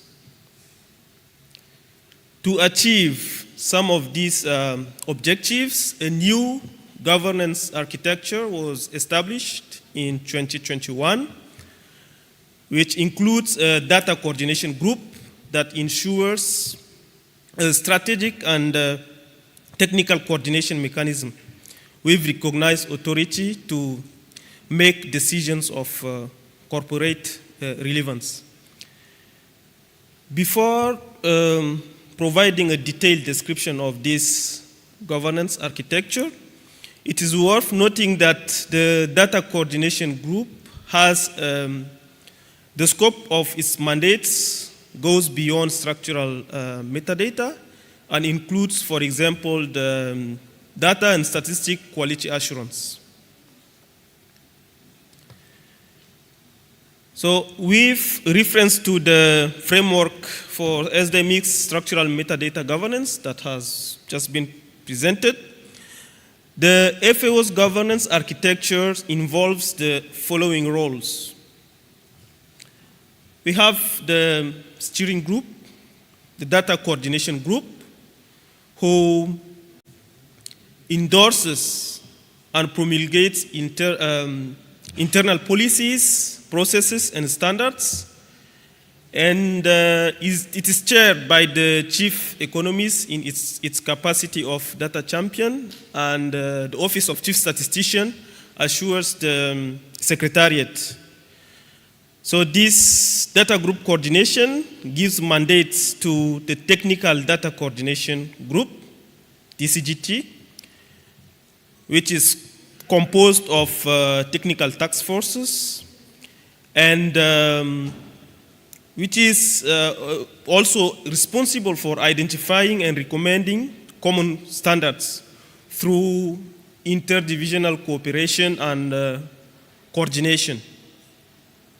So this technical data coordination group makes some proposals, and the final decisions, of course, are made by the data coordination group. Also, the technical data coordination group is chaired by the chief statistician. We have another role. The FAO technical divisions are merged into what we call data and statistic technical network, and are represented in the technical data coordination group task forces. So this STN, Data and Statistics Technical Network, may participate in the technical task forces. And it also implements, endorse standards upon request from the data coordination group. And lastly, we have the FAO Explorer Dissemination Team, which serves as an advisory and support team to the data coordination group.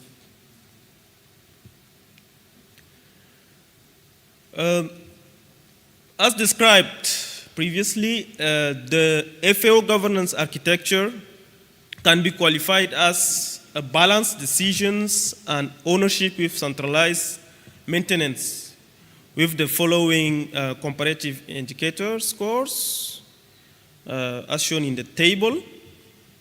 So here it is worth mentioning that the support from the FAO Data Explorer Dissemination Team makes it easier for the data coordination group to make informed and expedite decisions, thus improving agility.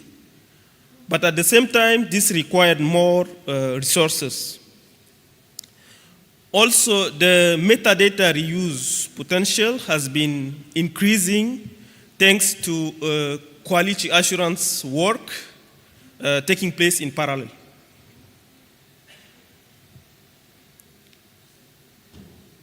This slide presents some examples of corporate standards of FAO. The FAO Statistics Quality Assurance Framework is currently updated to include data. So the new one is the FAO Data and Statistics Quality Assurance Framework. Let's have a look at the business process of the creation and maintenance of shared metadata. So for the business process related to the creation of shared metadata, it's more or less similar to, we adapted to the one that is included in the reference architecture, with the only difference that the roles are different and adapted to the context of FAO. Here, the Office of Chief Statistician acts as the moderator. All the technical task forces participate in the process, and final decisions are made by the data coordination group. As regards the maintenance life cycle, fast track changes are proactively implemented by the Office of Chief Statistician after consulting with technical divisions. And on the other hand, as I have mentioned it previously, the quality assessment of the reuse of the existing metadata by integrated quality assurance team supports what we call here the data-driven maintenance life cycle, where international organizations such as UNSD and SDMX, Statistical Working Group, can be consulted to the extent possible. So regarding this quality assurance process, we provide here an example of what was done for the SDT data and metadata. So in this process, we have these 4 steps. First, validation of the collected data and metadata in comparison to the endorsed shared metadata or statistical standards. Second, documentation of inconsistencies and discussion with data providers. And then proposal for revisions to OCS, that is the Secretariat of the Data Coordination Group. And lastly, implementation of adjustments in line with the revised standards and metadata. Challenges and lessons learned. We divide them into 2 parts. The first part relates to at the management level. So we have top management who is strongly committed to break down silos and strengthen cross-divisional collaboration. At the middle management level, meaning the technical divisions, they should be aware of, implement, and own and implement the statistical standards in order to improve compliance, of course. At the implementation level, that is the creation and maintenance of shared metadata, ownership and proactive feedback from technical division is needed here. Also, the technical task forces should be composed of subject matter experts.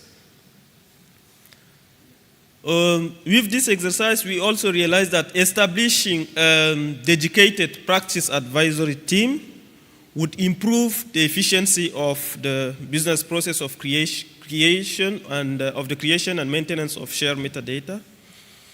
And lastly, the data quality assurance team should be given the authority to assess the metadata reuse, implementation, and its quality.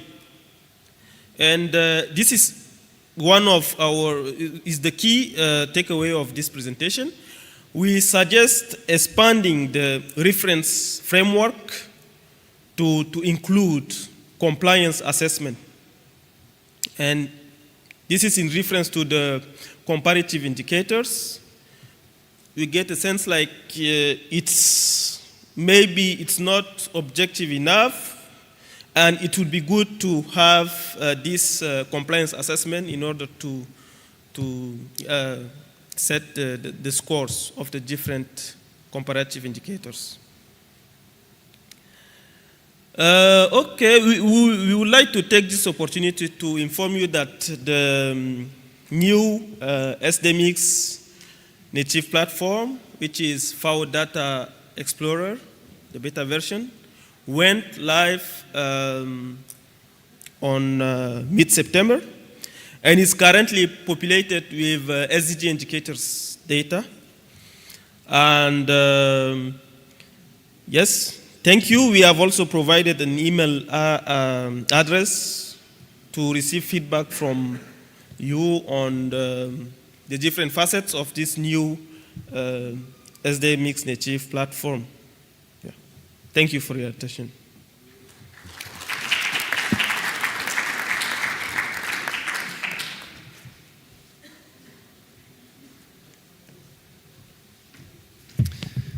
Okay, thank you for the presentation. So if I may ask Ms.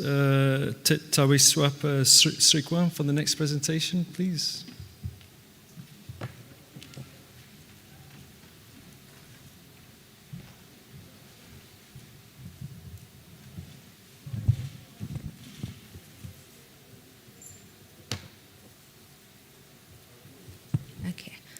Good afternoon, everyone. I'm going to share the topic, Enhancing Thailand Data Governance for Statistical Exchange by Using SDMX Standard.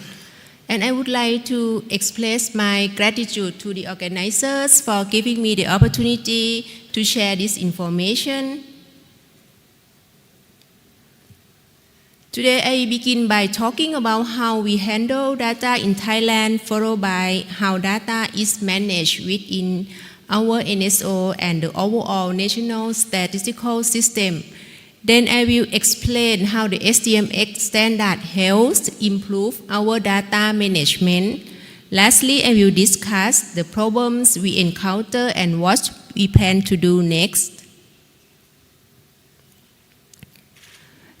In 2018, the Thai government established the Government Data Service Framework.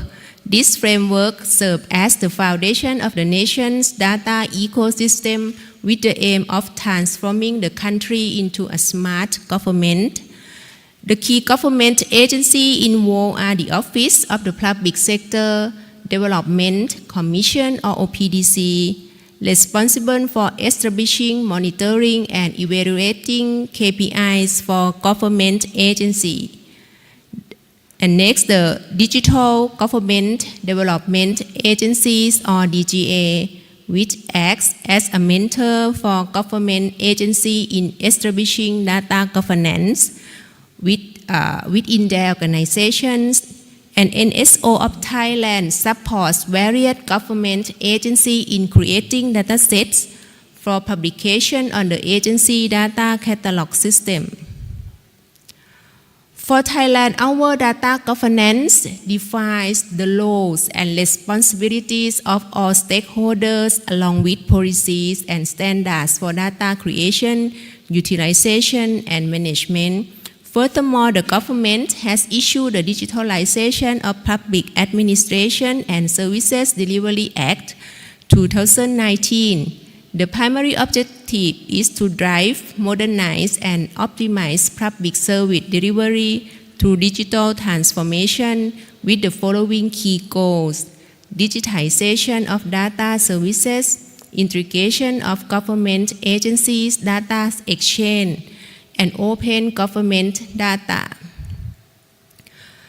This is the working framework of the national statistical system that we aspire to achieve. The statistical system in Thailand operates as a decentralized system with government agencies responsible for producing official statistics and publishing data on the government data catalog. NSO collects and manages official statistics in accordance with SDMX standards and share them through the Statistic Sharing Hub platform to serve various sectors. When government agencies are sharing their datasets on the agency data catalog, these datasets are registered on the government data catalog system, overseen and quality controlled by the NSO. This centralized system provides data services to government agencies and the public. Furthermore, data access is extended to citizens through Statistic Sharing Hub, mobile application, and various public data centers. The statistical data within the government data catalog exists in a variety of file formats and data structures, which can be challenging for data users. Therefore, NSO manages important statistical data to have a structured format that comply with SDMX standards for effective exchange. Additionally, we have provided links within the dataset to allow users to click and access the source data in agency data catalog, enhancing their confidence in data utilization. We believe that SDMX can support data governance in all operations, and NSO will make an effort to communicate the importance of each aspect of data governance to relevant stakeholders in the future.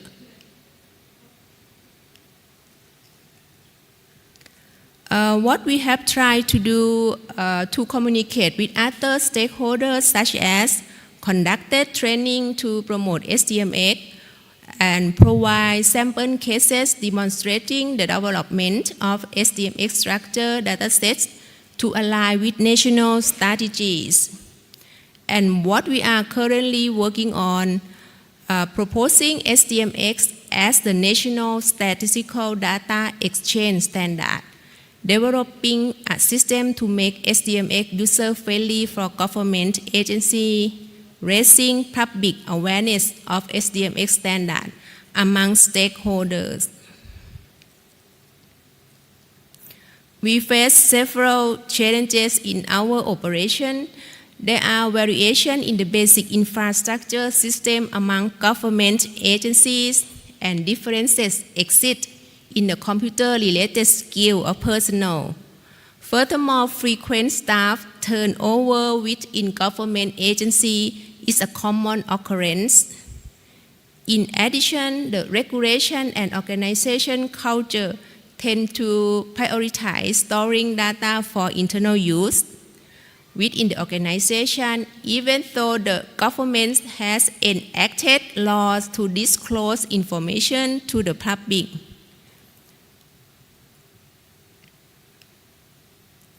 For future plans, as I mentioned in the previous slide, we will propose the SDMX standard as a nation standard and to develop a system to automate tasks more efficiently and promote various online learning resources to familiarize everyone with the SDMX standard. For this slide, I would like to express our gratitude on behalf of NSO to ADB, UNSD, and SCAP for their continued support, knowledge sharing in the development of the SDMX standard. Thank you for your attention.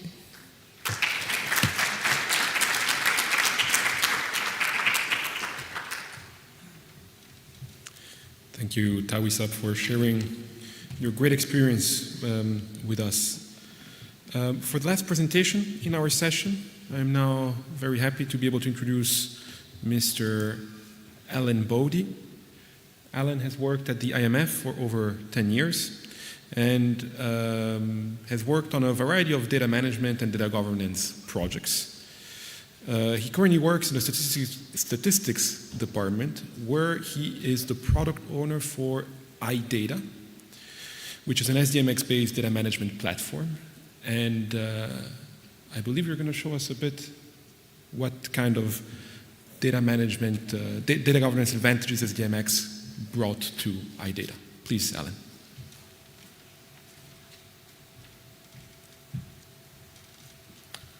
Thank you.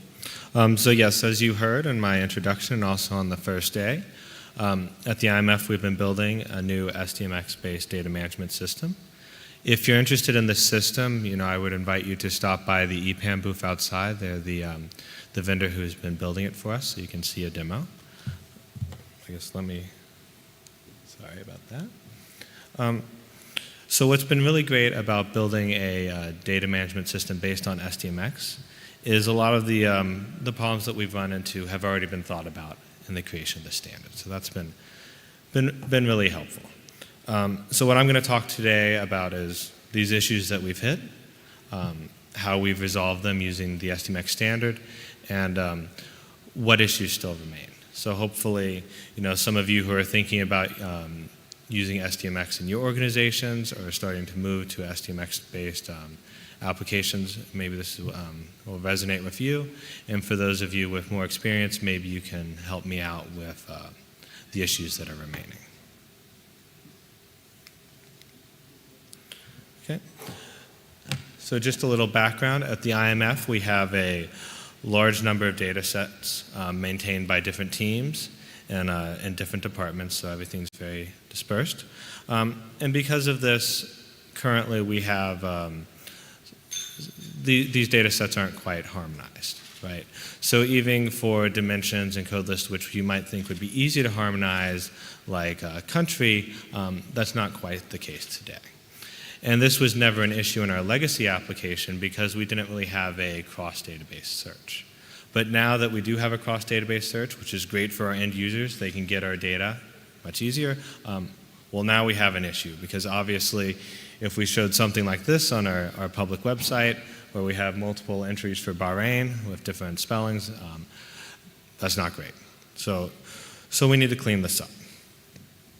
The other thing that we have an issue with today is if a country changes its name, that's also sort of a high-level effort to go change across all of our data products because they're all maintaining their own lists. So, and the other thing that I should note is even for a list like countries, we do have the need for data set-specific terms. You'll see we have a lot of data set-specific country groups. So how we solve this problem is with inherited code lists. So what we're setting up is, and this is just an example of country codes, we're doing this with lots of different code lists, but for the country code list where we have a list that's maintained by the central team, it has all the official names for all the countries that are members of the IMF. And the idea is this will be used as the basis for that facet that will be on our portal, and this is generally what data sets should use. But if your data set needs to add additional countries, additional country groups, you can inherit, and you get all, you have that central thing that's maintained, and you can add your own in there. So everything stays harmonized. The issue that we're having, or the issue that remains for us, is hierarchies, right? So the issue with SDMX is your hierarchies are linked to a particular code list. So in our case, if you happen to be using the official code list, if you happen to be inheriting from the official code list, well, you would have to rebuild all of your hierarchies because it's based on a different code list. So that's an issue we're having today, and that's important because we use hierarchies a lot. When we were in Mexico, we talked about at the time we use a lot of country groups, and we like to list what their membership is, and it was suggested that we use hierarchies for that. So this is why sort of hierarchies are very important for us. And here you can see a picture. So the little guys with arrows next to them are things that were inherited, so just normal countries, but you can see for the African Regional Economic Outlook, they have some very specific country groups that only matter for them, and so it didn't make sense to put in a central code list. Sub-Saharan African fragile countries that are low income, that's quite specific. Okay. So the next problem we had, and again here I'm going to talk about the portal, mainly sort of our public-facing thing, is today, if I look at the usage, it's largely US based, right? 50% of our users are in the United States, which isn't great for a sort of global organization. So we were thinking about sort of why might this be the case, and well, one of the issues is our current portal is only in English, so that certainly limits the number of people who can access it. And the other issue that we have is the current portal is very slow when you're overseas. So I just tried it on my phone. It's like taking 20 seconds to click around. So, that's not great. Not great user experience for people who are far away from where we're based. So our solution, of course, what's great about SDMX, you have multilingual artifacts. So for all of our code lists, especially the centrally managed ones, we can just, put all of the translations right there. And then these will be surfaced on our website. For example, here in this facet, we're surfacing the French. So the remaining issue is, it seems that in the SDMX standard, if you are downloading, or if you're calling the API, you get all of the localizations. And this may not be an issue for a national statistical agency where maybe you have one or two languages that you're supporting, but we have a lot of official languages at the IMF. So we had to do a workaround, sort of go outside the standard and make this where we could just query and get the one language at a time, because that's how our portal would be used, right? The user would select a language, and then you just want to show that language and not have to call all the languages on the back end. That would slow things down. The other thing that we're doing, not really related to SDMX, but just mentioning, we are also starting to use Akamai CDM so that we'll have, the same performance in Bahrain as we do in the United States. So that should be good. So the next thing I want to talk about, one of the big improvements that we're making to our portal again is we're creating a dataset catalog. So the idea is to let users have an easy place where they can search all of our data sets and find what they might be interested in. So the problem is today we don't have any metadata, well, not that we don't have any, we don't have much metadata around our data sets saying what they are, and what we do is sort of a data set by data set specific format.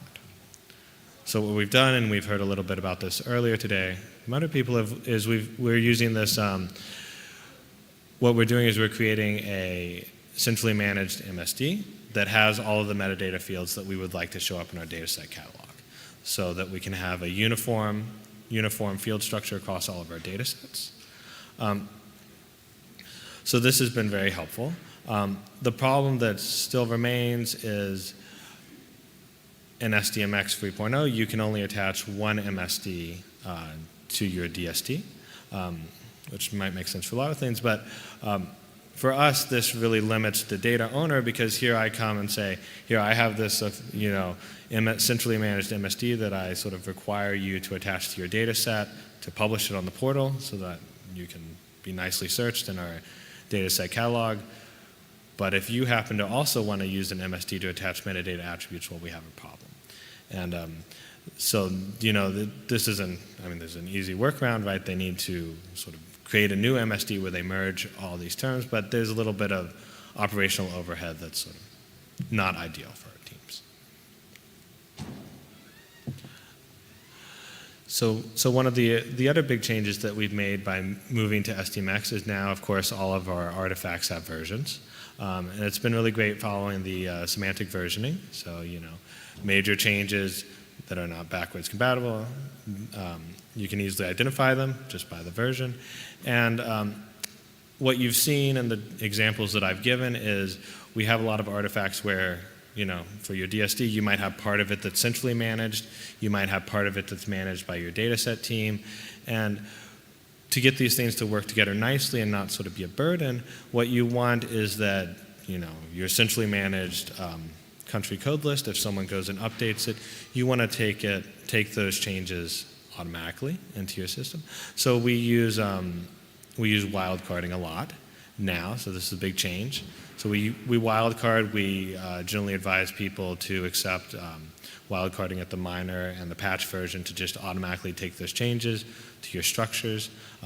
We don't advise, or we don't actually allow wildcarding at the major version because, again, these are breaking changes and the system wouldn't know what to do with the data, and we think that that's better for someone to make a conscious decision on what to do if someone deleted a term from your DSD and you had data associated to that, to a series related to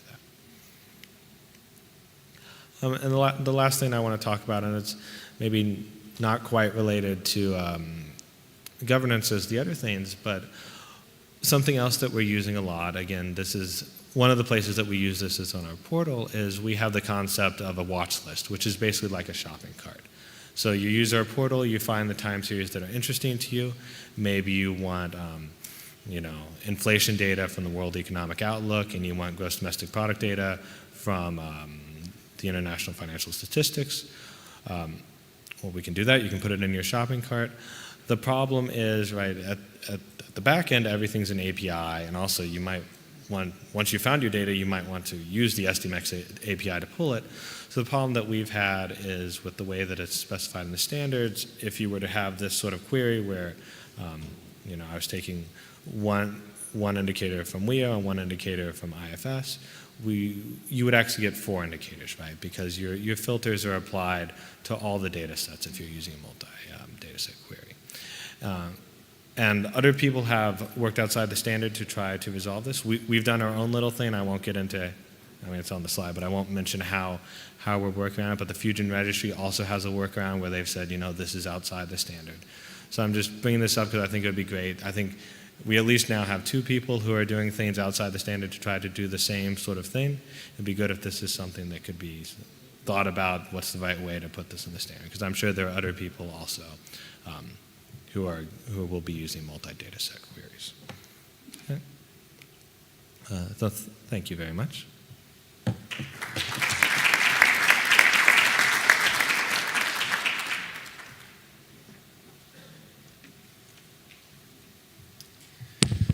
Okay, thank you, Alan, for that for the presentation. So now we seem to be, quite within time, so we can open it up for Q&A.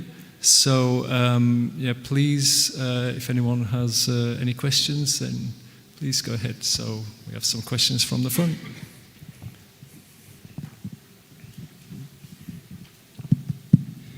So thank you all to all the presenters.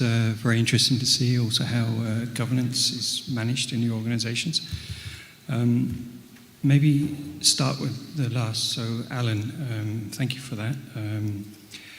On your 50% of users and from North America, so from the US, do you have a sort of more granular analysis of that? I mean, are they internal users? Because, of course, your organization is based in the US. So I know from the OECD, we have also in the past had that. So trying to sort of drill down a bit more in those users and understand out of those 50%, are they actually internal users? And sort of a second point on that, do you have like an equivalent internal, like data sharing hub or portal that mirrors internally, for your data users? Because maybe they just want to use something easier or go on the outside. I wasn't quite clear, and I heard you talking about the last point about the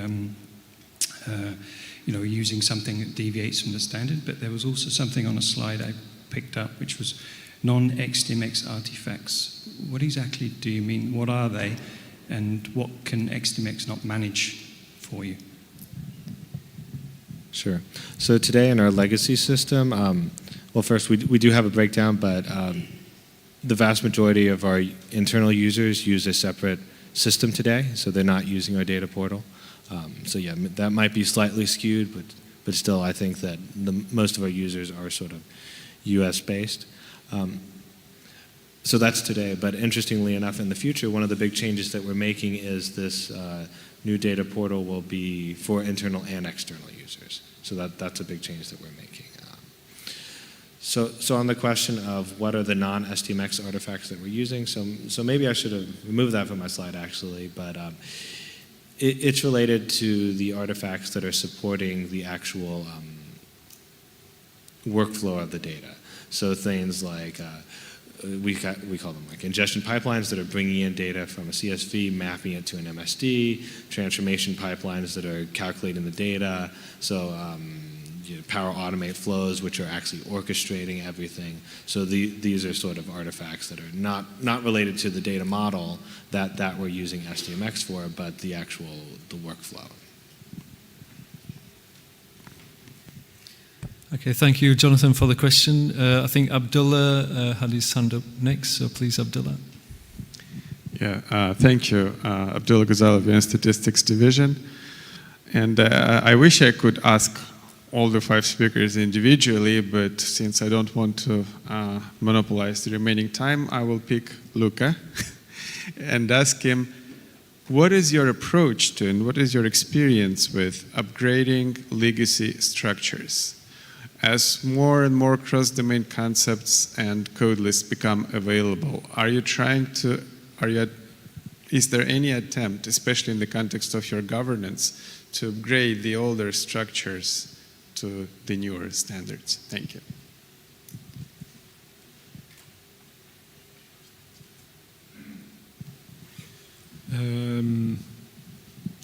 Thank you. That's a very good question. One to which I wish I had a good answer. So already now, if we look a bit at our registry, we see that we have, in some cases at least, a bit of a mess. In some cases, this can be resolved easily, in some not. We have seen, let's say, some proliferation of code lists that are identical or almost identical or subsets of each other. Those we can either merge, let's say, while maintaining backwards compatibility, or when we think about SDMX 3.0, our approach, for example, when we have a code list that differentiates from the standard one just by a couple of codes, is to adopt a similar approach as the one presented by Bodhi to use an inherited structure that would allow us to then manage the common part in common and the domain-specific part as domain-specific and handle it separately. Now, how do we harmonize that? The domain-specific part so that it starts using the standard codes? That's a different question for which I wish I had a better approach. But I think in our management, our focus with SDMX 3.0 will be more to, first of all, do this proper separation, identify really what are the domain-specific parts, manage the common parts in a common code list that is then inherited, and my hope is that that will allow us to identify really where the issue is, and then we can solve it or tackle it more easily domain by domain. That's what I can say so far. Okay, thank you for the question. Eric, I see you've got your hand up, and Eve as well, but so if I could just go to Francesco though, because to pick another table, first of all, I think we've got another 5 minutes for questions, so we should be okay. So please, Francesco.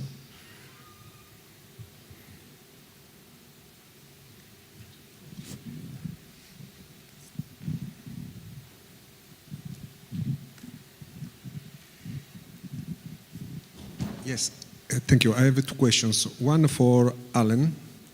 I have seen in one slide that you said that your MSD are attached to data structure level. Is it correct? Okay. Why? I suppose that you have one DSD, one data flow. Okay. The second question, because in this case, you cannot create more than one data flow per each DSD. For example, short-term statistics. There is a methodology for production industry. There is another methodology for turnover. So you should attach to different reports in this case. The other thing, for a question for the colleague from Thailand. You have spoken about a national catalog. This catalog is based on a specific standard, and in this case, there is some integration with the SDMX.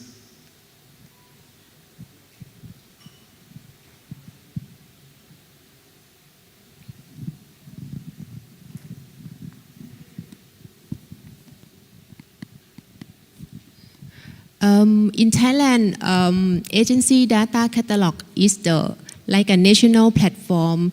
We use CCAN. Do you know CCAN OpenD is the open source? And we modify CCAN by extension with Thai GDC. There are metadata in Thai language to support 5 categories of dataset. Statistical data is one of the Thai, 5, we have 5 categories of dataset. Statistical data is the one of 5 Thai. We have the team to modify ccan.org, modify CCAN open source, and persuade KPI to set government agency, every government agency to use agency data catalog by software open source CCAN to be the national platform. So when we have the same platform, it's easy to exchange.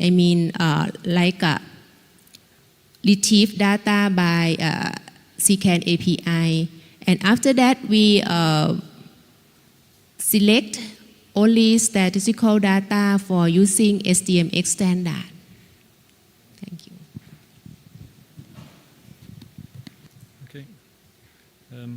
Alan, do you want to say something just shortly, please? Yeah, I'm not quite sure I got the question, but I'm going to try to answer it. And so in practice, when we're talking about our dissemination, yes, generally we wouldn't be reusing DSD, right? We could.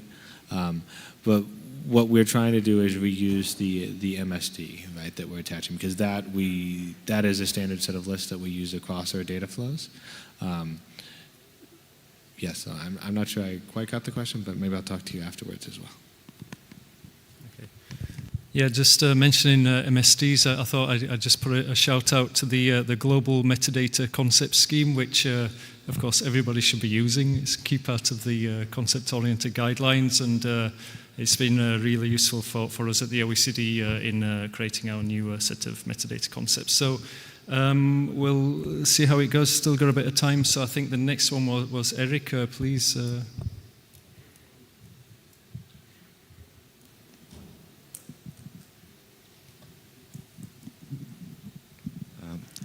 I want to thank all presenters for the really insightful presentations. I think especially Espoir's and Tawisa presentation illustrated well that SDMX really enables, empowers data governance by providing the tools to operate it effectively. So that's really very convincing, I feel.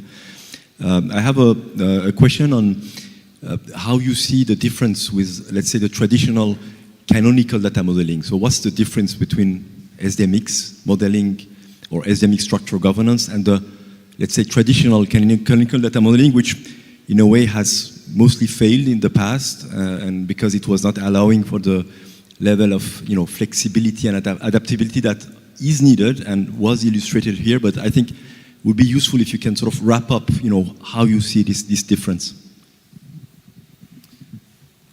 Okay, so yeah, I think I'll take this because I think it's more to do with the the governance framework. So I think with the governance framework, what it enables you to do is to actually start out quite small with implementing governance in your organization. You can even start out with a selected number of domains or part of your statistical life cycle, or even SDMX features, right? So, I mean, at the OECD, we've mainly started with implementing it for concepts and code lists to start to share those amongst the data managers much more than we had in our legacy system.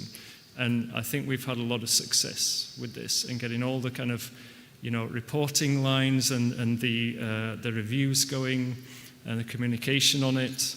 And we have a much better quality structural metadata by actually following this governance than we had before.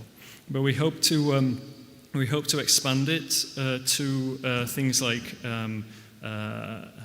translations, provision agreements, hierarchical code lists. We've got plans to bring those in as well.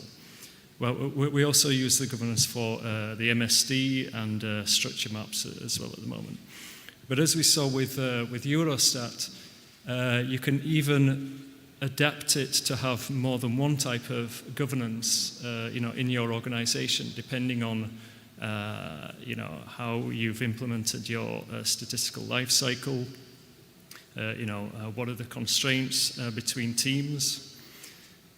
And this is only version 1 of the reference framework as well. It's the first version of this guideline. So what we hope to do is to learn from implementation examples in the community.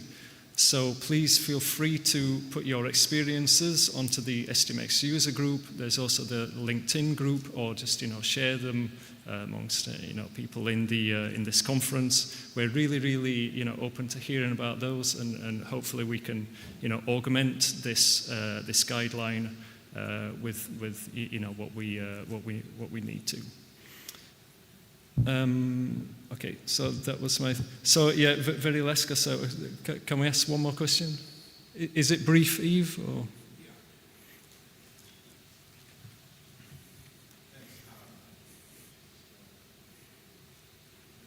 A question for Espoir from FAO, which is an agency in a lot of ways similar to UNICEF, a lot of field offices, a lot of technical domains, and we've honestly struggled to scale our data management and data governance, across such a huge set of technical domains and geographical domains. And I'm wondering, what's your strategy at FAO to scale your data management and data governance as you increase your reach? Thanks. Yeah, if you could keep the answer short because we're a bit over time, please. Okay, thank you for the question. We are fortunate in the FAO to already have this governance since 10 years or more for now. So there is already a culture of implementing the standards in the house. But there are still some technical divisions that are struggling with implementing correctly the standards. And as we mentioned, the quality assurance team does not really have a strong authority to ensure the compliance, but we are collaboratively cooperating with these technical divisions and also decentralized offices in order to follow up with them and provide some support so that we can improve the quality and the reuse of metadata. Don't know if I respond to the question. Thank you. Okay, thank you very much. And I think we have to stop the Q&A there, but thank you all for your questions. It's been a really great session. So if you could just a round of applause again for our presenters, please.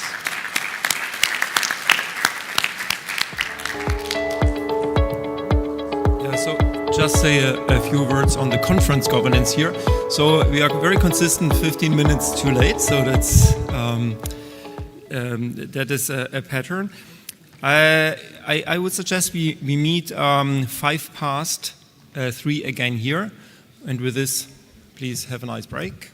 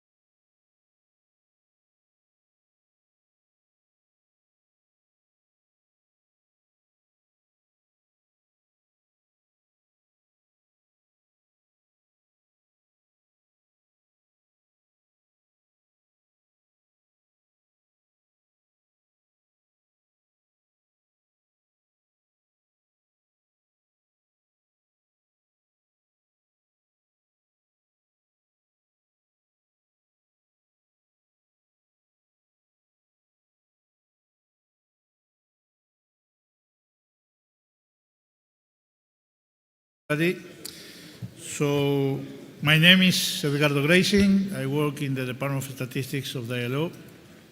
And also, I have been the chair of the TWG for the last 2 terms. And now, since the ILO has become a sponsor, I am taking a position in the Secretariat. So, it's a great honor to be chairing this last session today about partnership with a lot of partners in this panel. And, well, due to the lot of speakers and short time, I think that this will be the first data blitz in the history of the SDMX Global Conferences, and each presentation will be a lightning talk, in fact, of 10 minutes maximum. So I encourage the presenters to be short. So the idea is to listen to each of the presentations, and if you are quick, we're going to take 2 questions maximum, or 1 if it is long, and then we will continue to have a agile read. And at the end, we're going to have hopefully some time for address questions. So the first presenter is Brian Buffett from BIS. Brian will introduce us SDMX.io, and it's a new resource for the SDMX community where tools and learning resources come together to simplify SDMX adoption. Brian has worked in national and international statistics agencies for a long time, according to him over 36 years, and has been involved with SDMX even before SDMX was launched, I think, or more or less. MDGs. So long experience, and now he has joined the BIS and is coordinating this initiative. So Brian, the floor is yours. Thanks, Edgardo. Good afternoon. It's an honor to be here this afternoon presenting SDMX.io to you. As Edgardo said, it's a new initiative, and it's all about solutions for official statistics use cases, and that will become a little more clear throughout the presentation. So what is SDMX.io? It's actually not a project. It's rather an ecosystem of open source tools, patterns, guidance, and learning materials, including containerized environments to facilitate the deployment of such tools and use cases, and actually how to implement the use cases in a step-by-step manner. So, should I turn this off because it seems like I'm getting an echo? Is it okay? So it's an open source resource portal with software releases for all the various tools that are part of the ecosystem right now, e-learning courses to help onboard you a little bit with regards to SDMX in general, but more focused on actually being able to implement use cases, because there's lots of really good SDMX training out there already. So there's a governance model in place, including prioritization and user advisory groups, and it was officially made public in about March of this year with the approval of the SDMX sponsors group. And if you're a tool producer, this is a to you that if you're interested in exploring more about what SDMX.io is and what it takes to become part of SDMX.io, please contact us at this email address. So who are the SDMX.io partners as of now? And it's been growing recently and is foreseen, as you'll see in a few slides, it's continuing to grow. It's everybody that's already presented earlier over the course of the week, or course of the 2 days on many projects, and a number of the people that are already here on the stage. We won't go through the logos individually. So, as I said, SDMX.io is an ecosystem, and it's all about tools working together to solve official statistics use cases. So it's not individual tools in isolation, but it's much more about bringing tools together and how you can get them to work and add more value in your processes. So when we're talking about use cases, what is it that we're referring to? It's largely around It's largely around the data domain modeling piece, which we saw in the session yesterday and earlier today, that it's just so critical for internal operational efficiencies and really supporting this, the data governance aspect, but also when you're trying to drive innovations around machine learning, AI, and so forth, and having that rich metadata and structured approach around from a domain modeling perspective is critical to making that happen. And then it's the core statistical processes around collection, production, and dissemination. It's the current range of collaboration activities that we're engaged in. You're going to hear the details, I think, of a number of these through these next presentations, but it's with the IMF for the IMF SDMX Central Project. It's with SISCC, Eurostat, and BIS on working to achieve SDMX 3.0 version compliance. The OECD and SISCC, and this is a really interesting one because it was actually a user of the .stat suite that came forward with a priority use case that brought everybody together and actually resulted in the creation of a new tool, the FMR Workbench, and that'll be presented in a little bit, and the onboarding of .stat suite onto SDMX.io. And as part of this same principle of giving the users a voice and having the users drive a lot of the priorities for new features, the NBB has launched an FMR Workbench user group, which engages some of the primary users around central banks and SISCC members. For Eurostat, there's looking at how the core libraries and .NET and Java libraries can both be brought up to SDMX 3.0 and harmonized, which will then facilitate bringing the tools that are relying on these libraries up to SDMX 3.0. There's the Banca d'Italia initiative with the UN Stats Division to see how we can integrate VTL, which was presented earlier, with the Fusion Metadata Registry to help solve some of the use cases for the SDGs that the UNSD has brought forward. And as well, there's meaningful data, which was discussed earlier today, and exploring if and how we can bring together the SDMX Thon and Python SDMX libraries. So what does this collaboration look like in practice? So if you look at the Eurostat BIS bubbles in the bottom right, you see this is where they're collaborating on integrating the core libraries. Heading up the right-hand side, Eurostat then is producing the SDMX-RI infrastructure, which is a core component within .stat suite. And coming up around on the left side, it's the BIS is producing the FMR Workbench, which is now providing a metadata management front end to the SDMX suite platform, which is benefiting all three organizations and even more so benefiting the users of these products. So from an e-learning perspective, there's a range of courses. There's a couple focused on modeling because it is the core foundation and it's where one of the largest knowledge gaps are right now within SDMX. But then you can see that there's a range of other courses that are primarily focused on use cases around data conversion, validating data, data collection using SDMX injected Excel templates, and recoding data so that you can have the same, source of truth data point, which can then be coded in different ways depending on whether it's for internal systems, different processes, different reporting requirements, and so forth. Expert articles are along the same theme, with the second one being somewhat interesting in the sense that it's taking full data lifecycle process of data collection using an SDMX injected Excel form right through to data dissemination in a .stat data portal. Shout out to the 2 hackathon winners. We had a lot of great submissions, 2 excellent solutions that ended up being declared co-winners. Team BI SDMX and had leveraged the SDMX Thon library as part of their solution, which is quite nice to see. And the Kaleido coders also produced an excellent solution, and both of these 2 solutions now will be integrated into the SDMX.io ecosystem.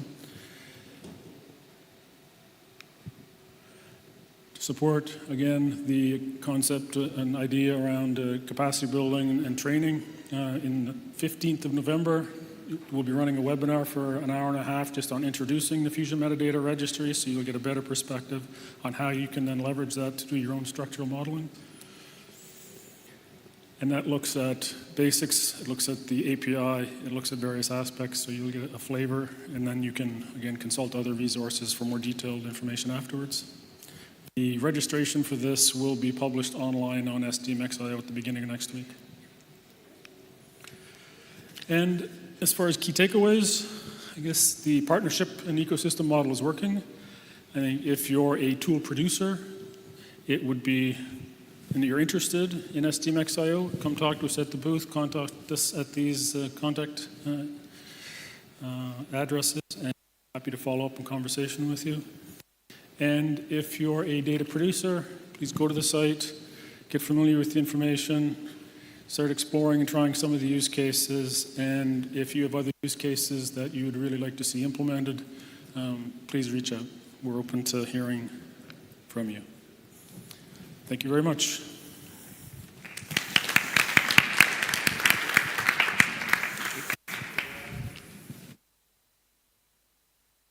Even less than the time. So 2 quick questions for Brian about SDMX.io from the audience. You are so good presenting that nobody has any doubt. There, please.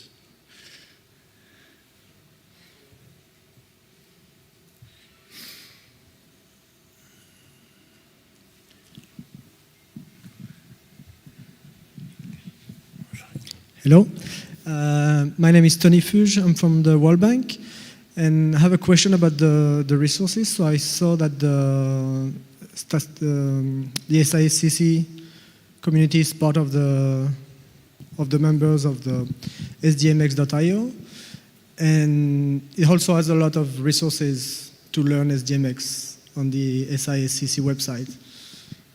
I didn't know about SDMX.io. And I see there is also nice resources to learn SDMX. So just wondering, for someone that is relatively new to SDMX, are you planning to kind of centralize those resources in one place to make it easier to find? Or just an idea? Thanks for your question. And the one initiative that's underway to centralize resources so that everybody can find them, because there's other organizations besides SDMX.io and OECD and SISCC that are producing learning materials. There's also Asian Development Bank and others. There's an initiative of the SDMX.org and the sponsors to actually have a common shared catalog published on SDMX.org. So that's the major initiative that's underway, to have one shared common catalog that will have everybody's resources in it. And there's other initiatives happening in parallel to try to minimize any duplication of learning materials across these various initiatives as well. Thanks. Any other question? No? Well, write it down for the end of the session. So let's go for the second presentation. This is about a tripartite partnership between BIS, OECD, and MBB. The title is Importance of SDMX Tools, Interoperability, FMR, and Dostal Suite Example. And the presentation will be in by Stratos Nicolouzou, that you already know because has been already presented. Jose Veriken also has already been presented. And Jonathan, I think that you have not presented yet, but you all know him. Jonathan is the partnership and community manager of the SISCC community, so he's an expert on the topic. And I will save time, and you can ask me if you want to know more about his bio. I have a lot to say here, but please, the floor is yours.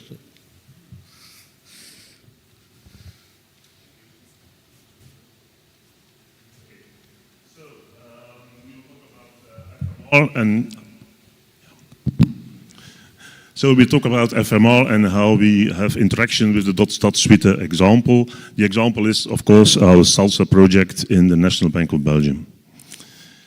So here we see a high-level architecture of our application. So at the bottom you see the Salsa core, so that's on the .stat suite based, so it's in cooperation with the OECD. So we had a lot of support from them in developing our Salsa project. So on the level above you see what do we use on these spaces or databases. That's the matrix generator and the FMR workbench for maintaining our SDMX artifacts. Above we have data lifecycle manager, and then mainly for data and metadata. And then we have also some other tools we use, mainly for preparing data for the Data Explorer, internal and external, for dissemination, but also for reporting to international institutions. So I will talk about FMR Workbench, but this one is the Salsa integration model. So you see again in the center the Salsa.stat core. So we have the different spaces, with each space, as I said before, is a database or a registry. And on these spaces we can use several tools. So today we want to talk about especially DLM, Data Lifecycle Manager, and the FMR tool. So why do we need SDMX artifacts? Of course we need them. So it's a result of our community of practice meetings we have with several services on several domains. So as the result of that, we have a solution for, and we can decide what artifacts we need to create. So these artifacts are created by the Salsa administrators. We will use them in all spaces, and we will use the agency BE2. So that's for indicating that's for our specific SDMX artifacts. Of course, we need also the official artifacts. That's also maintained by the Salsa administrator, and only in the spaces where needed. But the last one is the other SDMX artifacts. We have also data owners who will use Salsa not only for internal use, but they need to have a possibility to create their own artifacts.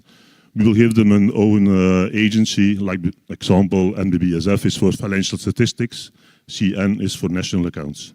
There is no support foreseen by Salsa administrators. So at the other side you see a DLM. So in DLM you have, you can consult the SDMX artifacts, you can export, import, it's known I think. The advantage is here that you could select several spaces at the same time, so you can compare SDMX artifacts by using DLM. So why do we need FMR? So we have some MEB user requirements. So it must be user-friendly, certainly for the data owners, the non-SDMX experts. And like FMR, is in wizard mode. So we have manual manipulations. We have to use it also on multiple spaces. So that's one of the requirements. So it needs a direct link with the .stat suite. And we will only use FMR or FMR Workbench for SDMX artifacts, not for data. So here you see the collaboration between National Bank, BIS and OECD. So we have defined our user requirements. So we give them to BIS. What did they do? They created for us an FMR Workbench. And that's in cooperation with .stat suite with OECD. So they make the link from FMR Workbench to the .stat suite package. So I give now the word to Jonathan.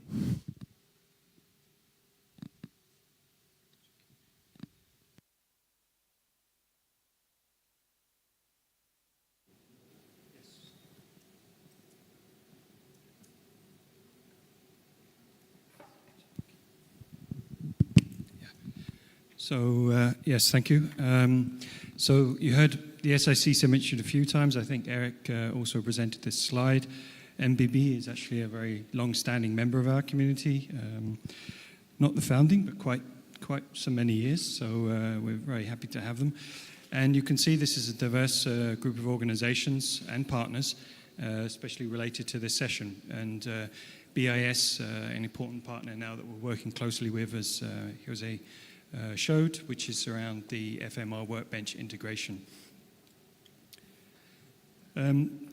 Just remind on the community. So the community is really about delivering concrete solutions to common problems through co-investment and co-innovation. And I think this is a very important point, especially for this session and the SDMX communities as a whole.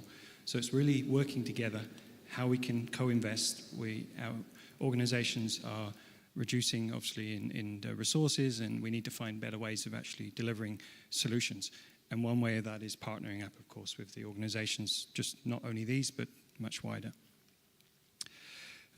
As I mentioned, so MBB is working very closely with us, the OECD and BIS through this project, and it's really I would say, a step forward in collaboration in the SDMX community. Just a quick mention of the .stat suite. So it's open, and again, this is very important because in collaboration in a community, having something that's open and accessible, it means that more people can join and you can work together in an open manner, and people understand what you're doing. It's not a black box to them. So the components of the .stat suite are all available. You can go and see the code online. All the documentation, everything, made up of 3 components of the Data Explorer, which is the visual element, the .stat core, which is the SDMX core and the native SDMX core, and the Data Lifecycle Manager, which Jose showed on screen, where you can sort of surface all your artifacts, see what you have in the different spaces, and manage your workflow from there. So going back, and I think you saw this slide on the first day in Eric's keynote. This is how we integrate here. So we're not only working, and this project is around the FMR workbench, but very importantly, we've also had a long-standing relationship with Eurostat for many years.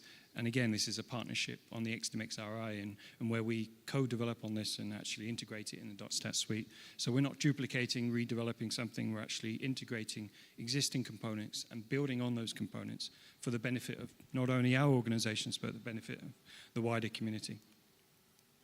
So I'll hand over to Stratos. Thank you. So yes, I won't spend too much time on the FMR. I think it has been discussed enough. So just to focus, of course, that FMR is on SDMX.io, kindly presented by Brian before us. And of course, you can get it, and it's open source. I think that's the key points of the FMR in that case. But I think that what's important is to have a bit overview from the business point of view. So what is the FMR covering from use cases? And this is actually how we started thinking about how the FMR could be used also for the case of the MBB. So as you can see, those are the main use cases: data collection, centralizing statistical metadata, structure authoring, and in the context of data reporting, a few related services like validating, converting data, and so on. And of course, the idea, especially for the first part of the use case, is to centralize your metadata-driven solutions, which I think is also part of what the NBB are doing. And for now, just to keep things a bit simpler, we had to withhold, let's say, some of the services, but I don't think that there would be any reason why we would not add more to the what we call the FMR workbench, or FWP. And just to give you a very brief overview, what's the actual difference between the two, because the FMR workbench is, let's say, a spin-off of the FMR. You can see this diagram which illustrates a bit the main differences. So the metadata structural metadata register engine is the same, the UI is the same, so the end user would really not notice from at first glance if this is a workbench or if this is an active FMR running. The difference is mainly under the hood. So on the FMR side, it has its own persistence, so it can be connected to different database engines. While on the workbench side, we don't have any storage. There is nothing that you can store on the application per se, but you can connect it to different web services to serve the front end as a storage, also for retrieving structures, making changes and pushing them back. Of course, this is also subject to what the web services support. And actually, this is really the use case that the NBB wanted, to be able to access the different spaces in .stat and then interact with the spaces and get structures and push them back. So I think that's mainly the difference between the two, and hopefully for the end user that would be using FMR, for example, as his main repository, the Workbench would be just another instance, nothing new to learn and nothing new to use. So I think we can give you a brief update of what's next and how far we have gone so far with the Workbench. So we have a first release under testing, and actually as of today, this is public on our SDMX.io website, so there is a dedicated page for the Workbench. So we can already strike through the first bullet that is under testing because it's already public.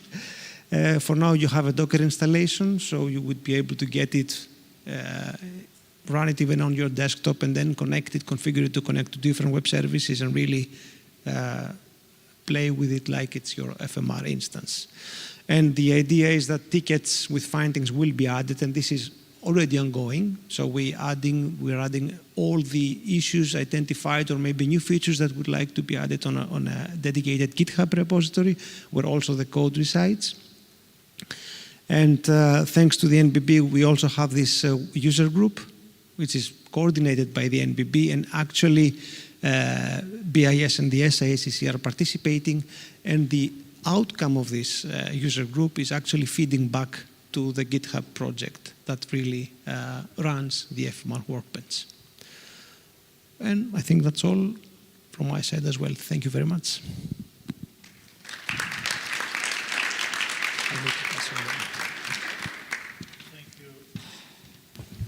Thank you, gentlemen. Questions?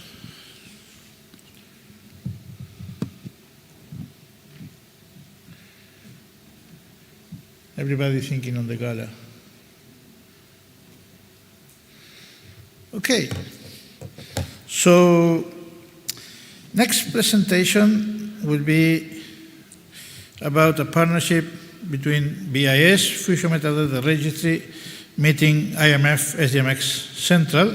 It's a strategic partnership and will be presented by Marco Marini from the IMF. I think Marco has been chairing a session yesterday and has been already introduced. And Rafael Schmidt, that of course you have been seeing as our Master of Ceremony and Chair of the Secretariat. So no more introduction, the floor is yours. Thanks. Thanks, Edgardo. Obviously, we switched position, but if you don't mind, right? That, you know, this is not Marco, that's Marco. Well, we are happy to be here, Rafael and myself, to tell you a story of a partnership, a nice story, a successful one, on SDMX tools. Our SDMX Central and BIS Fusion Metadata Registry that was facilitated, that was actually made possible thanks to SDMX.io. So this is very relevant to the topics that we are discussing today. So before going into the SDMX discussions, I want to just remind everyone why SDMX is important for us. So for the last 30 years, the IMF has promoted data transparency to our member countries. And how? By helping them disseminate economic and financial indicators, key ones, that are of course important for the users, for policymakers, and for the country itself. And we do so by helping countries create what we call national summary data pages. And there are different tiers of these data standards, including EGDDS, SDDS, and LCDS+. And you know, for all of them, essentially, we either ask them to produce data in SDMX, or we encourage them to do so. And this is what a national summary data page looks like. There are key indicators. It's a single page that is made of indicators produced by different agencies within a country. So I think this is quite a unique product. You have central banks, statistics agencies, and Ministry of Finance contributing to this page. And there are, we promote SDMX as the format for dissemination. You can visit the IMF dissemination standards bulletin board, just Google DSBB IMF, you will go to this page.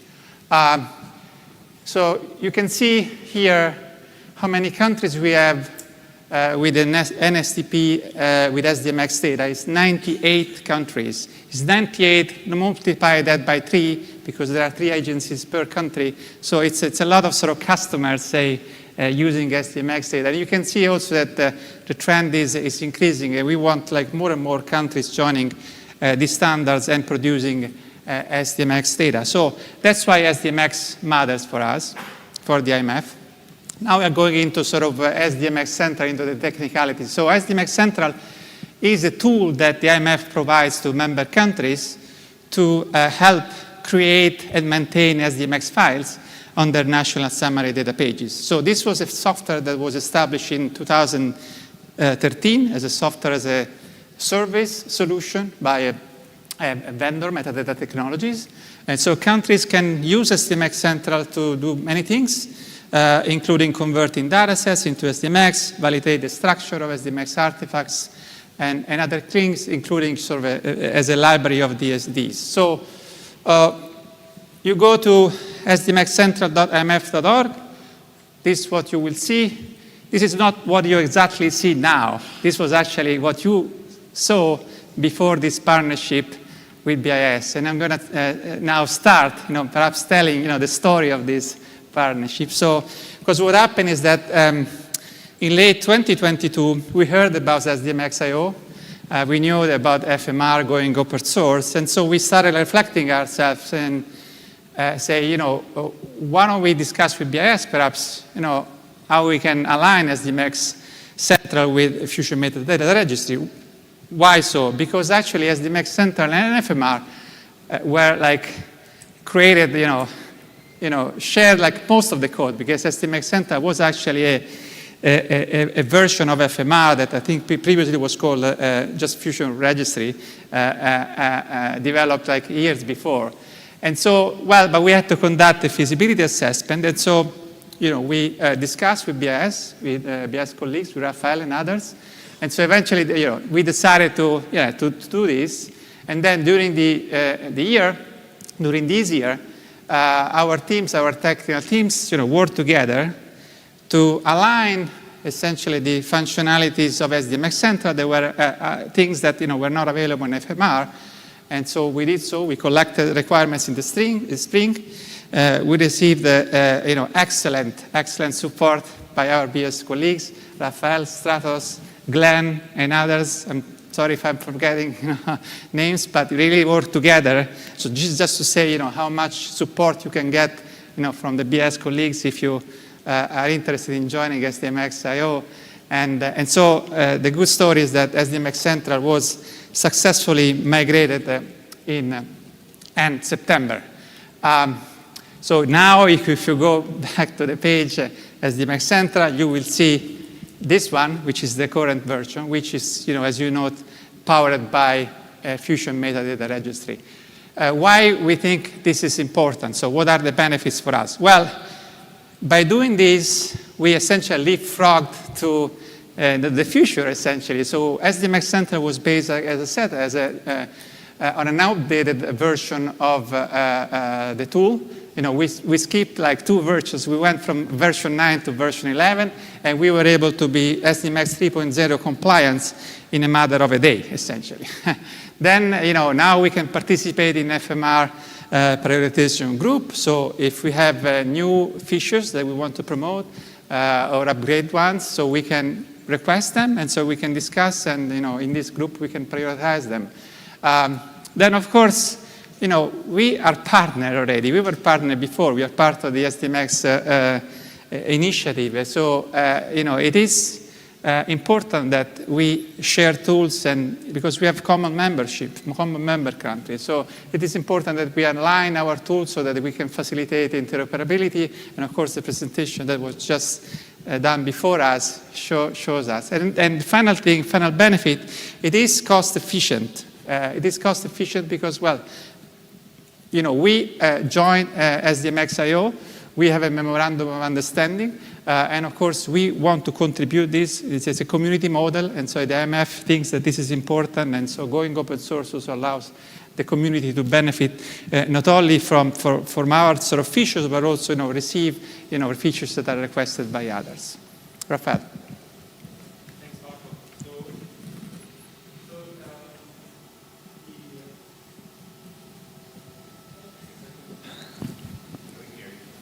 Yeah, you can. Okay, very good. So this collaboration with the IMF is actually embedded in a larger program in the BIS, which is called BIS Open Tech.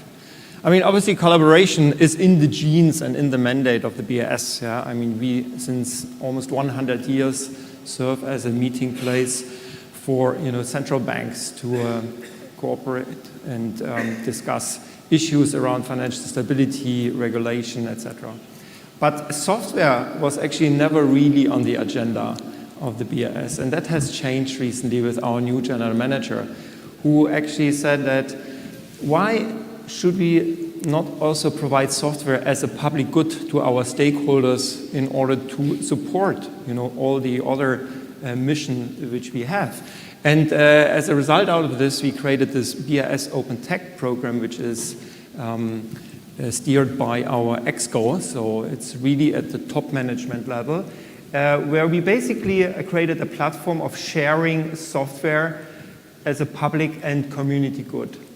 And you see on the right side the BIS webpage, and there is a new section called Innovation, and as part of this innovation there are two parts. One is the BIS Open Tech program, and there is also the so-called Innovation Hub, a new department which we have created 2 years ago with almost 80 people at the moment, where different stakeholders, mainly central banks, work together with the BIS on specific technology projects. And as a result of this, many of them, they publish their software in public or closed community repository, and then make it available for other interested parties to use this, also for private companies. Now, as you see, the main principle is really open source. And this is also what we hear here on the conference, a prerequisite for many of, you know, SDMX users. We have seen since March 15,000 hits on our website, BIS Open Tech, many downloads, especially for the FMR. And just to recall, in the past, FMR was already a BIS product. The BIS has the IP since many years, since the beginning of FMR, but we never promoted it. So only since recently we promote FMR on the BIS website and directly work together with our partners. Now, so this is one collaboration channel, BIS Open Tech. The other collaboration channel, which is wider, is SDMX.io, as Brian already explained. And this is the slide Brian already had. You remember, so Brian said this is a platform where we publish open source tools, patterns, guidance, learning material, etc. I think what is important here, yes, the BIS at the moment steers this project, but it's a community project. The only involvement from our side is we, at the moment, drive the governance of this. And we also provide certain funding. But at the end, it's open for everybody who has an interest to either participate or to also publish content. So, for example, if you are an SDMX library developer and you don't have a GitHub environment, please feel free, approach us. We have a GitHub platform where you can publish your code base. The licenses are provided. We can even give you some support regarding the legal questions, for example, which license should you apply, what are the tricky bits and pieces for publishing open source software. So this is within this mandate of SDMX.io. These are services we provide for you. Now, I just want to say another element here.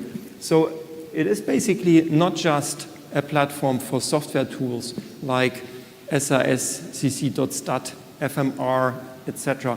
But at the end, we also want to promote code snippets, which are used, for example, by data scientists who actually connect to some SDMX resources.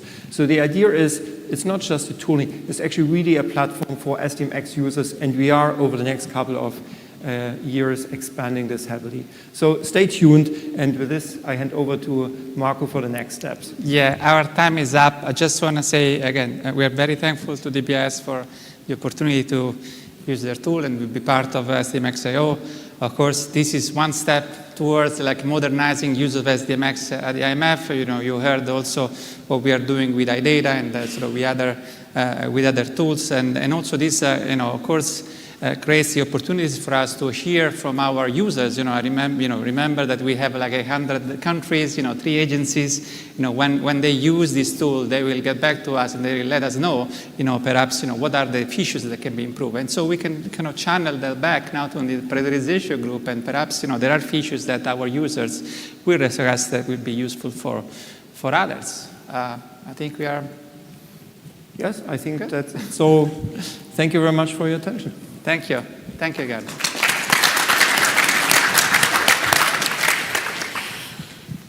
Thank you, Rafael and Marco.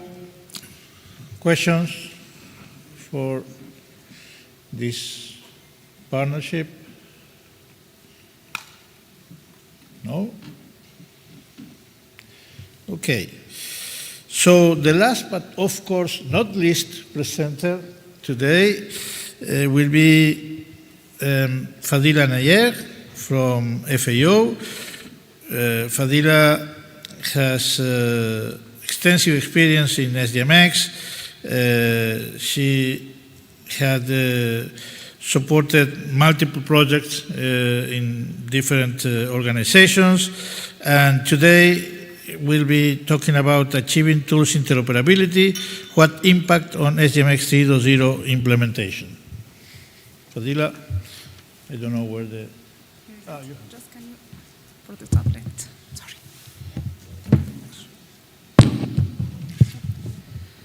Thank you, Edgardo, and thank you also the guys for really helping opening the topic that I will be talking. So as presented by Edgardo, I'm here today to share some thoughts about achieving tools interoperability and maybe somehow also explain what impact on the SDMX 3.0 implementation. So the work that led us to what we'll be presenting or sharing with you today was an assessment work that was led by the SDMX Tool Assessment Working Group that have been mandated or charged by the SISCC Management Level Group in order to assess and evaluate the existing tools for processing and maintaining SDMX artifacts. And the group consists of representatives from different organizations that volunteered to help in this assessment work.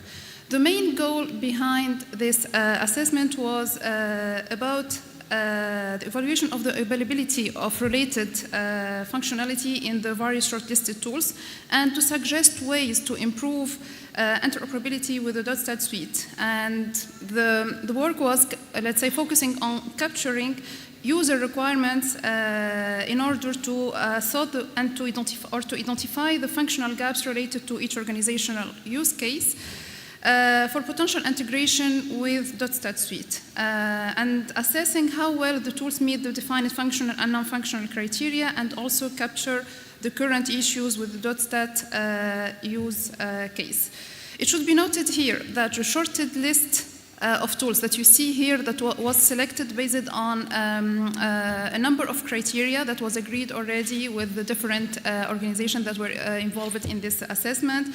And by talking about the criteria, we are talking here about the SDMX compliance, the openness, the popularity, the maintenance, and the interoperability of the tool with the .stat platform. So the assessment let's say, focused on the primary duties that must be carried out at various stages of the SDMX process. And in order to produce the SDMX artifact along with the related data for sure dissemination and reporting, and the various duties are summed up in the following scheme that you see here, in a way to, let's say, identify which tool is used in which phases exactly. And by using this technique, we were able to at least identify the feature accessible for each task and use it to classify the tools this way. And for each phase, let's say, the primary conclusions that we come out with this, from this evaluation can state the following: that for the data modeling phases, it's like still judged as more or less mostly intellectual and manual step and require, let's say, labor-intensive human analysis and addition. But for the two other steps, like the SDMX artifact addition and maintenance phase and the data addition and transformation phase, we can say that every tool that has been evaluated only with some exceptions permit editing and upkeeping all the major SDMX artifact kinds, in addition to the ability to complete the main steps for data editing and transformation. And this led us to one great conclusion, that the SDMX users have already an abundance of tools at their disposal to carry out the various operations required for modeling, editing, and maintaining SDMX artifacts. However, and in order, let's say, to cover the complete SDMX process, it can still be required to employ multiple SDMX compliant tools at the same time, depending on the use case of each organization. Therefore, the requirement to include multiple tools into a single system to cover the full SDMX process present challenges about the automation of the job throughout the process when incorporating the multiple tools in one single architecture, technical architecture. And here, let's say we raise the question about the integration of the different tools and mainly the interoperability criteria that became crucial in terms of the SDMX compliance between these different tools. So here, by interoperability, we refer to the ability of the evaluated tools to collaborate without any issue in order to share, interpret, and use data in an active manner. So the analysis of the many use cases that you see here that were involved in this assessment refer us to extract 5 main components that should be carefully considered during the integration of SDMX component in one single architecture in order to cover the SDMX process. The first criteria is about the versioning and the upgrade of the SDMX compliant tools, and here we discuss the various conflicts that may arise when tools integrated within the same environment use different versions of the NSI Web Service. The next one is the access management, and here we talk about, let's say, the significant concern that all, let's say, the SDMX community is aware of regarding the tool's authorization and authentication compatibility.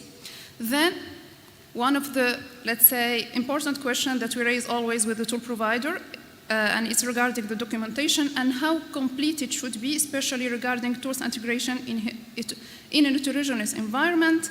The tool source, which is like a question that many tool users can find themselves obliged somehow, let's say, to adopt a whole toolkit from one single provider to ensure interoperability and harmonization between the integrated tools in their system. And finally, the tools governance, and here we are concerned, let's say, with the potential technical issues that arise when various tools coexist in the same technical architecture. In actuality, the FAO use case can be like real-world illustration of every point made earlier about the integration of tools. In the FAO workflow that is visualized here, we are integrating 2 main SDMX tools. So the ISTAT, Meta, and Data Manager, which functions as primary backend for us to manage all the SDMX structure and data, and the .set platform that function as, let's say, a main dissemination interface, but it's handled at the same time the pre-dissemination and the reporting of SDMX data and metadata. So, even though that these two tools are, let's say, complementary and working together in very, let's say, complete way, but there are still, let's say, some concerns and issues that could raise the question about the automatization and the reliability of the process itself. As in, the incompatible annotation description that may cause sometimes the metadata or attribute to be misinterpreted at the dissemination level, let's say, the incompatible JSON header format resulting from the use of a different or an alternative versions of the NSA web service that can block even the data exchange between the two tools, the disparity in the authentication technique, which necessitates a second authentication step to guarantee the two tools communication, and sometimes the manual transfer of the tools between each other, of the artifact, sorry. So these problems, along with others, usually make us, as a tool user, raise the following question. So, how to manage versioning and all the expected interoperability issues separately with each tool provider? Is there enough documentation with each version release on how to integrate the tool in a changing technical environment with any involved change, or let's say, what impact on your established workflow, and here by saying your, so I'm addressing any tool user, are the tools evolving together in an harmonized way to catch the standard evolution? And finally, is there any available componentized package for this tool that offer more flexible deployment? With all this question, we are looking at how to proceed in this scenario and provide answers.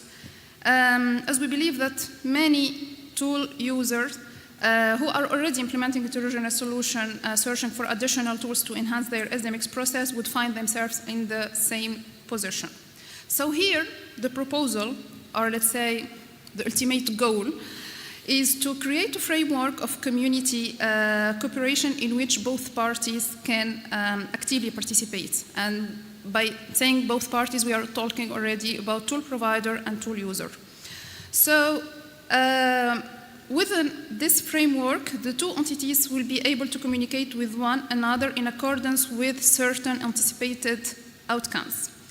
And faced to the previous enumerated challenges, I think that the first recommendation is to establish, let's say, a formal framework for cooperation in order to improve coordination with regard to tool development between tool provider. And we hope that this manner, no tool would be created in a vacuum and run the danger to be completely or even partially, let's say, not interoperable with any other SDMX tool.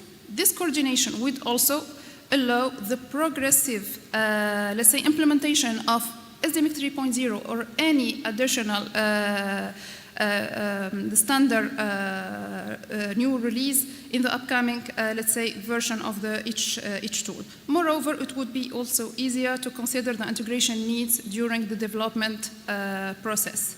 This alternative is currently being tested by a few ongoing initiatives, and I think that already during the presentation of the guys, we saw some of this initiative, and I can here mention specifically the FMR workbench that already saw the day, and we tested already the results.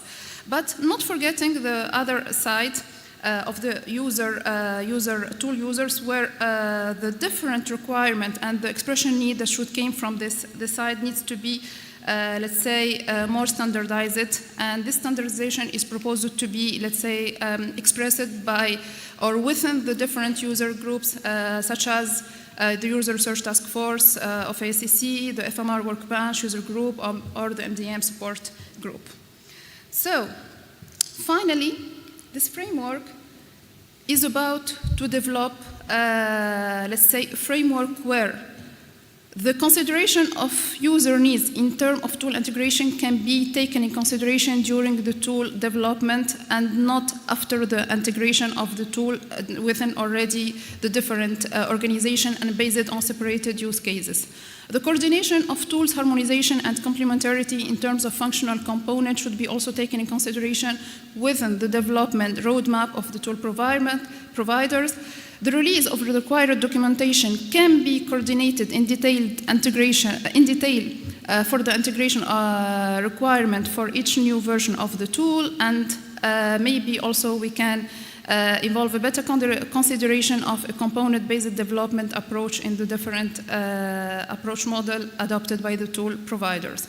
And just to finish this presentation, I want to open up with a couple of questions with the community and everyone presenting here with what collaborative approach can the community take to ensure better coordination among tool providers, and to what extent can an SDMX interoperability guidelines help facilitate tool integration, and how can the formulation of user requirements be standardized to provide better guidance to tool provider.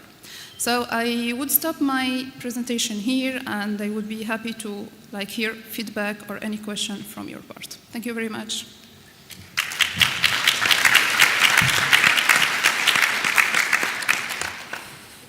Thank you, Fadila.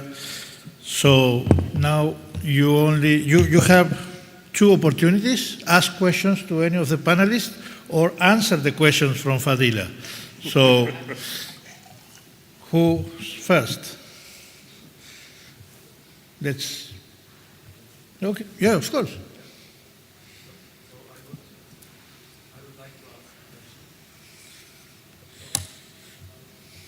Okay, so thank you. So I would like to ask a question. So Fadila, first of all, thanks a lot for this excellent piece of work. And thanks to the SIS team for actually initiating this and all the contributors.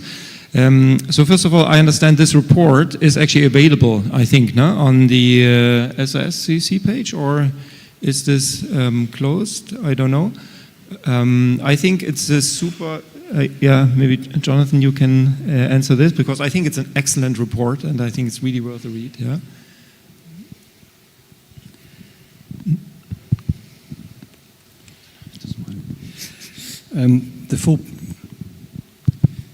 The full report is not available online, but after this presentation we will extract the bits that can go, because it is more complete, and it was initially only an internal sort of community report with partners, the ones involved, as you see, but Fadila summarized it very nicely actually in this presentation, but we will work on extracting the parts that and publicly share that.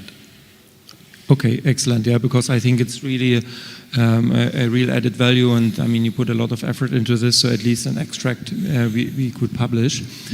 And then I just wanted to say we took a lot of inspiration from your report when we designed SDMX.io.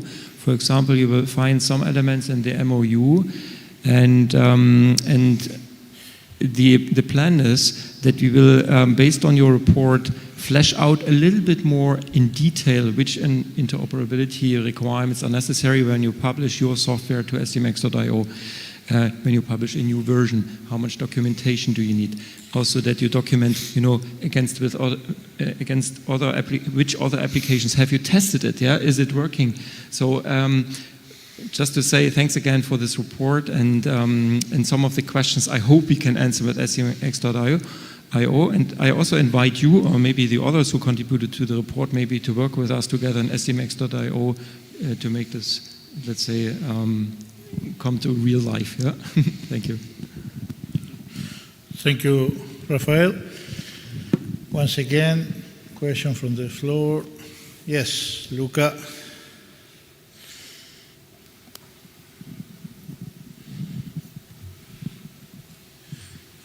Yes, hello. I'm not sure if it's a question or more a reflection that maybe the panel can elaborate further. I mean, when we look at the presentation that we saw about partnership and cooperation, many of them, with one exception, were between international organizations and specifically or mostly SDMX sponsors. And I think that one of the questions that I would have if I were a national data provider is, okay, how can I enter into a partnership maybe, or get some help to do something with SDMX? And I know of great examples within Europe or elsewhere where this has gone on, but I don't think that as a community we necessarily advertise these opportunities in a central fashion. So we in Eurostat, we say, well, you can collaborate with us this way, and each kind of community or organization maybe has their own framework through which they advertise these collaboration or partnership opportunities. So that's a general reflection that the panel can maybe comment on if there's some ideas on how we can better advertise collaboration opportunities between national data providers and international organizations. That's it. Thank you, Luca. Anybody wants to answer?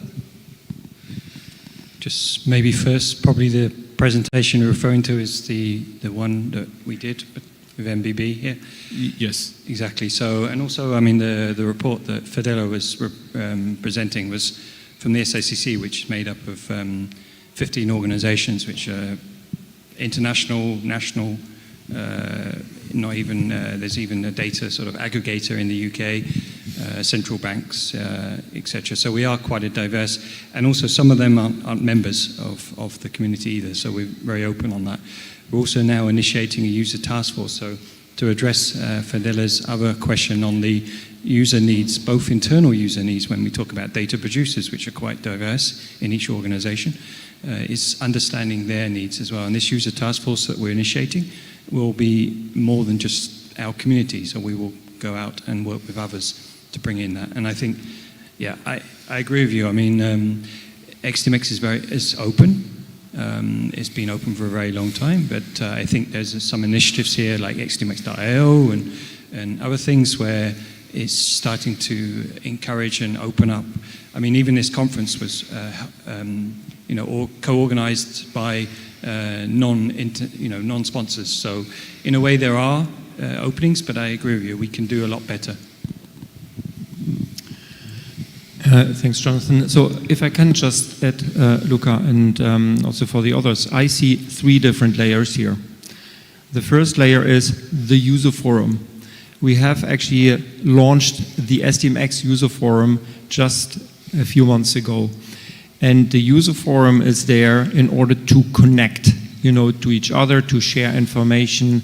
There's actually a team behind the user forum. So internally we will help to moderate, to help answer questions, etc. So if you have a question about, how can I work with somebody together, which tools are existent for this and this, please, go to the user forum. This is the way how we can, let's say, work together. The second level is obviously let's say, the tooling level. We have, meanwhile, as you have seen here on the conference, invested a lot in SDMX tooling, and so we have the .stat, the FMR, the eStat tooling, all the exhibition, the private companies who present the tooling. So obviously there is collaboration ongoing on the tooling level. And as you see, also from an organization perspective, also to mention Eurostat, tooling, from an organization perspective also we have more capacity actually to collaborate with you together on our specific tools. And then there's the third level, and this is the community level. So I think the OECD, they have done a tremendous job since many years to really create this community level, which goes then beyond the tool. And then we are now entering a little bit a different domain with SDMX.io, which should complement this. So I just encourage everybody, and a lot of this is actually on a best effort basis also, I encourage, if you're interested to work with us together to make these community platforms better, please join the SRSCC, join SDMX.io. It all lives from, the SDMX experts from through us.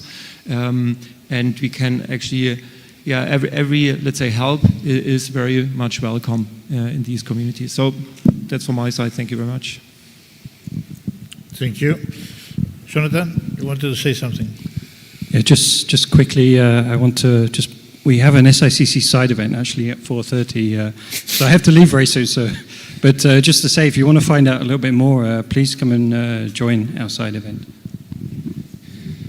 Yeah, well, and I think that you could explain about the tiers in SICC, because joining the community not necessarily means having to be a financial contributor. Exactly. I mean, we're an open community, so as I said, you can already engage with us.